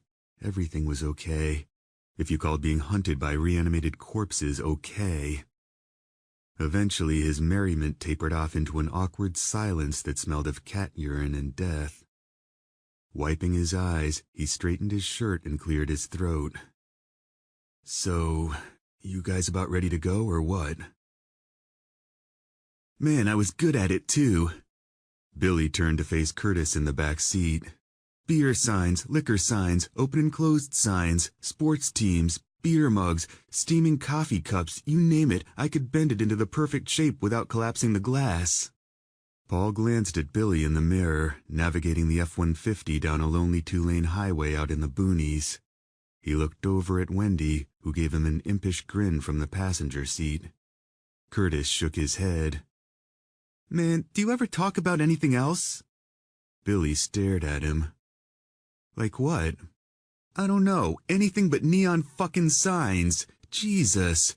Now I feel bad for those two stiffs back at the cop shop that had to listen to this shit day in and day out. Paul laughed. Sorry, man, not everyone had a prestigious gig like you. Curtis grunted. Yeah, and you don't hear me going on and on about it, so how's about cutting us some slack for 2 minutes? Nobody cares. Arching an insulted eyebrow, Billy flattened his lips. Did you really race for NASCAR, man, or are you putting me on? Oh boy, Stephanie murmured from Billy's other side. Here we go. Hell yeah, I raced for NASCAR. I bet that was amazing. It was amazing. I got to see the country, meet beautiful women, and make some decent coin to boot. Plus my brother was my crew chief, so I could tell him to fuck off and never get fired. Billy laughed a little. Guess you got my neon signs beat. He got quiet and dropped his gaze to his hands. I'm sorry about your brother. Stephanie told me a little about him back at the house, and he sounds like a good guy. Curtis turned to his window. He was. Paul slowed the truck down, a cold feeling seeping into his veins like Freon. Lush forest imposed on both sides of the road, and sunlight winked off the logjam up ahead. Damn, he said under his breath, checking his mirrors before returning his attention to the hog truck flipped on its side 100 yards up, blocking a dozen or so empty vehicles that couldn't navigate the steep ditches on either side of the road. Evidently, there wasn't enough time to back up before the infection spread through the cars like wildfire, turning ordinary citizens into hunter-killers. Where'd all those people go? Wendy sat up straighter in the front seat. Why didn't they just turn around and go back? I don't know. He put it in park. The cars were only on this side of the overturned truck, as if everyone had been heading north for some reason. Can you go around? Without rolling it? Paul strained to see down the ditch on the right side and then popped his door open. Wait here. Paul! Wendy got out and followed him to her side of the road, where a Hyundai Elantra sat on its top at the bottom of a ditch. Just beyond, a thick swath of dead trees stretched into the distance that made Paul nervous. That didn't end well, she muttered, resting a hand on her gun. He looked back to the hog truck, gears slipping in his mind. There was no way to move it, and only 2 ways around. Crossing the road, the others spilled from the F-150. The other ditch was even steeper, with more trees running to the horizon. Shit, he whispered, locking his fingers behind his head and letting the breeze rush over his face.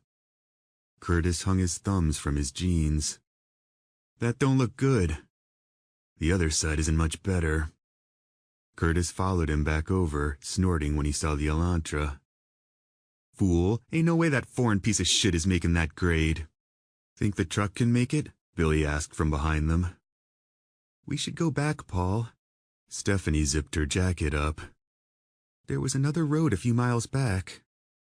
Paul flashed her a tight-lipped smile. I got this, he said, climbing back inside the truck and rolling down the passenger side window. Billy! Billy trotted over, and Paul handed him the 9mm he took from the chubby cop back at the police station. Thank you for what you did last night. It means a lot. Billy stared at the gun without taking it. Next time your taser might not work. Paul gestured with the gun, and Billy took it. Thank you. I know you know how to shoot, but keep your finger off that trigger until you're ready to fire. Billy ejected the clip and pulled back the slide, eyeballing the chamber. Gotcha, he said, releasing the slide and slapping the mag in. You better be cool. He nodded, replacing the taser in his duty belt with the sidearm that was a perfect fit. I am. Now stand back and tell me how I'm looking. Hey, if you die, can I have the M4 instead? Paul pursed his lips, and Billy ripped out a drawn-out laugh. Just kidding, he said. I want your coat. The others made room and stood off to the side, watching Paul slowly maneuver the pickup straight down the ditch. Keeping his foot on the brake, he cut a slight angle to the left, narrowly clipping the Elantra. Looking good, man. Billy hollered. "Put it in beast mode!" Curtis yelled through his hands. Paul glanced in the mirror, half expecting to see a herd of stragglers swarming the others as they waited up top. This had to go quicker. Leaning against the wheel with the seatbelt cutting into his shoulder, he cranked the wheel hard left and released the brake. Gravity took over, and a jarring bounce vibrated his bones. The front end dug up some grass, and suddenly the truck was on flat ground at the bottom of the ditch. Curtis clapped slowly and whistled, but Paul still had to get up the other side. Fortunately, the F-150 was up for the challenge and, with some convincing, manhandled the steep bank, spitting grass and dirt out the back end. On the other side of the overturned hog truck, Paul reclaimed the empty road and climbed into the back bed, waving the others over and taking point. Watching them file between the abandoned vehicles with the Beretta wrapped in his hand, his mind conjured up graphic images of dead drivers snatching at their arms as they sifted past like sand. Instead, a distant noise drew his attention off to the east. He snapped his head around to see a freight train slowly emerging from the tree line. "Oh, great," he mumbled, turning back to the others. "Hurry!" Curtis sprinted around the hog truck, the dead and bloated pigs inside stinking up the roadway. "We gotta get past those tracks," he said, hopping in the back to help Paul cover the others. "I know." Paul waved for them to move faster, glancing at the train about to trap them between the hog truck. Without incident, the others piled in the back seat, and Curtis slammed his door shut. "Go!" Paul slid in behind the wheel, and before Wendy could shut her door, he hit the gas, lurching up a steep incline toward the train tracks stretching 30 yards before them. The clacking grew louder. Stephanie screamed. He slammed on the brakes, narrowly missing the yellow locomotive rolling past. "Shit!" Pounding the horn, he backed up, catching a worrisome look from Wendy as the train clicked and clacked in front of them. They fell silent, watching the engineer reach for them out a broken window. The conductor's eyes were as wild as his salt and pepper hair blowing in the wind. Bloody scratches ran down one side of his face, and he yelled things at them they couldn't hear. "No fucking way," Wendy whispered. "What the hell, man?" Billy leaned forward in the back seat. "Those things are driving trains now?" "He's not driving it," Paul replied, watching the engine slowly fade into the west. "He must have turned while the train was already in motion. He's just along for the ride now." Paul looked over at Wendy. "Just like that cruise ship captain." "Damn," Curtis muttered.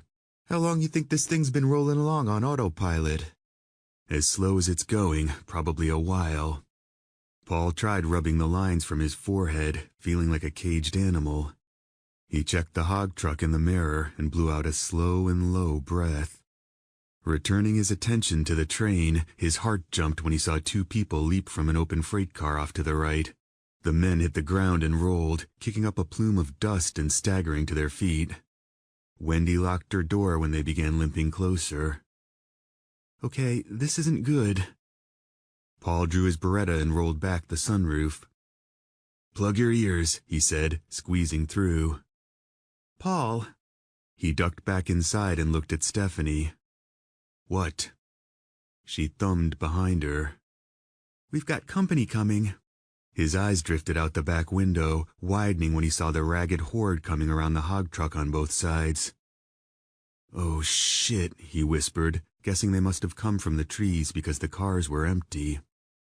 Turning back around, he saw the railway bums nearly to the pickup. "Lock your doors and roll up the windows," he said, standing up through the sunroof and staring down the barrel of the Beretta. Lining up the 3 white dots, Paul was about to squeeze the trigger when more people jumped from the train. Heart pumping, he watched the freight train spill from the trees like an endless metal snake, blocking their escape route for who knew how much longer. Turning back to the horde, a cold realization settled in as he saw there wasn't going to be time to grab the duffel bag with the majority of their guns in the truck bed, including the M4. Curtis must have noticed the same thing because he was already trying to pull the guns through the tiny back window one at a time, but it was too late for that. A heavy-set man in a red flannel climbed into the bed, making the truck dip in back and diving for Curtis's arm. Curtis jerked his limb back inside just as the man's rotting face plugged the open window. Billy screamed, narrowly avoiding his gnashing teeth. Tar-dark blood spilled over the man's bottom lip and ran onto Billy's back. Stephanie fired, blowing the thing out the back window and making everyone's ears ring. Curtis slammed the window shut, and Paul slid back inside and closed the sunroof, deciding that conservation was in their best interest at this point. There were too many of them, and no sense wasting all their ammunition when the train would soon be gone.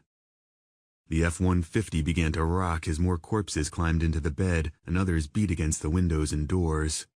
Paul watched the first two train hobos mount the hood and began pummeling the front windshield with sloppy fists. A tall man in a hunting vest yanked on Paul's door handle.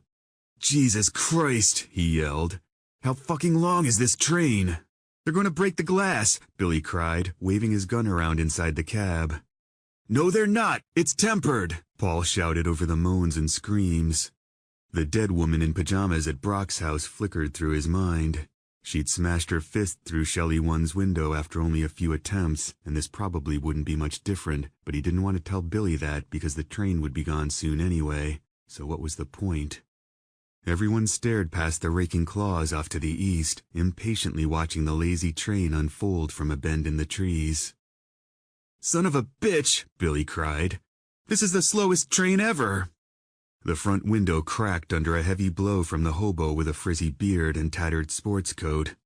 Paul revved the engine just to reassure himself it hadn't died along with everything else in this fucked-up world. The beefy V8 roared over the collective moans and grunts coming from the decomposing faces pressed against the glass on all sides. In a few more seconds, he could punch it and send the corpses toppling as the pickup sped off to safety. "Paul!" Wendy shrieked, leaning against him. He turned to see a mountain of a man barreling toward her door at an alarming rate of speed. The man came hard, tucking his dark beard into his chest and headbutting her window with a thunderous crash. Glass exploded into the cab and Wendy screamed. The man latched onto her hair and pulled her to his teeth. Paul took aim but couldn't get a clear shot, not with the truck shaking like an earthquake. She pushed against the door to keep from getting sucked out the window, and just when Paul thought she would be lost like Sophia, everything slowed down in his mind.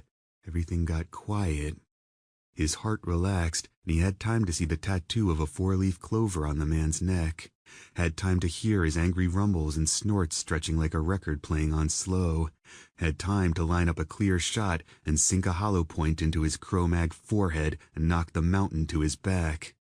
Free of the man's grasp, Wendy dove into Paul's lap to escape the other mangled hands now reaching through her shattered window. The truck rocked back and forth while Paul unloaded his magazine in a controlled manner that would have made Brock proud. One by one, decomposing bastards flew back outside the truck and hit the ground, and one by one, more replaced them. A young blonde woman, probably very pretty before the outbreak, took one to the face. A senior with stringy hair hanging down one side of his head. Gone. A frat guy in a Sooners tee. Down. A black girl missing her nose. Dead again. A Boy Scout. The gun ran dry. "Come on!" Paul cursed the lethargic train unraveling from the goddamn fucking tree line. He tried getting to the extra magazine in his holster while stiffs came through the window. "Curtis, I'm out!" Curtis leaned on the center console and started blasting, each gunshot a hammer to their ears in such close quarters. But their hearing was the least of their problems, and it was only a matter of time before another window broke out, and if this stupid fucking train didn't get the hell out of the way, they'd be dead in less than 60 seconds. Paul's fingers hit metal. He slapped the mag in just as the back window exploded. Putting their backs against the front seats, Stephanie and Billy peppered the dead reaching through the small window, while Curtis and Paul popped the ones coming through Wendy's. Shell casings fell like copper rain. The moans and screams grew louder, more desperate. The pickup shook. Wendy raised her head to help out, and Paul shoved her head back into his lap like some horny teenager at the drive-in. At this point, she would only block his shots. The locomotive blew its horn off in the distance, and Paul had time to think about what that meant. Had time to envision the undead conductor pulling on that whistle chain as mad laughter rolled from his split lips. Sinking a slug into a man wearing a Carhartt, Paul felt the hot sting of a shell casing slide down the inside of his coat.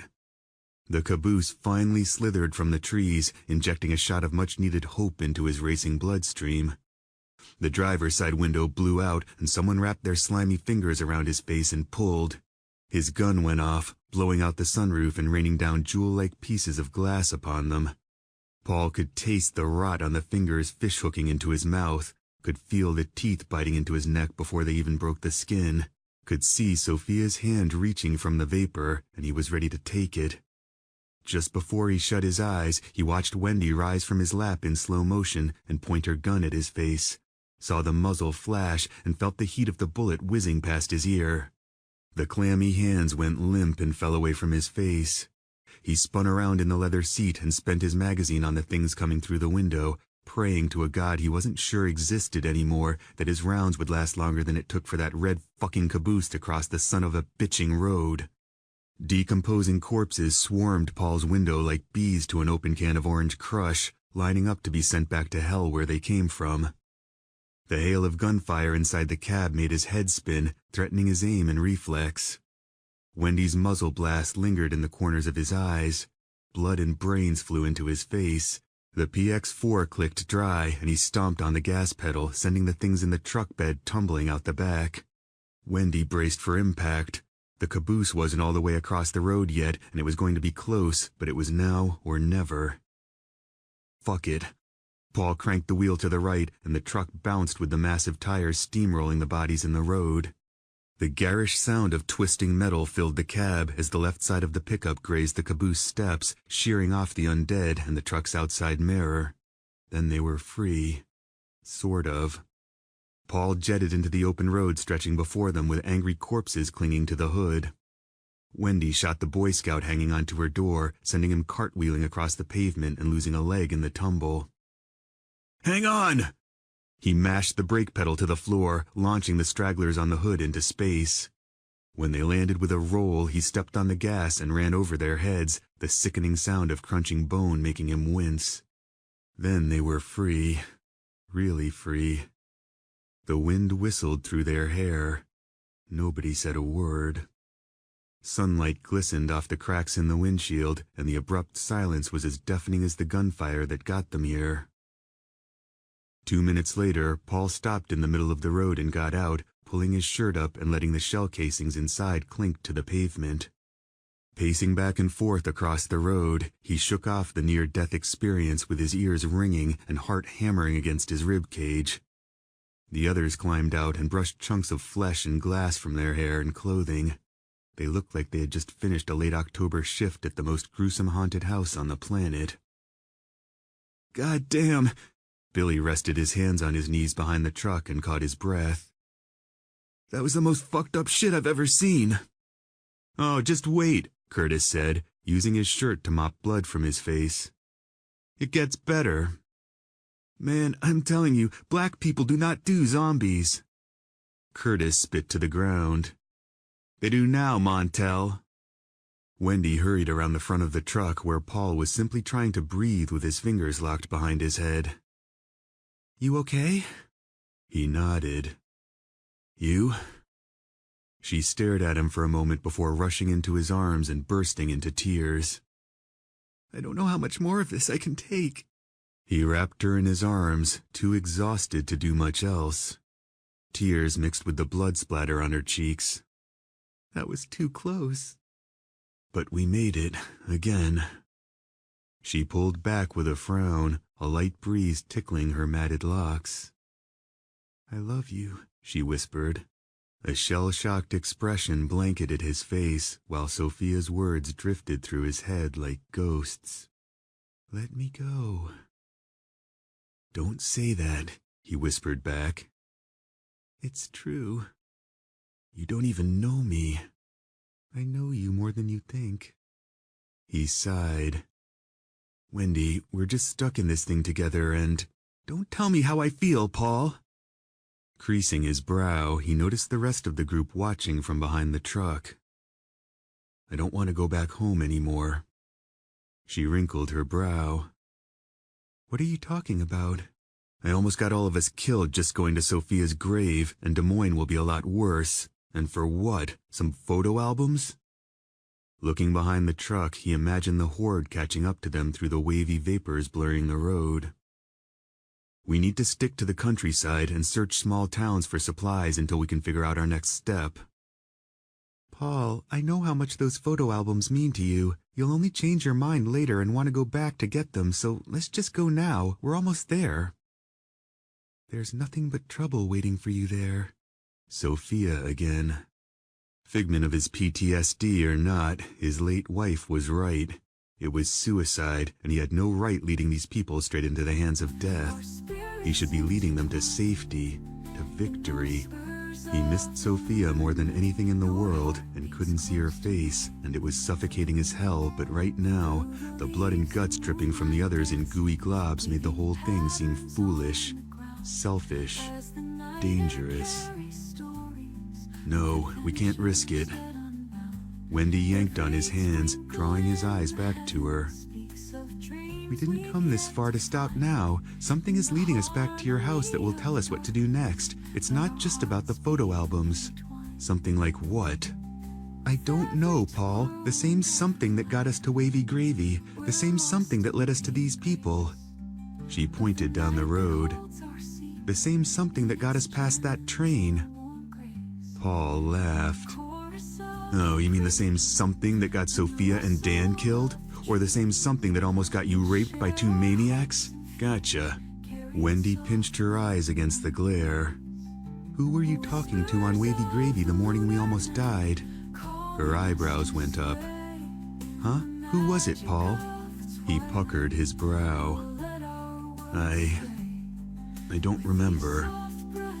And how did that bedroom door slam shut right before I was about to get raped? Explain that one to me. The wind.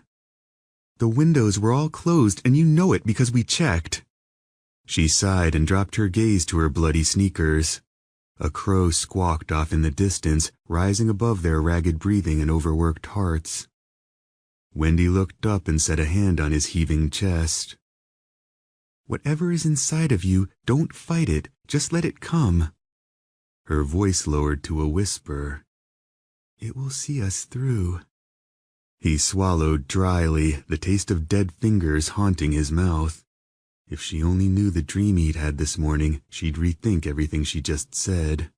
First, we need to find another ride, he said, examining the battered truck. Then we'll figure out our next move. He tried walking away, but Wendy pulled him back to her. We already know our next move, she said, planting a soft kiss on his lips. Pushing away, Paul turned for the truck, catching a lingering look from Stephanie that filled him with shame. Chapter 17. The dealership looked just like it did when the manager shut out the lights and went home for the night nearly 1 month ago today. The water cooler still worked, and other than the glass they just broke out in the front door, nothing was out of place. Sunlight streamed through the large front windows, giving the place a cheerful Saturday morning cartoons and cereal feel that couldn't have been further from the truth. Paul stepped around a white Chevy Volt on the showroom floor and filled a paper cup with some more water, blurring the rising bubbles into jellyfish-like blobs. Adrenaline receding, exhaustion began to settle in like an old cat. He put the cup to his lips and glanced at the others seated around a large circular table where deals were hashed out in the past. They were a motley-looking crew, and he had to get them someplace safe to reset for a few days. It couldn't be kill, kill, kill all the time. There had to be some R&R in there somewhere along the line, some levity, some fun.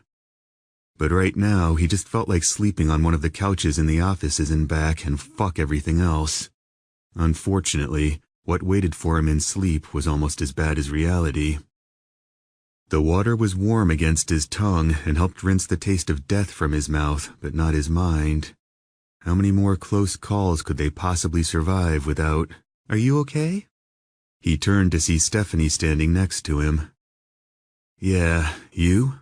She straightened her bloody jacket. "There's glass in my ears, but other than that..." She flashed a half-hearted smile, and he appreciated the attempt. Picking a piece of flesh from her hair, he flicked it onto the window of a red Camaro. "Hope you weren't saving that for later." There's more where that came from. He smiled, and she smiled back. So, is everything okay? He followed her tight gaze to Wendy. What do you mean? She seems upset. His face flushed in the sunlight. Stephanie knew Sophia just died, and he also knew what she must be thinking, and it embarrassed the hell out of him. It's not what you think, he said, refilling the cup. She's just scared and looking for something to hang on to, but she's grabbing onto the wrong life raft. That's none of my business.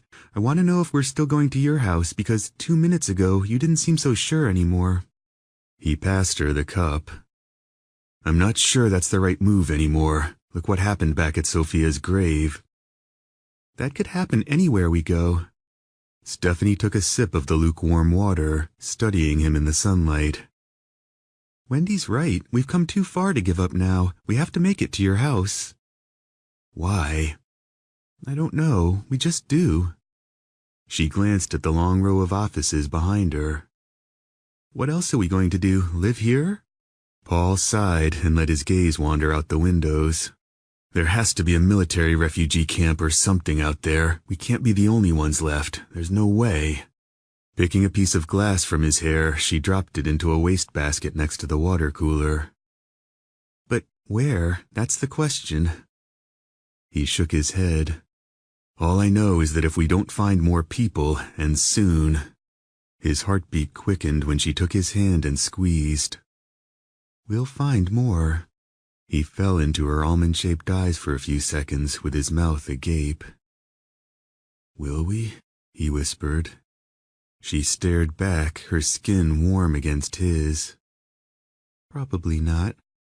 Paul laughed out loud, bringing a smile to her pretty face that felt amazing. Hey guys, how's it going? They turned to find Wendy standing behind them with a shifty look in her eyes. Stephanie let go of Paul's hand and gave him back the cup. Better, she said, wandering back to join Curtis and Billy at the big round table. Wendy folded her arms across her chest and watched Stephanie go. I wish I had long legs like that. Me too, he replied, following Stephanie to the other side of the showroom. He didn't like the way everyone looked up at him when he got there. So, which one do you think we should take? Billy asked. The Camaros, Curtis said. Billy pressed his lips into a thin line. Yeah, I don't know about taking 2 cars, man. They're faster, plus if one breaks down, we still have another that's good to go. We're not all fitting into one Camaro, Curtis, especially with all our gear. Billy turned to Paul. We should take a minivan that everyone can fit into, something with DVD players and stuff. What do you think? Paul crumpled the cup and tossed it over his shoulder. I think my name's Paul, and that's between y'all. Even though he made it abundantly clear this was his party, he felt like turning down the music and kicking everyone out. This party was over. He plopped into a hard plastic chair and massaged his temples, bloodshot eyes drifting to the tattered suit and tie strolling the dusty rows outside like a Sunday morning looky-loo. More than likely, a car salesman who couldn't figure out how to get back home to eat his family. I'm telling you, those 2 Camaros right there will get us out of any jam in a hurry. Billy shook his head at Curtis. There's way more room to stretch out in a van, dude. I'm not driving a minivan, Billy. What don't you get about that? Okay, then, how about a CUV? Hell no. Paul jerked his chin out the plate glass window. We'll take the black Suburban, he said, hoping to thwart the headache taking root behind his right temple. Billy examined the ride for a long moment before nodding his approval. I like it. Roll into town like we're the Secret Service. Wendy sat down next to Paul and he leaned back, avoiding her gaze. Appearance is everything, which is why we're wearing these badges. Curtis snorted his laughter and flicked the silver badge pin to his shirt. I doubt those things are going to give 2 shits about some tinfoil badges. No, but maybe the next Jay and Marvin we come across will think twice before messing with us. Paul lowered his voice. Like I said before, we are the law now, and it's time to start spreading the news. For whatever reason, this world wanted to change last month, and we are here to change it back because it's ours, It's for us, not them.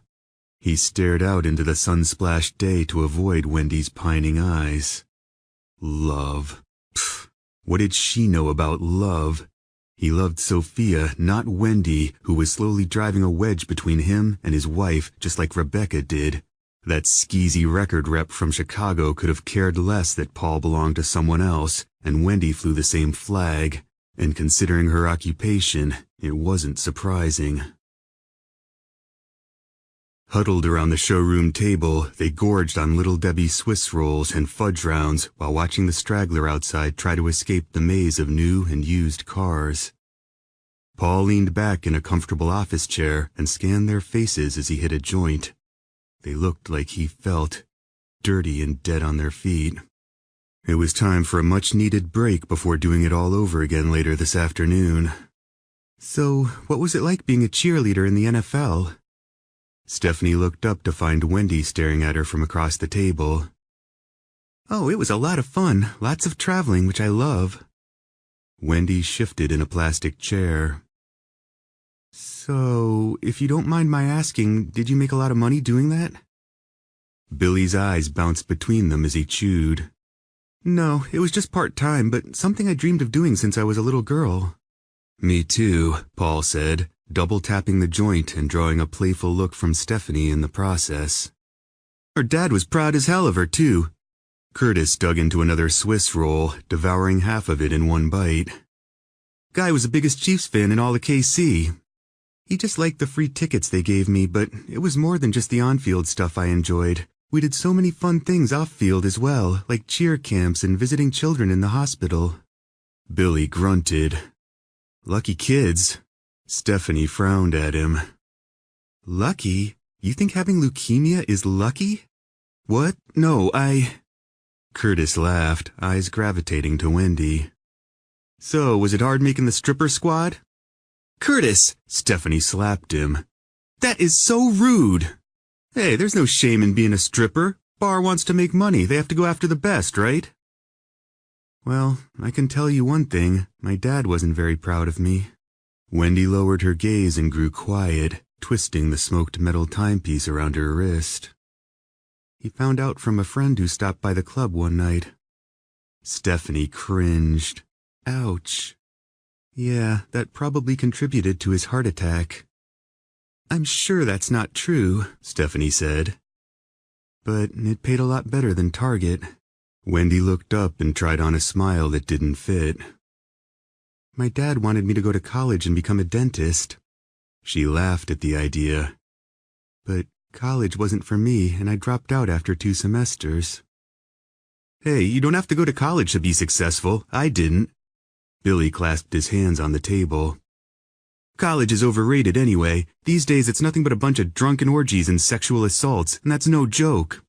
Paul furrowed his brow and passed him the joint. I think there's a little more to it than that. All I know is that if I had a daughter, her college fund would be a game room fund, Billy said, capping off the statement with a drawn-out laugh that echoed in the large room. Stephanie traded a quick look with her brother. I think that's what our dad did with our college funds. He had an awesome game room. I lost my virginity on that pool table. Paul's eyes flicked to Curtis. Are you serious? He shrugged. Hey, a bet's a bet. I don't miss the old world. Everyone turned to Wendy, smiles fading. I hated my life and my job, and I don't miss it. She dared to look up and meet their heavy gazes. I know how much each of you has lost, and I'm sorry for that. I really am. But a part of me thanks God this infection happened, and I feel horrible saying that. She turned from their incredulous stares and lit up a cigarette. But I feel like I have a purpose in this world that I never felt before. I was so lost before this, she said, glancing at Paul. And now I feel present. Paul popped the last of his fudge round into his mouth, wishing she'd just shut the fuck up for 2 minutes because, as much as he hated to admit it, maybe she was right. Maybe this life held their calling and not the old one, and maybe they were still alive because they weren't so average after all. They may not have any training, but something was watching over them, guiding them, protecting them, using them in a fight against evil. It sounded ridiculous inside his head, but so did the idea of dead people wandering the streets. If the dead could rise, maybe he was here to put them back down. Or maybe he'd die siphoning gas 2 hours from now. Everyone continued eating as a heavy silence fell over the showroom like a damp sheet. Paul caught himself staring at a tiny picture taped to the cubicle he was sitting beside. A family of 4 posed in front of a sunlit cabin in the woods, everyone smiling brightly except a young girl with long dark hair and disdain swimming in her eyes. The gloomy look on her face sent a case of the chills running through him, and he wondered why the salesperson chose to tape that particular picture to his cubicle, until Paul noticed the young girl wore the exact same expression in the other pictures as well. No matter how bright and cheery the location, an amusement park, the beach, the zoo, she looked like she was in a living hell. A wall clock fell to the floor behind the customer service desk and shattered into pieces. Everyone jumped. Paul sprang from the chair and drew his gun, taking aim at something that wasn't there. "Fucking A!" Billy shouted, jerking Chubby's weapon from shiny car to shiny car. "The fuck was that?" Curtis dashed across the showroom and did a quick sweep of the offices. "Just a stupid clock," he said, going behind the crescent moon-shaped desk and inspecting the wall with Fork River's Autoland written across it in large yellow letters. "Nail came loose or something." Billy blew out a breath and dropped back into his chair, setting the gun on the table. "I can't take this shit anymore, man." He squeezed his eyes shut and counted to 5 before opening them again to see the blank faces staring back. "Damn." Paul holstered his weapon and sat back down, wondering how many more jolts his heart could take before it ruptured inside his chest. Curtis seized Billy from behind and yelled in his ear, making Billy shout. "You asshole, Curtis!" He laughed and grabbed another Swiss roll. "Damn, jumpy much, Billy?" Stephanie couldn't stop a smile.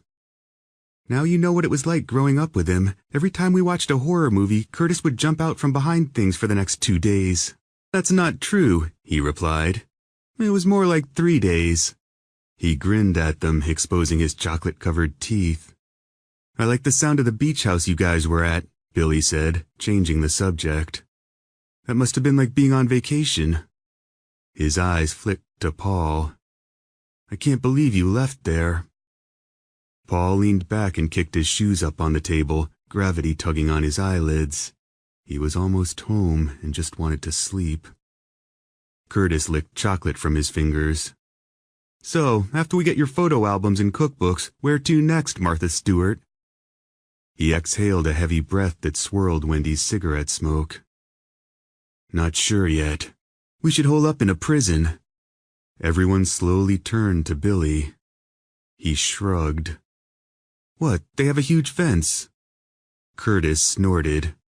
"What's with you and prisons, man? Didn't you get enough of Johnny Rotten's crusty dick in that last place?" "Okay then, how about a hotel? A 5-star hotel?" Billy confidently nodded. "Throw some bellhop racks and chairs down the stairs to keep the stragglers from getting to the top floor." "Or to block us in," Paul said. "What if there's a fire?" "We get parachutes and jump from the roof." Billy threw his hands out. "Look, man, I'm just saying we need to get somewhere that has a fence or a wall, something those things can't climb over or we are done." His eyes stopped on each of their faces. "I'm not even playing. This shit is real, and it's time we start taking things very fucking seriously." "Oh, you don't think we've been taking this seriously?" Curtis snapped. "Try clearing a mannequin factory in the dark. We've been taking this shit seriously since day one, while you've been hiding under your bed like some little bitch, so don't talk to me about taking things very fucking seriously." "Curtis," Stephanie said in a calming voice. Paul yawned and shut his eyes, torn between holding up somewhere for a while and staying on the move. It ate at him without respite. He was responsible for these people's lives, and that was no joke. There was no reset button here. This was his bright idea, but like Dead Brock said, they had to take the fight to those things, and, even in death, Brock was right. If they planted roots now, they'd get complacent, sloppy. One thing was very clear at this stage of the game. Hardly anyone was left, and finding them would be like finding a needle in a haystack.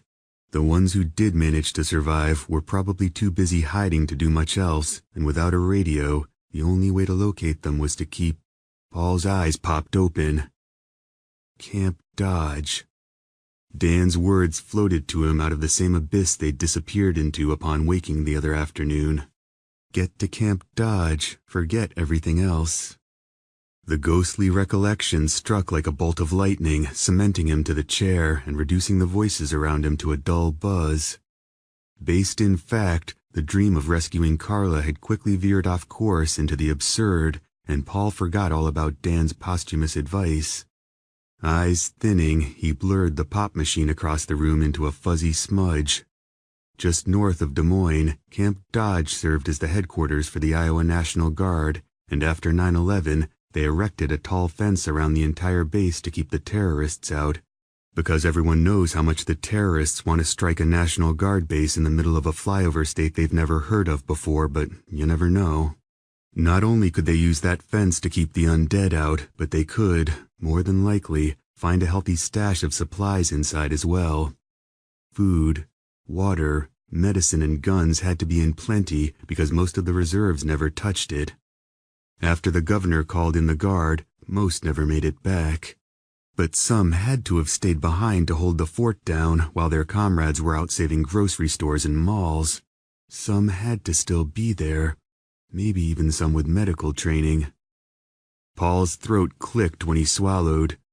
Or maybe dead soldiers patrolled the grounds with M4s they relearned to fire after plugging back into some base instinct all creatures seem to possess. Kind of like how Lindsay Wagner relearned to ride her bicycle before Brock blew half her face off in his driveway. More importantly, the reserve base probably had a working radio. So far, all of the ones they'd tried were way too small to have much of a signal, but Camp Dodge would be a different story.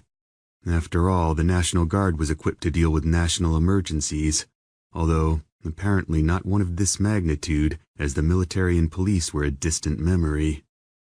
Nonetheless, this could be their foothold, their new beginning, their comeback. What are you thinking about? Paul's red eyes jerked to Wendy, heart beating faster against his coat. Let's find those car keys. Chapter 18. The Suburban was still a tight fit for 5 people, but offered more room than the F-150. It also had better protection for their gear stowed in the enclosed back end. The corpses that breached the truck bed crushed a tub of food, but it was still mostly salvageable. Had the tailgate popped open, they would have lost everything when those things fell out the back. Second chances are an endangered species in this world, and they wouldn't make that mistake again. Beyond the Iowa border, the temperature dropped and the snow grew to a thin blanket, with dead grass poking through in patches. The jackets they took from the beach house were fine during the day, but they would need something heavier at night. But not tonight. The shadows were already stretching longer, and it started to snow. Mid-yawn, downtown Des Moines appeared in the gray distance. Just like everywhere else, nothing breathed. The capital city was a hidden gem, insulated from gangs and terrorist attacks, immune to rudeness and unfriendly welcomes. Now it was decimated, a blurry thumbprint of what once was. Nothing moved but the American flags flapping in the wind, and outside of a taxicab parked in the middle of the street, Paul's house looked just like it did back on that snowy February day, the day he, Sophia, and Dan were too busy fighting for their lives to look back. The woman in curlers and a robe was now lying half in the road and half in Paul's front yard. The first human he saw murdered by one of those things with his own 2 eyes. There wasn't much left, which explained why she hadn't gotten back up. Pulling in the driveway, skulls popped beneath the SUV's new tires, squirting bloody brains out the side like ketchup packets. He put the Suburban in park and let out a tired breath, studying the place with dread seeping into his marrow like tainted oil. After the zombie train, he didn't feel like clearing the house in the least. Not even his house. Hell, many nights pre-outbreak he was too tired to brush his teeth before bed, let alone storm another haunted house with loaded weapons at the ready. Paul shut off the engine and light snow melted against the windshield. The quiet was unsettlingly deceptive. It looked clear from here, but as he'd learned over the past month, looks can be deceiving. This was the city, and those things were, undoubtedly, lurking around every corner, waiting to strike. What was the old myth about always being within 6 feet of a spider? The same now went for the Walking Dead.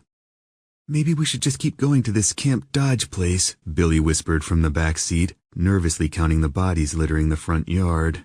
"I think that guy by the tree is still moving." "Just stick together and we'll be fine," Paul said, getting out on rubbery legs and hanging the M4's shoulder strap around his neck, while painful flashes of the past made his head spin. And not the good past either, like when he and Sophia moved in and celebrated with champagne and Chinese surrounded by unpacked boxes, or when friends dropped by with beer and wine for the very first time. No, the bad stuff, like when the world fell to the dead. His eyes drew to Dan's Ford Fusion parked at an awkward angle in the front yard, stomach tightening. The man in a cheap suit and tie was still leaning over the porch railing, and Paul could still feel the poor bastard's bony hand locked around his wrist.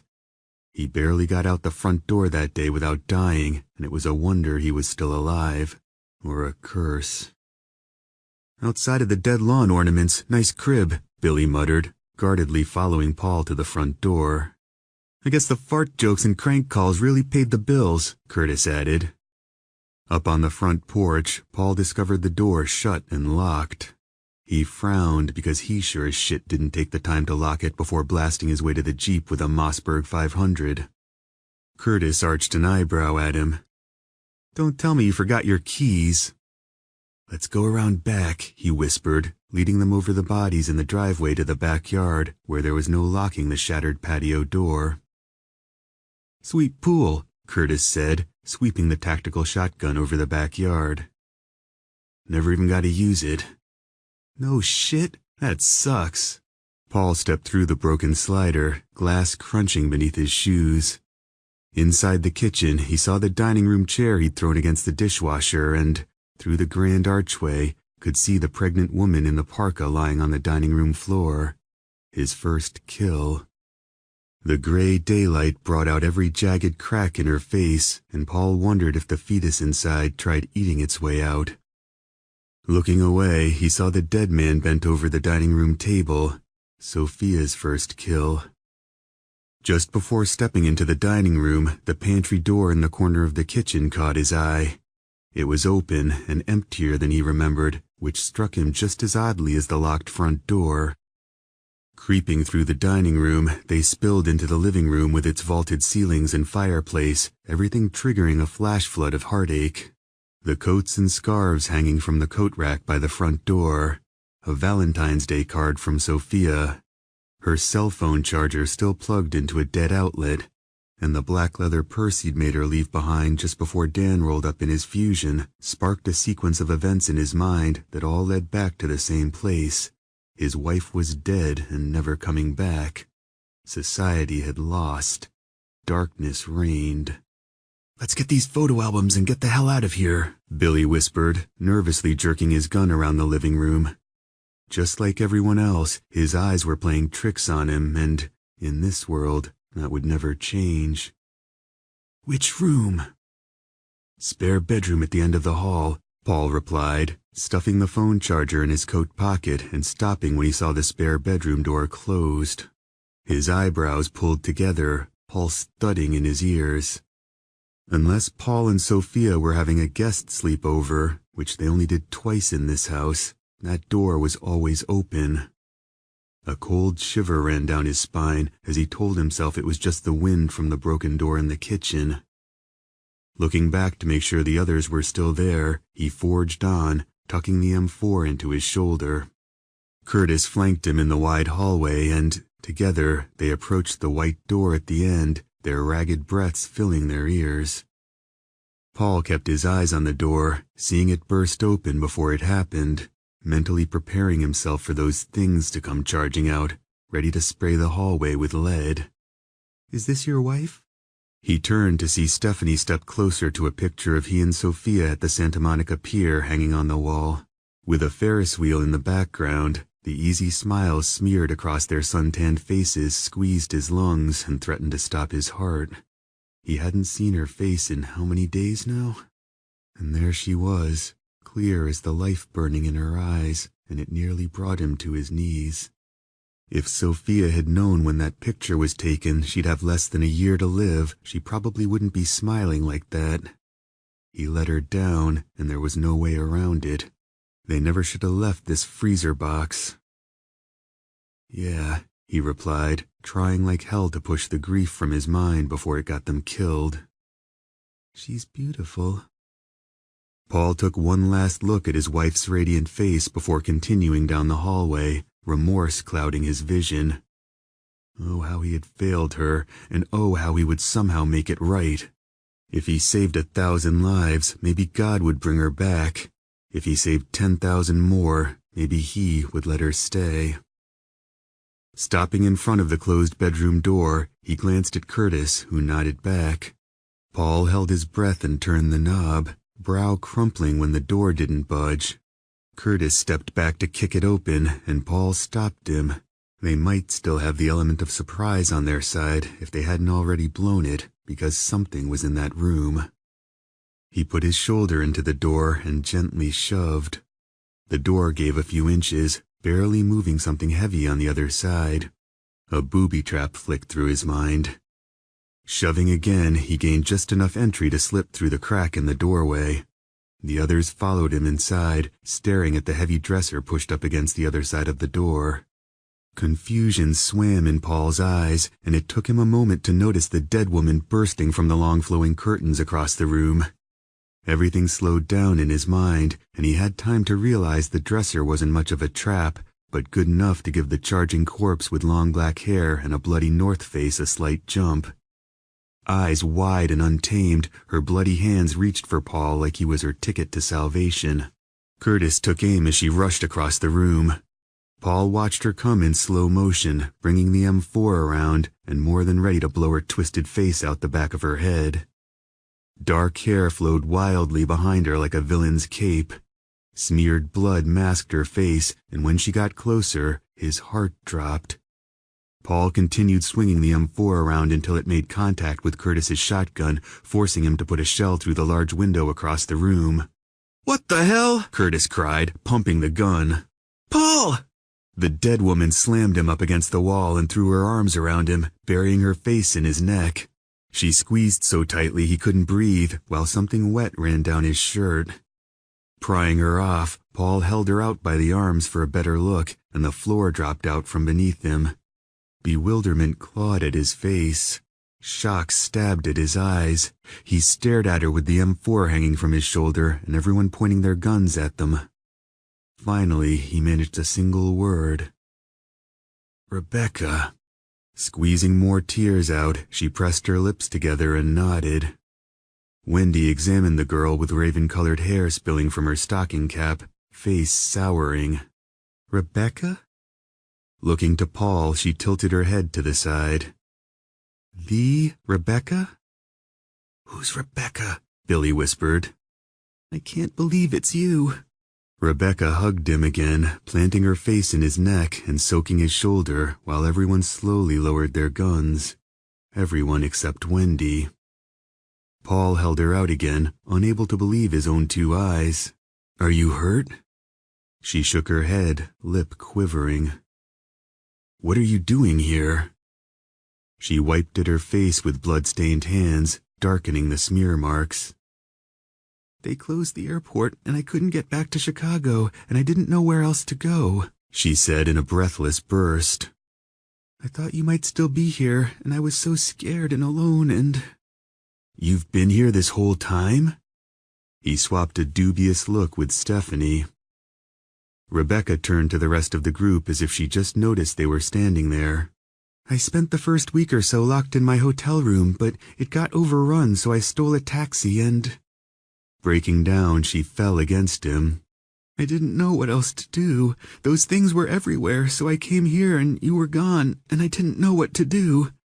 The tears came harder, muddling her words. "I couldn't go back out there, so I just hid in this room and prayed someone would find me." "Jesus Christ," he breathed, rubbing the back of her coat while trying to come to terms with the photo albums scattered about the bed behind her.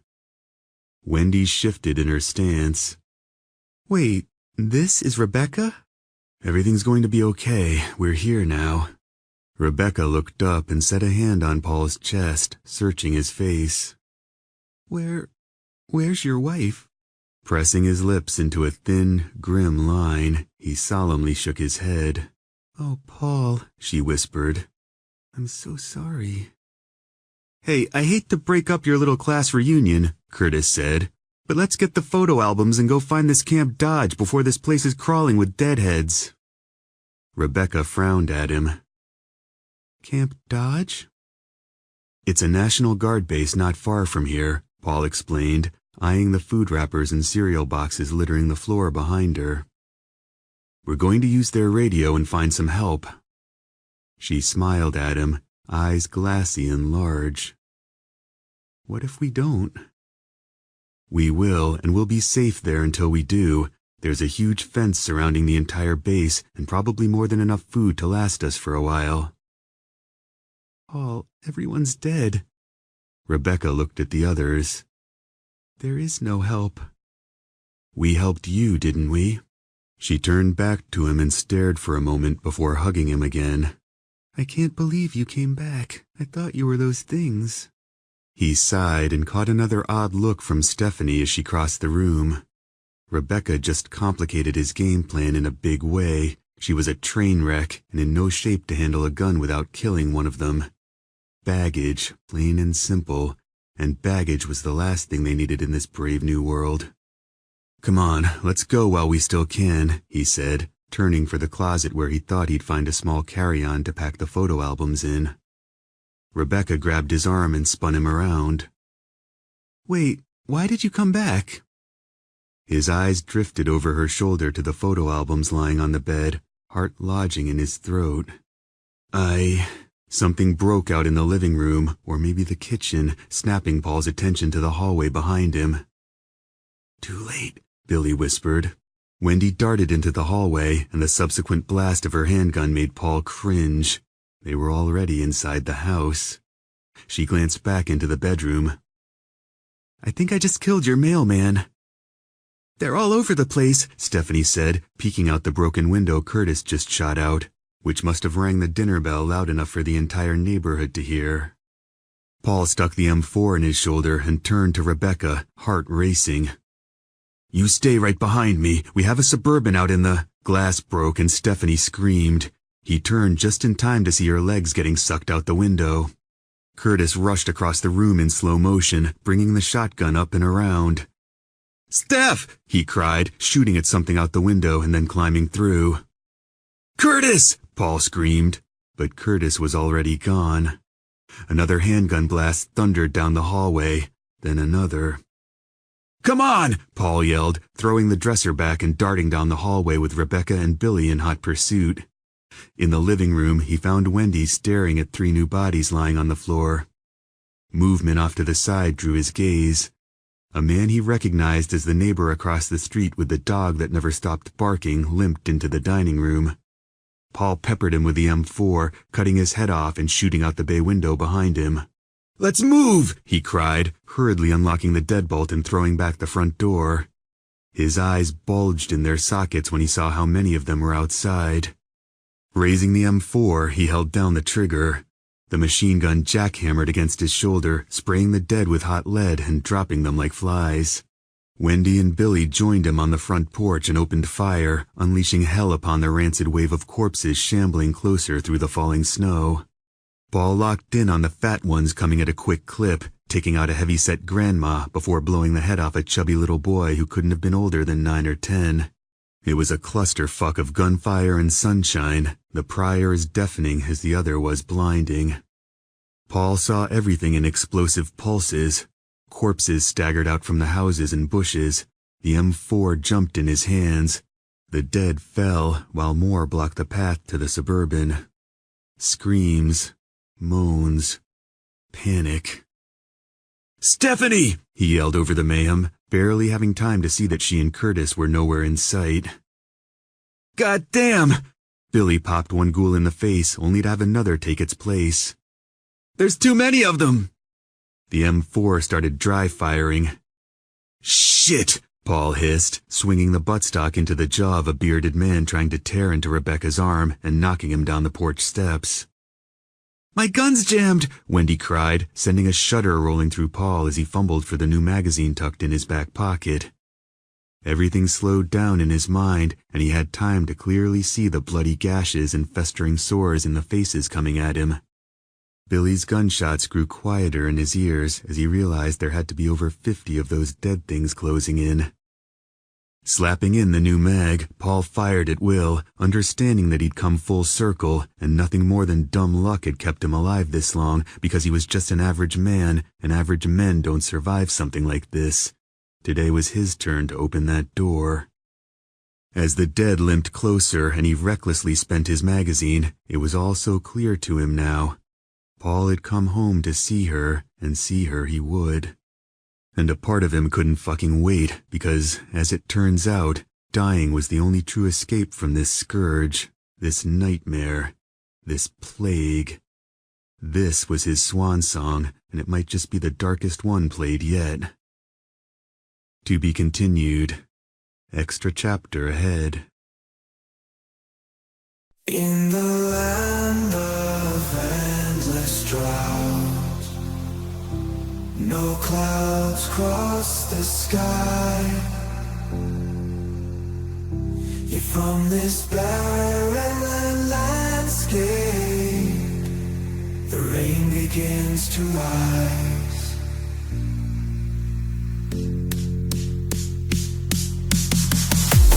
Here where nothing grows, the drops begin to fall. From the heart of desert sands comes the rain to cleanse us all.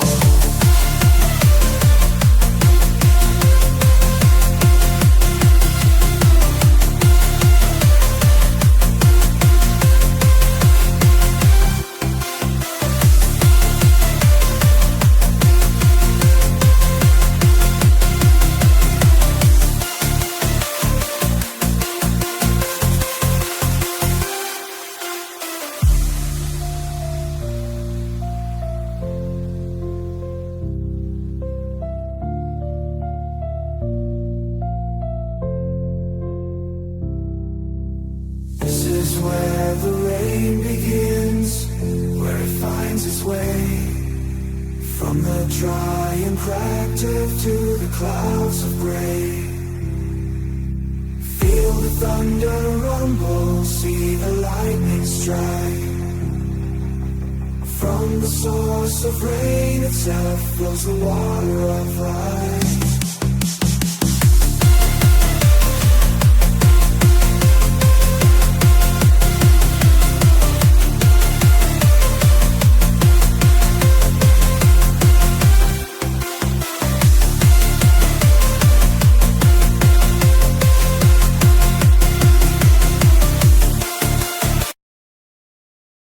Chapter 19. 2 days before outbreak. Billy drove way too fast, his boss's words rattling around in his head like coins in a can. "I'm sorry, Billy, but your heart isn't in this and we're going to have to let you go." Pounding the steering wheel, he laughed sharply. How was his heart supposed to be in something that was below him? And how was he going to tell Janet he couldn't even keep a job at fucking Jiffy Lube when their bills were piling up like late autumn leaves? She'd already turned distant after losing the shop and, subsequently, falling behind on their mortgage. Groaning, he went faster and set his jaw. Shit! He cursed himself for settling for a shitty job like that in the first place because he could do better. He had more to offer than that. Slamming on the brakes for a red light, Billy released a pent-up breath, terrified of getting a ticket and compounding their money woes. Leaning against the door, he rubbed his forehead and blurred the intersection into a gray moving blob. He needed a drink. No, make that several drinks. The bar around the corner from his condo called to him like a mistress in the night, and at this point, what could it hurt? The light turned green and he mashed the accelerator to the floor, deciding that digging in deeper wasn't the best course of action. He could still fix this. Janet wouldn't get off work for 3 more hours, and the best thing he could do right now was go home, clean the place from top to bottom, and start submitting applications online. With his skill set, he could probably find another shitty job by the day's end. Laughter took him by surprise when he pictured himself rounding up carts in a Walmart parking lot or flipping burgers on a greasy grill, because that wasn't him. Unfortunately, most places didn't give a flying fuck about blowing a neon sign in the shape of a cowboy hat. No, there had to be something else, like making furniture or designing t-shirts, something with some meaning. He was good with his hands and mind and missed his old shop. Losing that place was like losing a limb. Goddamn LED lights. Turning onto his street, he cringed when he saw Janet's car in the driveway. Damn, he hissed, pulling in and shutting off the engine. She would get off early today. He dragged himself from the car, rounding up the right words to break the bad news. His feet felt like cinder blocks as he climbed the front steps, and the right words were all wrong. Unlocking the door, he quietly slipped inside and leaned against it, putting off facing her for as long as humanly possible. He wasn't ready for this, but wanted to get it over with at the same time. She would know something was off with him, but maybe postponing the bad news until tomorrow wasn't such a bad idea in the short term. Give himself an extra day or two to lock something else down. But she would know something was wrong, would smell it on his lies. Brow folding, he held his breath when he heard an odd sound coming from upstairs. Billy quietly set his keys on the granite breakfast bar and crept up the carpeted staircase, the odd sound getting louder as something banged against a wall upstairs. Janet's screams made him take the rest of the steps 2 at a time. Horrid thoughts of murder dashed through his mind. He could handle losing the shop and job, but not her, too. Not his Janet. Pulse racing, he grabbed a candlestick from a hallway sofa table and skidded to a stop in the doorway to the master bedroom, bracing for the massive amounts of blood spurting from her body that would tell him he was too late. The air left the room. He blinked to clear his eyes. His legs turned to rubber, and his heart fell out onto the floor as he watched the headboard slam against the wall. Janet's bare legs dangled in the air, and the naked black man lying between them wasn't Billy. She screamed louder as the man pumped his ass between her thighs, giving her the business with such ferocity they didn't even notice Billy standing in the doorway. It wasn't murder. It was rape. He stepped forward, mind spinning. "Don't stop, Charles! Oh, God, don't stop!" Billy turned to stone. Charles? His head felt dizzy, and this couldn't be happening. Not to him. He could accept everything else, but not this. Not his beautiful wife. Charles tipped his head back and grunted, pulling one last moan from Janet, who curled her toes and dug her nails into the man's back. Billy couldn't breathe because this couldn't be happening. Not on the same day he lost his job. No one was that unlucky. His wife's feet slowly lowered back to the bed as she let out a long sigh. Charles laughed into her neck. "Damn, we gotta take a half day more often," he panted. "Half day? Next time let's make it a full day." He kissed her before rolling onto his back and exhaling a winded breath to the ceiling fan above. The candlestick slipped from Billy's hand to the floor, and Janet screamed. Pulling the bedsheet up over her breasts, she scrambled to sit up. "Billy," she gasped, brushing hair from her face. "What are you doing here?"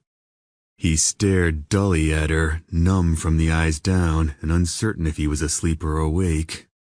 "I got fired." She traded a terrified look with the naked man lying next to her in Billy's bed. "Fired? For what?" "Does it matter?" "Listen, Billy, this isn't what it looks like." The man started sliding out of the bed, and Billy pulled the snub-nosed revolver from the holster in the small of his back. When he got his CCW permit last year, he always envisioned stopping a deranged shooter at the mall or a mugger after a late-night movie, but not this. Even in his worst nightmares, this never crossed his mind. "Stop," he said flatly, gesturing with the gun. Charles held his hands up and got back in bed. "Hey man, it's cool. This doesn't need to get any uglier than it already is. I'm sorry, Billy." Billy swung the gun to Janet, realizing he'd lost everything in the blink of an eye. Everything. A lone tear slid over his cheek. "Why?" She held the sheet over her chest like a frightened child, like that purple bedsheet could protect her from the 6 bullets in Billy's gun. "I'm so sorry, William," she replied, using the name he hated and blinking some crocodile tears out for good measure. "But you know why." He gave her a shallow nod because he did. Over the past few months, the signs were there, but he chose to ignore them because he could fix this. He could bounce back higher than ever before, but that never happened. Another tear slid out, and Billy shot Charles in the chest. Janet screamed, and he put a bullet through her heart, killing her scream. Wide-eyed, Charles tried holding the blood inside his chest and slipped out of bed. Wet-sounding gurgling noises bubbled in his throat as he stumbled to a chair with his slacks draped over the back. Digging a cell phone from his pocket, blood dripped onto his bare feet. Billy watched him with a strange fascination, unable to feel anything but the warm gun in his hand.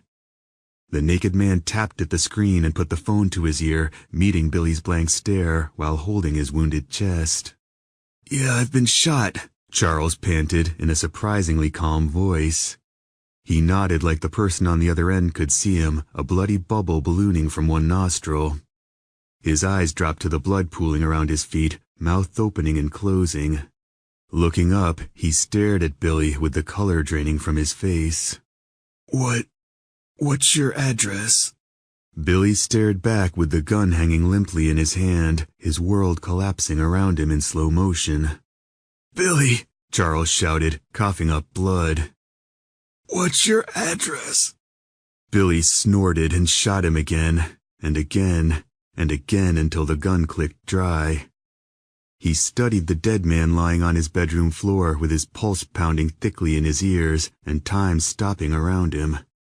Faintly, he could hear the 911 operator saying something through the cell phone on the carpet, but it didn't matter what she was saying because the emergency was over now. After a few seconds or minutes, he wasn't sure which, he went to his wife's side of the bed and stared at her lifeless body for a while. "I'm sorry, baby," he said, placing her hands over her chest to cover the blood painting her breasts in red. Operating on some weird automatic pilot, he pulled his cell phone out and snapped a picture of her he didn't want. He examined the screen for several seconds and then looked back to his dead wife. She was beautiful, even in death. Then her eyelids snapped back and she seized his wrist. Billy awoke with a jolt and stared at the ceiling. For a moment he couldn't move, his body paralyzed from head to toe. It was suffocating being reduced to a pile of meat like this. After some time, and with great effort, he forced his head to one side to see Stephanie lying next to him a few feet away. His throat slowly unclenched, releasing a sip of air into his lungs. When he noticed Curtis and Paul gone from the room, he pushed himself to his feet and followed a sliver of moonlight to the bag sitting by the front door. Slowly sliding a zipper back, Billy rifled inside a backpack he thought was Paul's, using his hand for his eyes. "You looking for this?" Jumping, he turned from the bag sitting by the front door to see Paul holding up the cell phone he could barely see through the faint moonlight. "I thought you said you didn't find it," he whispered, slowly rising to his feet and staring at him from across the darkened room. "What's on here, Billy?" His lips pulled down at the corners, and Stephanie stirred on the floor. "Just some pictures. I had a bad dream and wanted to see my family. I miss them." Paul studied him through probing eyes, a quiet showdown stretching between them, and slipped the phone back into his jeans. "I'll hang on to it for you. It's dead anyway." Billy swallowed thickly in the tension-filled silence bowing the walls. Slowly, he nodded back. Okay. This has been A Little More Dead, Gunfire and Sunshine, written by Sean Thomas Fisher, narrated by Mark Westfield. Copyright 2015 by Sean Thomas Fisher. Production copyright 2016 by Sean Thomas Fisher.